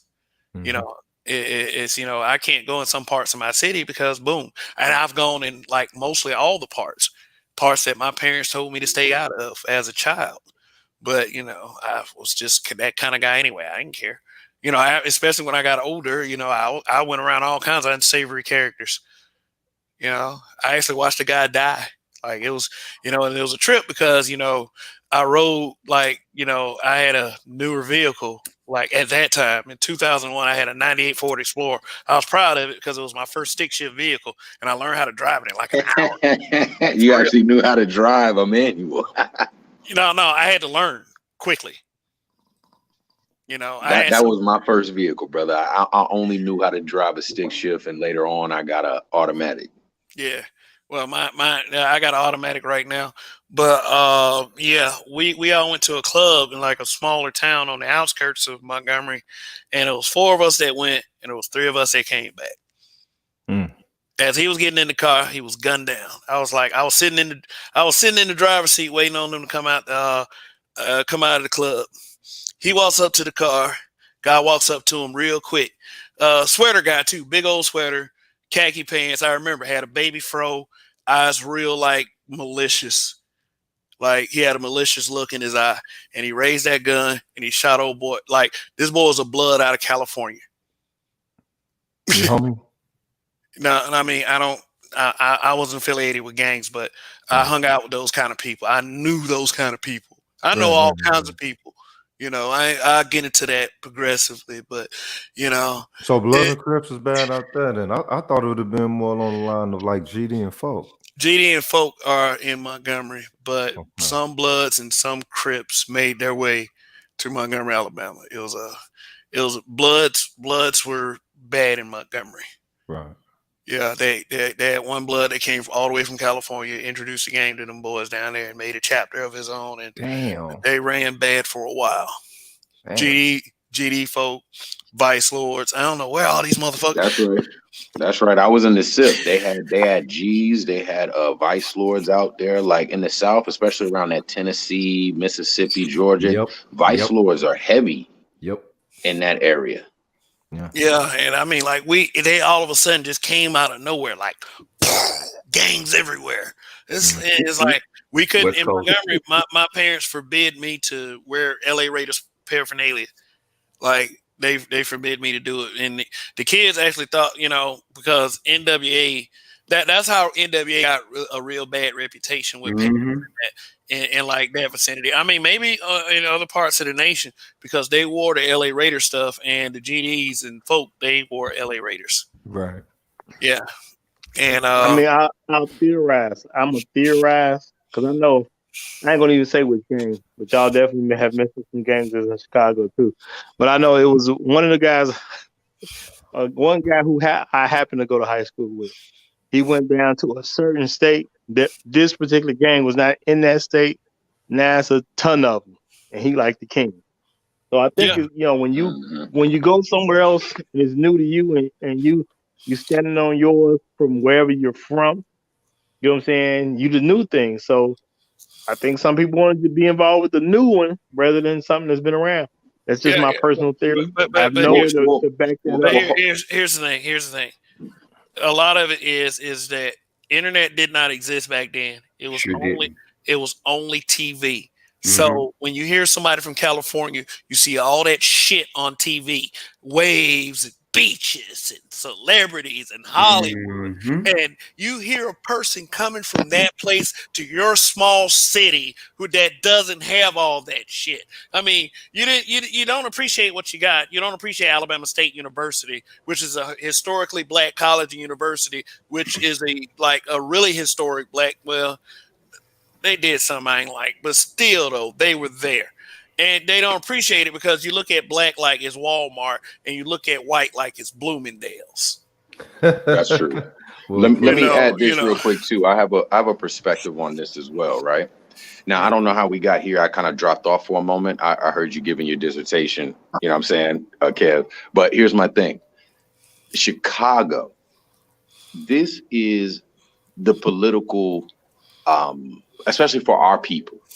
This is the political, this is where we actually began to become political. I'm talking about early I'm talking about outside of the South where there was Republican brothers. The people moved up north to get the factory jobs and to move into projects and things like that, right? They left the agrarian lifestyle, which basically doesn't even exist amongst our people. Like we only own like 1% of the farmland in the US. We now are in the cities. Now in Chicago in particular, right? This is where you start to see the beginnings of political movements amongst our people, the biggest ones. So any demonstration you see coming out of Chicago, you got a whole bunch of people talking about they're a nation, folk nation, this nation, that nation, the Latinos, what is it? The Latin Kings. The Latin Kings. Yes, sir. You have a bunch of yes, sir. You have a bunch of because again, in Chicago in particular, we saw our folks demonstrating the most. And I understand that the politics in Chicago is some of the most corrupt across the whole nation. But at the end of the day, you had young people that understood that game. Because it's there in Chicago, this is like second nature to them. They understand organizing politically, having codes, right? Because now once you start talking about gangs, there are gang members that don't know shit about shit. And then there are gang members that have like a book of knowledge. They understand their lineage. They understand their purpose. Yeah. Right. So I believe what we saw that kind of reflected out of Chicago or out of the gang culture was really that original culture of like, yo, we have to unite. And I don't think nobody can deny it. Most of the gangs, they all come from an origin of we have to unite, we have to protect, we have to provide, right? Even the Panthers, right? Protect, provide, right? And guide the nation. Yeah. So you have these people calling themselves gang members. No, right? they wasn't calling established. gang members. They were calling themselves club members. They were This is a fact. They were called gangs before the. I mean, when the Pilgrims started putting their perspective on it. But aren't gangs bastardized versions of neighborhood organizations that were social clubs, originally civic organizations. They were originally formed to protect neighborhoods from the brutality of bullyish ass police officers. Yep, Right. and that started on the West Coast. That part started on the West Coast because they was in their ass. Chicago goes way back to the what's my man name, Al Capone days. Chicago was a threat. 20s, right? Yeah, just to show you, to back up what you're saying about Chicago, dude. I wonder how many people realize that when Bill Clinton ran for president. Hey, Gerald, let me interject something real quick before y'all rip my city apart too bad. Go ahead. I wasn't about to rip it though. I was about to say something that blew me away though, Raj. And people don't talk about that. But go ahead, say what you was gonna say, and I'm gonna come back. No, I just want to say because I'm gonna end up dropping off. For those who do not know, support Dr. Dunbar. His channel is Big Discussion 76. I should be on his channel tomorrow morning, 10:30 a.m. Central Time. 10:30 a.m. Central Time. Dr. Dunbar. His channel is called Big Discussion 76. All right, I got to drop. I'm gonna make a move. All right. Take care, brother. Roger, and long live the habitual line steppers. So long live it. This is what I was gonna say. Hey, you know what? Now let me say this real quick. Okay. I will be putting that live broadcast in my community tab tomorrow, so be on the lookout to watch the Roger Report live on Dr. Dunbar's Big Discussion 76. So support that, sub to Big Discussion 76, and definitely sub to the Roger Report Live. And definitely, if you haven't subbed to this channel, sub this channel as well. Black Men Being Brutally Honest. I am the Kev. I am the Weekend Warrior, and our discussion is basically Kevin Kelly versus the Army of Thoughtness.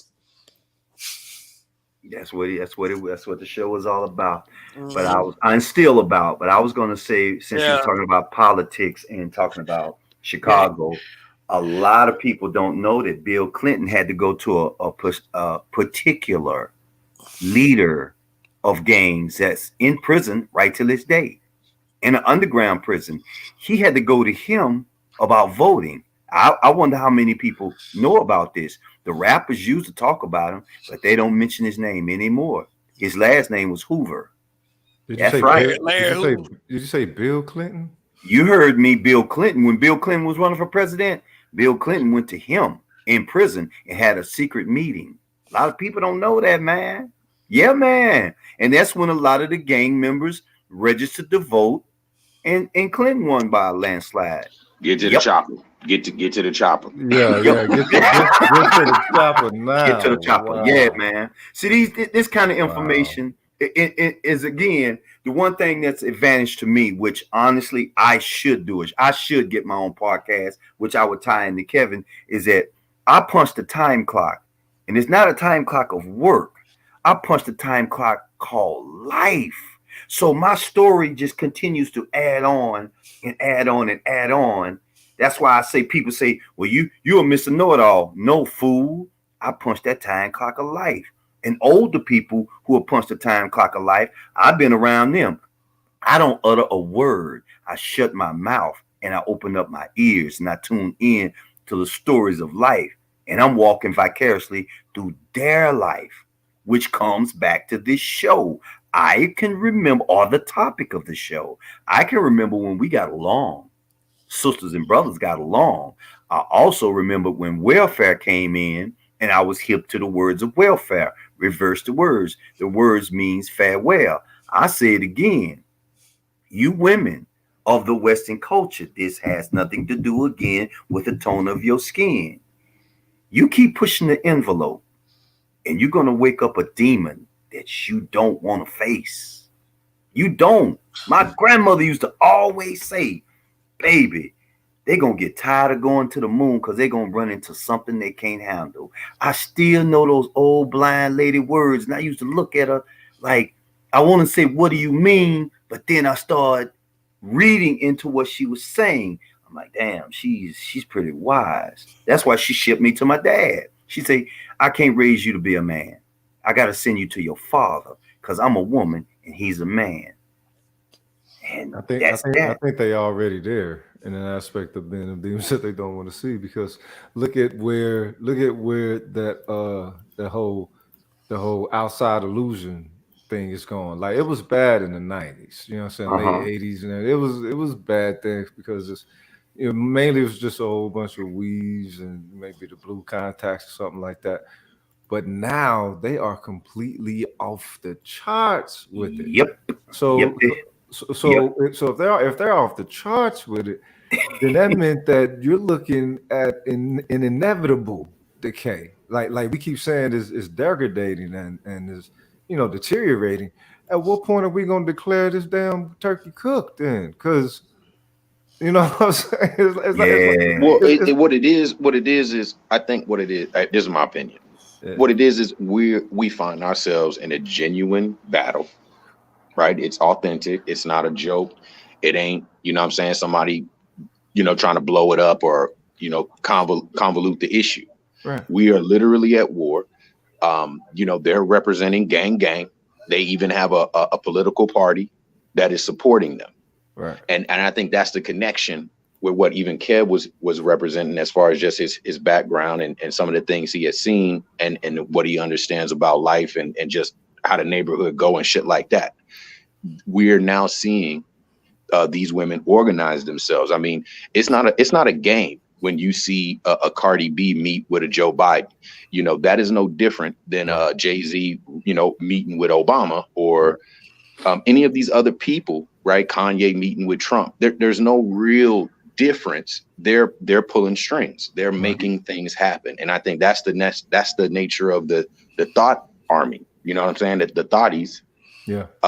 They not playing any games, and they have some potency with them. They not just throwing pussy around to have their way.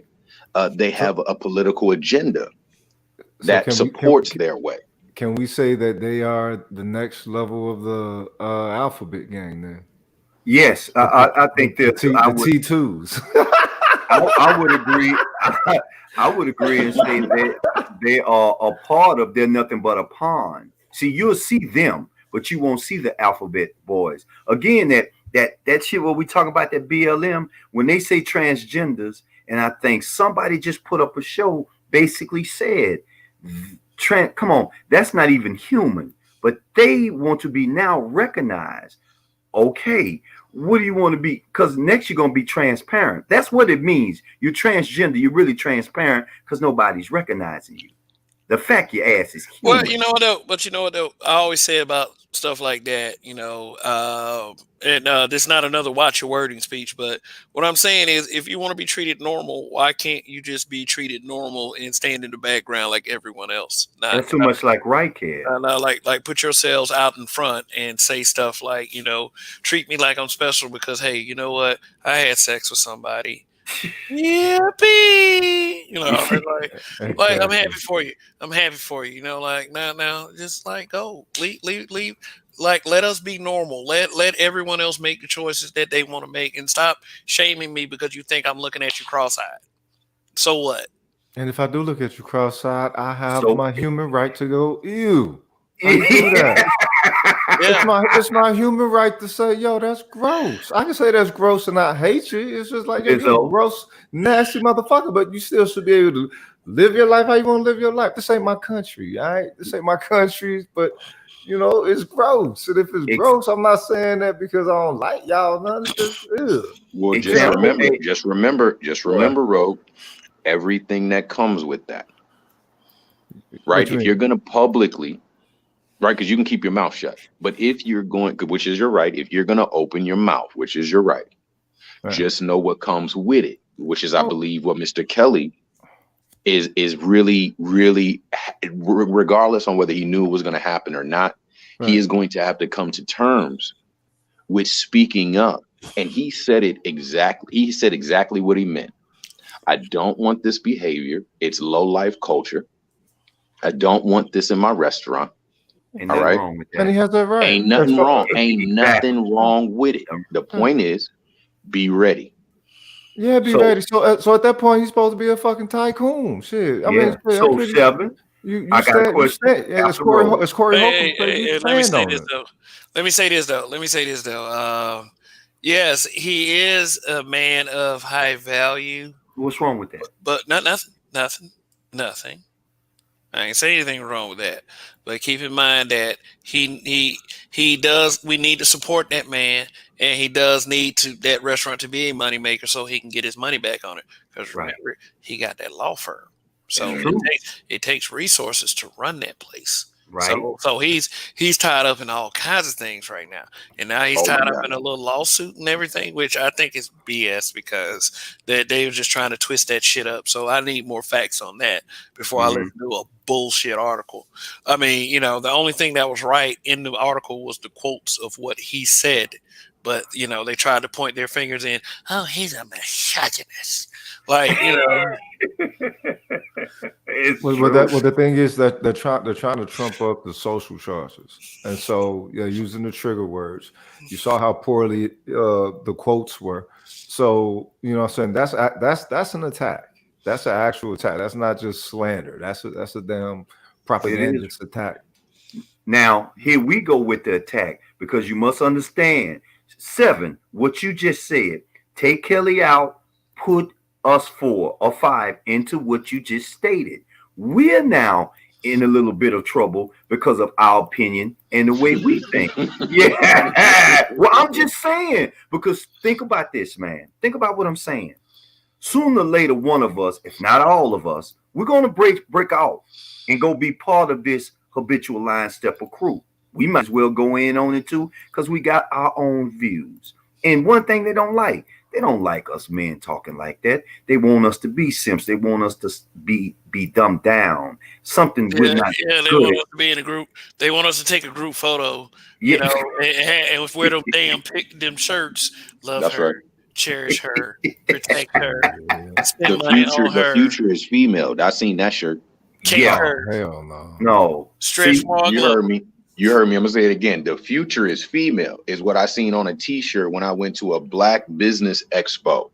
Wow. Okay, I went to a Black Business Expo. I brought my business. I'm meeting with other businesses. They took a picture of the business owners. I wasn't even invited to take no damn picture. I seen the picture on the Instagram. It's all women, as if there was no men, there was no children. It was just women. And and some of the women was wearing shirts that stated the future is female. And I couldn't help but to feel fucked up about that. Listen, I had somebody call me a nigga before and I didn't respond emotionally. When I seen a damn shirt that said the future is female, I was fucked up behind it. I was just like, damn, this shit got me emotionally depressed. Damn, you don't even, you know what I'm saying? What does that even mean? Hey, you know what I'm saying? What the fuck is that supposed to mean? I'll give you one a little, just slightly more cringeworthy. Which one? I saw a fitness video, and it was like a random fitness video, kind of infomercial type. And there was this female trainer, and she was wearing a jacket, and on the back of the jacket it said, "Sometimes the king is a woman." Yeah. Oh shit. Yeah, man. Hey. What is that even supposed to mean, bro? See, this is where the alphabet game come in, because what the fuck are you saying? What does that even mean? What it means is they're going for the power, but they understand where the natural source of the power is. The whole thing is the whole strong Black woman. When they say strong Black woman, the strength that they're talking about is a physical strength. They don't be talking about no mental strength, because the first thing they do is hold up their arms like that white bitch in the 40s, you know what I'm saying, when they was going to war with Peckerwoods and Germany or whatever, you know what I mean? so the whole thing of the strength, just like it's WNBA stuff. You know what I'm saying? They get the same tattoos. They try to wear their hair the same, just the same as the NBA does. Because the thing is, and trying to get paid the same. Well, whatever. The whole thing is the quality of the strength. We are the epitome of strength within their subconscious. Yeah. Viscount Lavelle. I seen that T-shirt in Woodstock, Georgia. He's probably talking about sometimes the king is a woman. Yeah, because Woodstock, Georgia is very pale. So I'll just say that. It's like why not just call herself a queen or something, just because they got to be a man. They got everything. Got to be about being a man. No, I get it, but I'm saying though that shows you that they don't think there's no strength within womanhood. Don't see no strength within femininity or nothing like that because they, you know what I'm saying, because they try to supplant men and everything. Yeah, because that happened because some old resting bitch face, portly, short-haired, Euro, you said school teacher / nun / Catholic school principal looking. Oh wow! No, she be on them political websites and she be lobbying, talking about we need to make eye rape and emotion rape a crime. Like she be them types because when she go home. She got like 10, 12 cats, and she got to make sure that don't forget the box of wine. The box of wine. She got to feed. She got to feed Meow Mix to some of the kittens and Fancy Feast to some of the other ones. She's frustrated about that, and her mother called her and told her that she found some boyfriend for her on meat.com or some shit, and that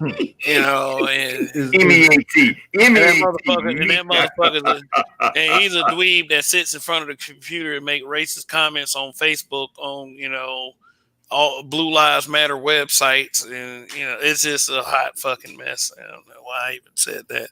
It's I'm getting a little tired and just seeing bullshit. Kev, I want you to know what you said when you said a certain culture, and that gender of that culture is the number one problem that manipulates a lot of shit going on this planet. Yeah. I'm serious, man. Including black women. They manipulate the hell out of black women. They have convinced black women is because you're a woman. That comes first, and fuck those men because they have physical strength and they have the power to rape you and subject you to oppression. You know what I'm saying? Wait. You say they manipulated them. Yes. Yeah. They're trained. They're trained. No, why do you think that's manipulation and that just wasn't the offer? That was just the contract. That's kind of undercover low blow. That's one of them punches you don't see coming. Like, wait, what? I got you, man. I got you. Okay, that's the contract they presented. Because it's like, wait a minute, they presented such a contract at a time when we was fighting side by side. So it's like, how the fuck you convince these bitches that we the enemy now? I know. Let me later on down the line, I can understand that, but they broke the ranks and was able to do that shit. That was contractual. Yeah. Well, do you think that it was because would you say it was contractual partly because of Gloria Steinem and Dorothy Pittman Hughes? No. Well, as far as individuals, I thought you was going to use why was this done? Simply POWER, power. Even Phil, I heard someone Phil. But do you think because Gloria Steinem was supposedly a part of the CIA that her and Dorothy Pittman Hughes, supposedly Afrocentric black woman that pumps the fist, do you think that was more so media programming because that's all those people had access to? You got to slow down, brother. Yeah, I don't even know those names that you mentioned. I'm not sure if even the listening audience is familiar. At least you broke down one of them, but give us some background, brother. Who are these people? Gloria Steinem and Dorothy Pittman Hughes they're the most famous representation of that black and white feminism picture that they have their fist up, right beside each other, and both of them got resting bitch faces. I think in both of them Let living. me show it. Let me show it to you. And thank you, Seven Circles. Yeah. You slow down for the audience. He's a youngster, Kev. He's a youngster. He don't know about that yet. No. Let me answer your He's question. right. He's correct. What's up? What's going on? Let me ask you a question in the aspect of them presenting whatever they presented. It didn't have to work. That's the thing. It didn't have to be effective. But it did. It was no. It was I see where he's selected. going. It was selected to be effective. This is the thing. When you I never really heard the Moynihan reports. I heard BGS going on it, right? And when you realize that it goes back further, you know what I'm saying, the 20s and all that. Mm-hmm. What I think that Gloria Steinem and that black shit was that age of Black Lives Matter against the Black Power movement. Mm-hmm. So at that time, at that time. So you attach them to it, and then it's presenting a different perspective of what's that? What they call it? Oppression or something. And we're oppressed because we're women, and it's like, all right, they just rode that wave because Black Power was a wave. And they rode that wave like Black Lives Matter just rode the wave of George Floyd. But here's the thing: every female movement and every alternate movement has always piggybacked off of us in Western culture. Like seriously, the abolitionist movement, the women's suffrage movement. Mm-hmm. Right. Yeah, So, then you had what? All because of that economical power. Then you had Reconstruction. All because of what we brought to the table. Yep. Everything is based on keeping us down, Kev. It's something about us coming up. And again, now that I'm finding things out, I can't think of this dude's name. And I just got turned on to this week. It's both basically about karma because we were the first enslavers. We enslaved them. Now that's a hell of a pill to swallow. So they don't want us to ever know. Hold up. We who? Because niggas is mutts over here. Cause it's people from all over. So what tribe we talking about enslaved these? Well, you got to understand. Before they came along, we was global, man. We worldwide. Even the Africans here in Canada tell me that they know things that we don't.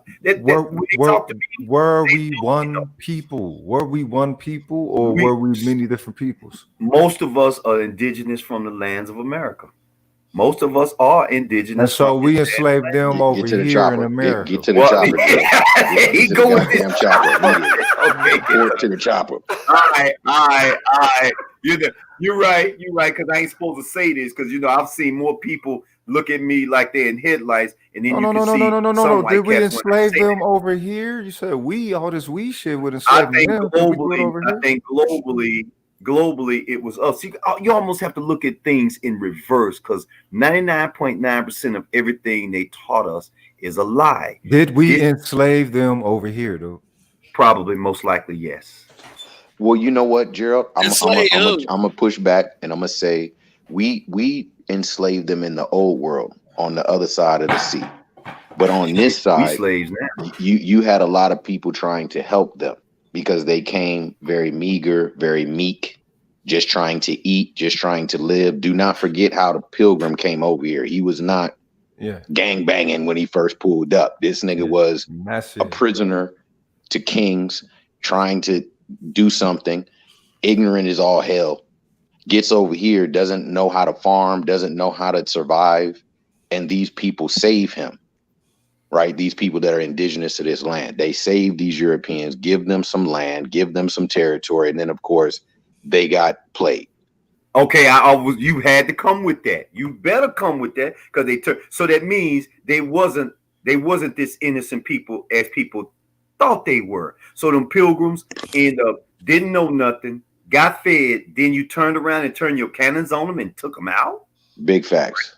You understand what I'm saying? Yeah, that's what savages do, but people don't like calling them savages. Well, no, I mean, hold on. What else? What the hell else? Listen, it's cool. You know what I'm saying? They got Australia, they got America, they're, in India and everywhere else. It's cool. But let's not forget their origin. Those people that are in Australia, they come directly out of prisons. Right. Those people, the people that came to America, these are rebellious ass rebels that don't want to honor their king. Yep. That's literally what these people are over here. They're rebellious ass people that don't want to honor their kings. But them kings wasn't hitting on shit either. That's why you got the story of William Wallace. No. Let's listen to what he's saying in an aspect of their character. Okay, it's not the Precisely. king that matters. Just the fact that they couldn't honor their nations. So you got savages. You got savages. Listen, these people knew the law before they wrote the crime. That's how I've heard it described. They knew the law before they wrote the goddamn crime. Them black slave codes and you're a savage, and the Pope said that we own South America. I mean, you got to really think about this. Many men don't like to think about how religion plays into this, but the Pope was the one who dissected the Americas between the European nations. Right. Motherfucker. He said it was okay to enslave blacks. There you go. So, precisely. You know. Yeah. Hey, I got. And you think Kelly got a problem? Shit. Okay, go Kev. It's your show. What you about to say? Hold up. Oh yeah. Damn. I forgot. What? Go He ahead. missed the field goal. What happened? He missed the field goal? No. Go ahead. Go ahead. I got some. It's a very informative show. We're working on. I wish people like Dan Calloway would listen to this and then just come on and throw his 2 cents in. Well, you know what it is? You know what it is? I think it's only relevant, and I think the only reason we even went this deep with it was because we're trying to determine how a brother should act in the current, you know what I'm saying, society.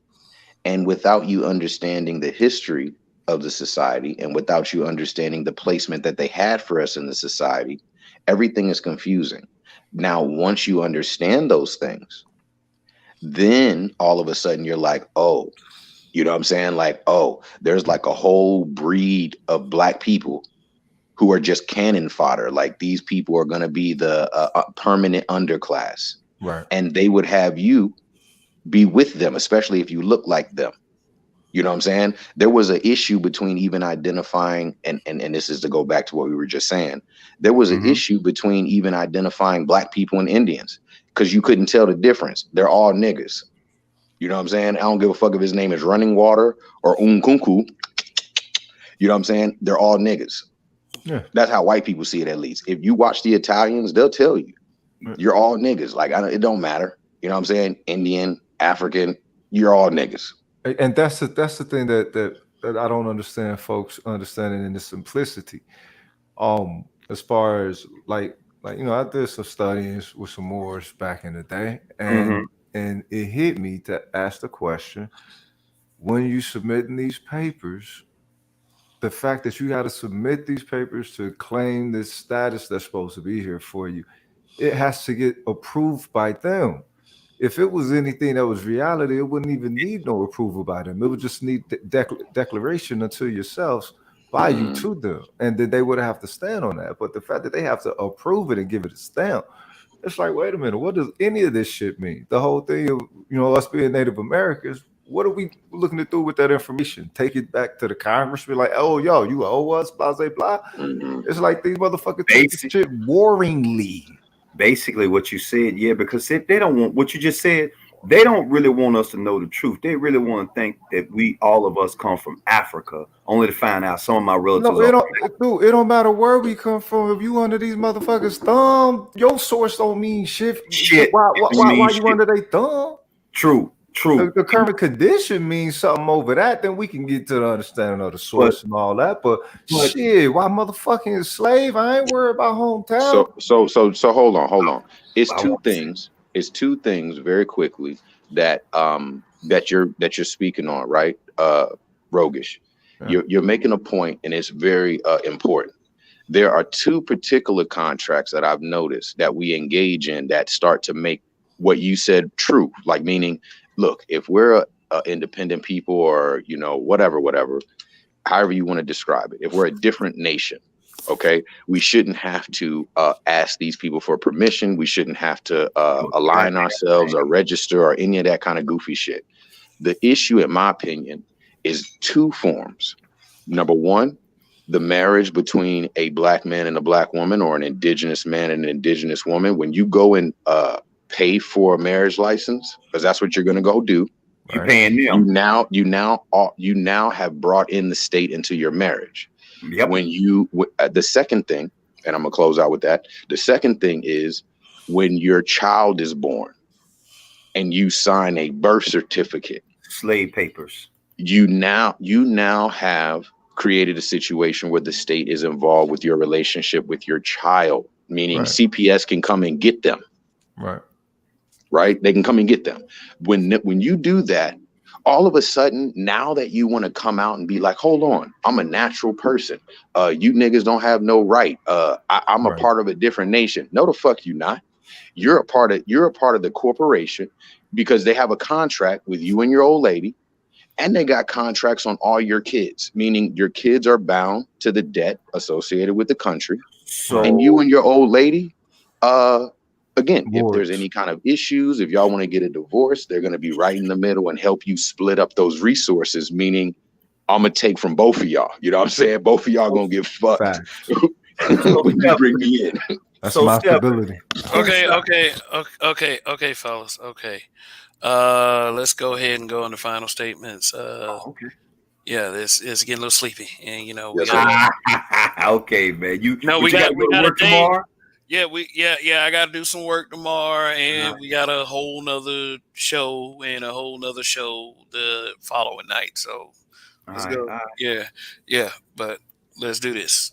True indeed. I'll go first if y'all don't mind. I'll go first so I can leave you hanging. I'm gonna go first so I can leave y'all hanging. So y'all gotta follow me. You got it. You got it. So this is I'm going back on topic. I would say that the brother did a very classy job. He did it for the culture. That's what he stated. On the other hand, me and Seven agree about the Ghost Protocol. I just hope that there's nobody trying to sidetrack him, because we all know what they did to Tulsa, Oklahoma. We all know they would prefer us in a dress instead of us being strong figures of the community and just strong figures in the eyes of God. That's my statement.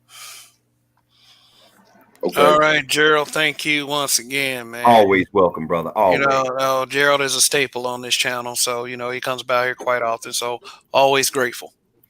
Thank you, man. Appreciate it. Salute. Peace. You know, my thought as a closing statement, you know, there was a movie called Zeitgeist. And it's basically talking about like the spirit of the age, or the spirit that's hovering over the people. And I believe that this black manosphere and the energy and the ideas associated, I think that's the current zeitgeist. I think Mr. Kelly is going to be all right.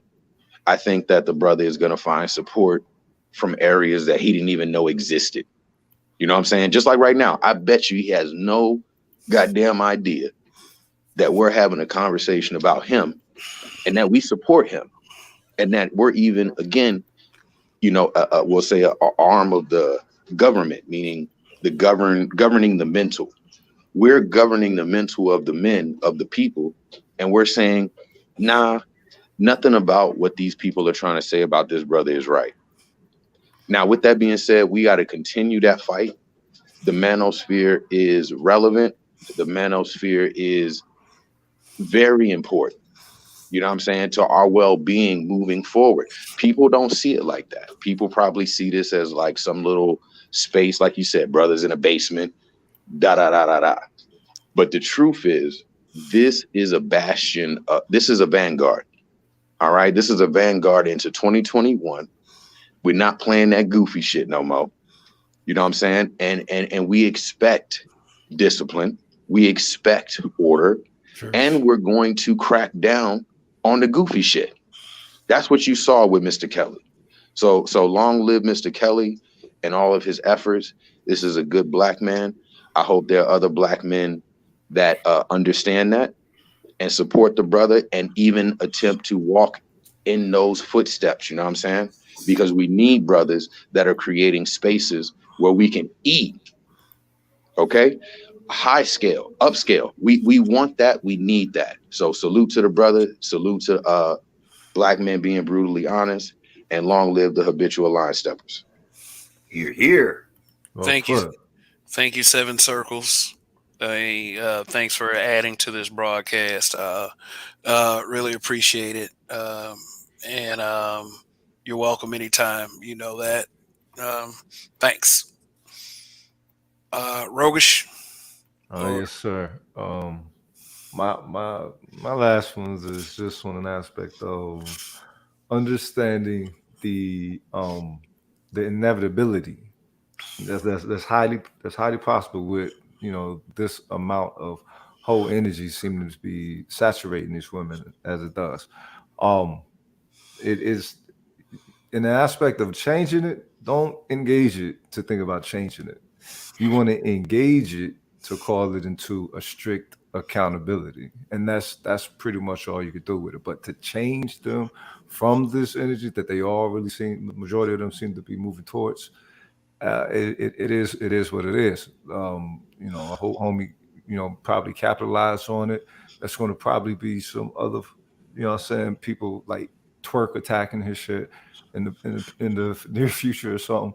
And so if he's listening, he need to establish those connections with the other business owners that of exotic places. It probably be a pipeline for some old, stripper hoes or whatever.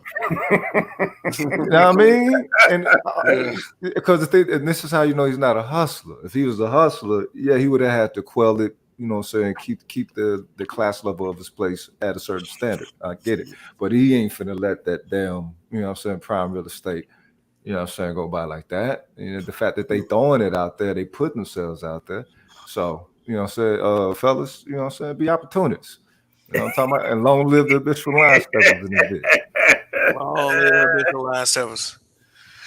All right. Very, very many wise words tonight. Many wise words. Very good broadcast. I've been feeling the broadcast as of late.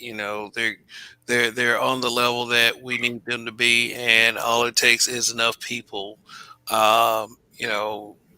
being able to see this channel and the other habitual line stepper channels, and of course all of the other channels of people who come to visit these panels, to get in the algorithm. So it's always important to press that like button. Go ahead, leave comments under the videos. And I have my second dislike. So Judge Dre must have been right. He said he was going to give me another one. So yeah, I guess he kept his promise, but it's anyway. Well, I don't know if it was Dre for real. That could have been anyone, a hater or whatever. But it's always one or two. But you don't focus on the one or two haters. That's the dislikes. You focus on the 52, 53 likes that you have, and those are the people that are important. And what I say is I have the greatest chat in social media, and I do truly believe that you also add some to the broadcast, and it allows me to be interactive with you guys, and you guys have kept it pretty respectful, and I don't have any real troll run in, so it's all good. But we're at the end of this broadcast, and let me say this: the cup runneth over with black men, and that is a seriously, ridiculously real statement right there. The cup runneth over with black men. When you see a black man come out with a plan, a written plan, along with help from scholars and experts, saying that this is for my people right here because I care about and love my people, and you have people turn on you like snakes, just turn on you and say, then you have to question your position as a black man. Are you going to have a man's position, or are you going to have a bitch's position?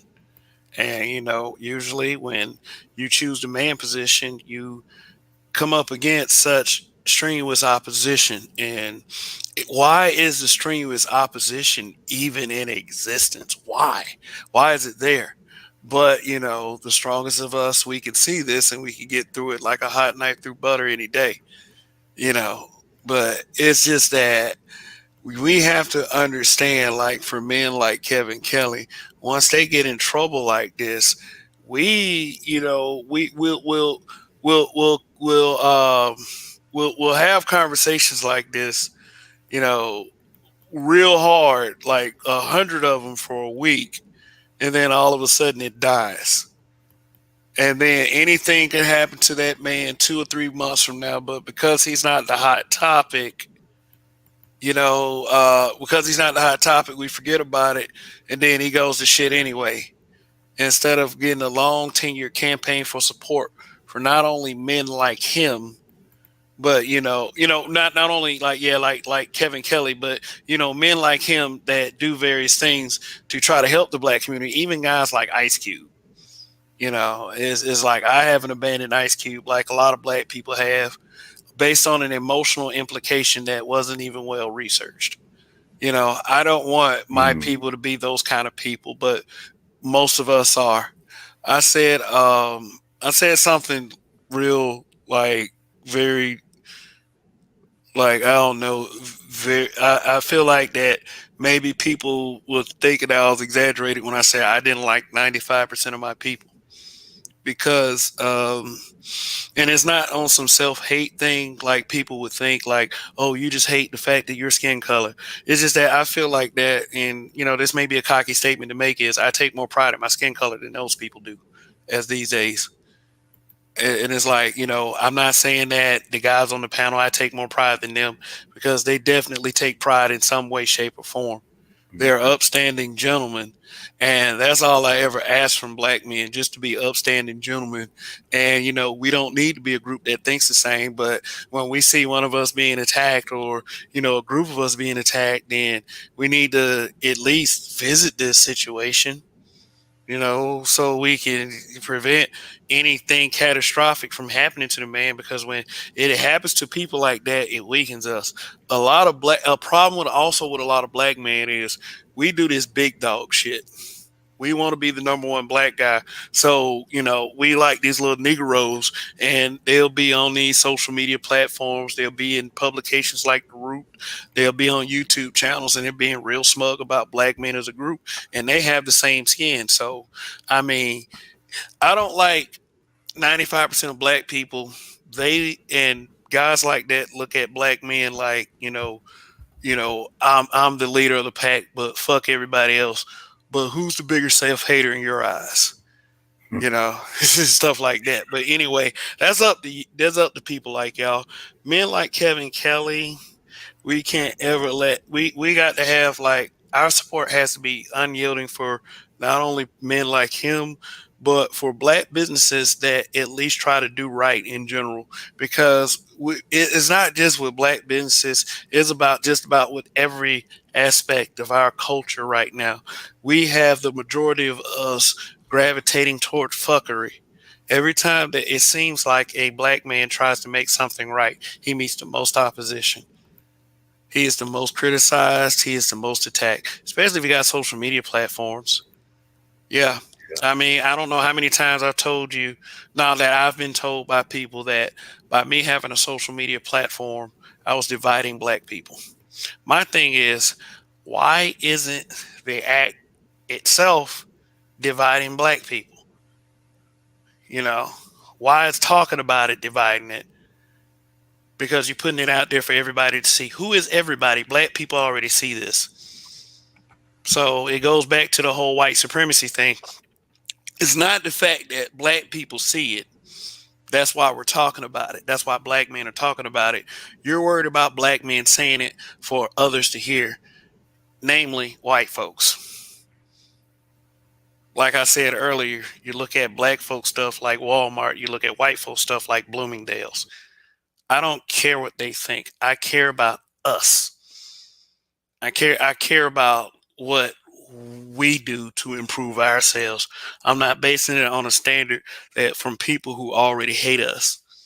Seriously, but it seems like most of us, this supposed community, wants to be on their side instead of people's side, like Kevin Kelly. And for me, a black man, for many black men, and for many of us in the black manosphere, it's disappointing and disheartening to look at.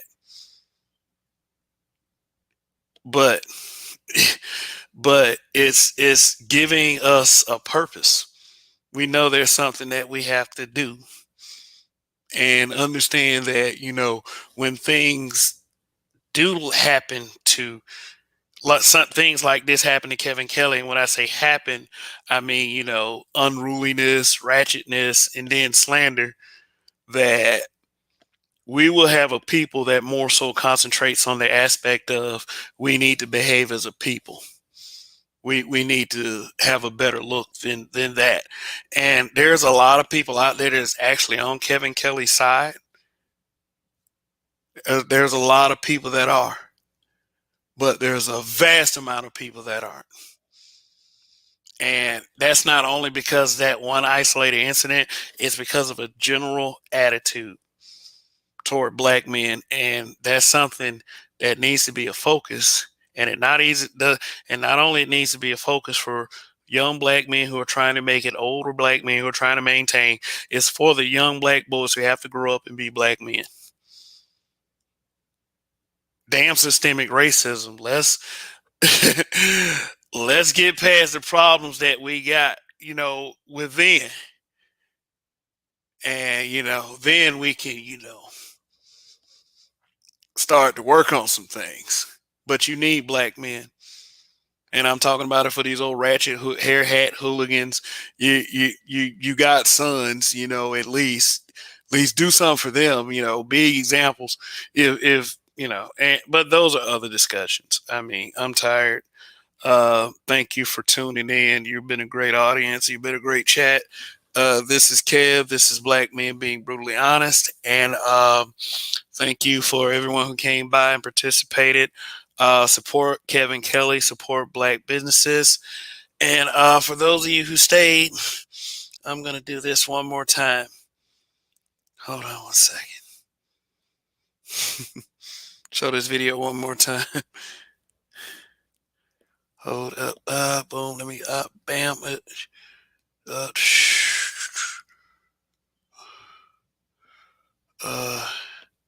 that it? Yep, that's it. Oh, boom, sorry. And people, especially these little black women and these little non. Boops. There it is. All right. What the fuck? Long live the habitual line steppers. And Kev, we trust. Goodbye.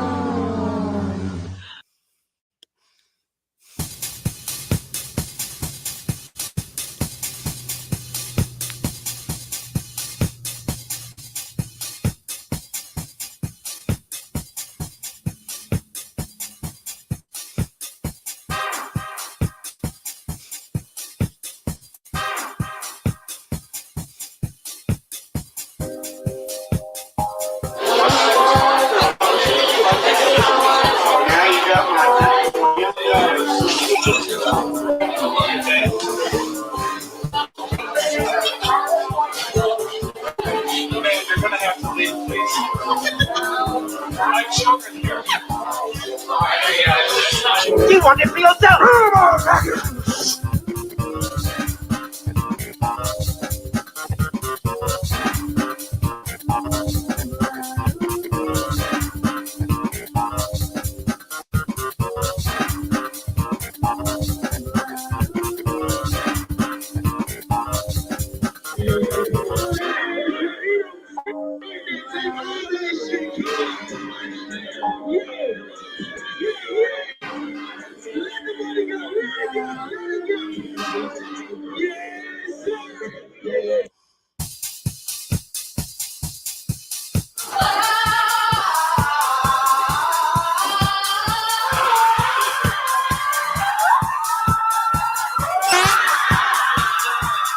Want it for yourself.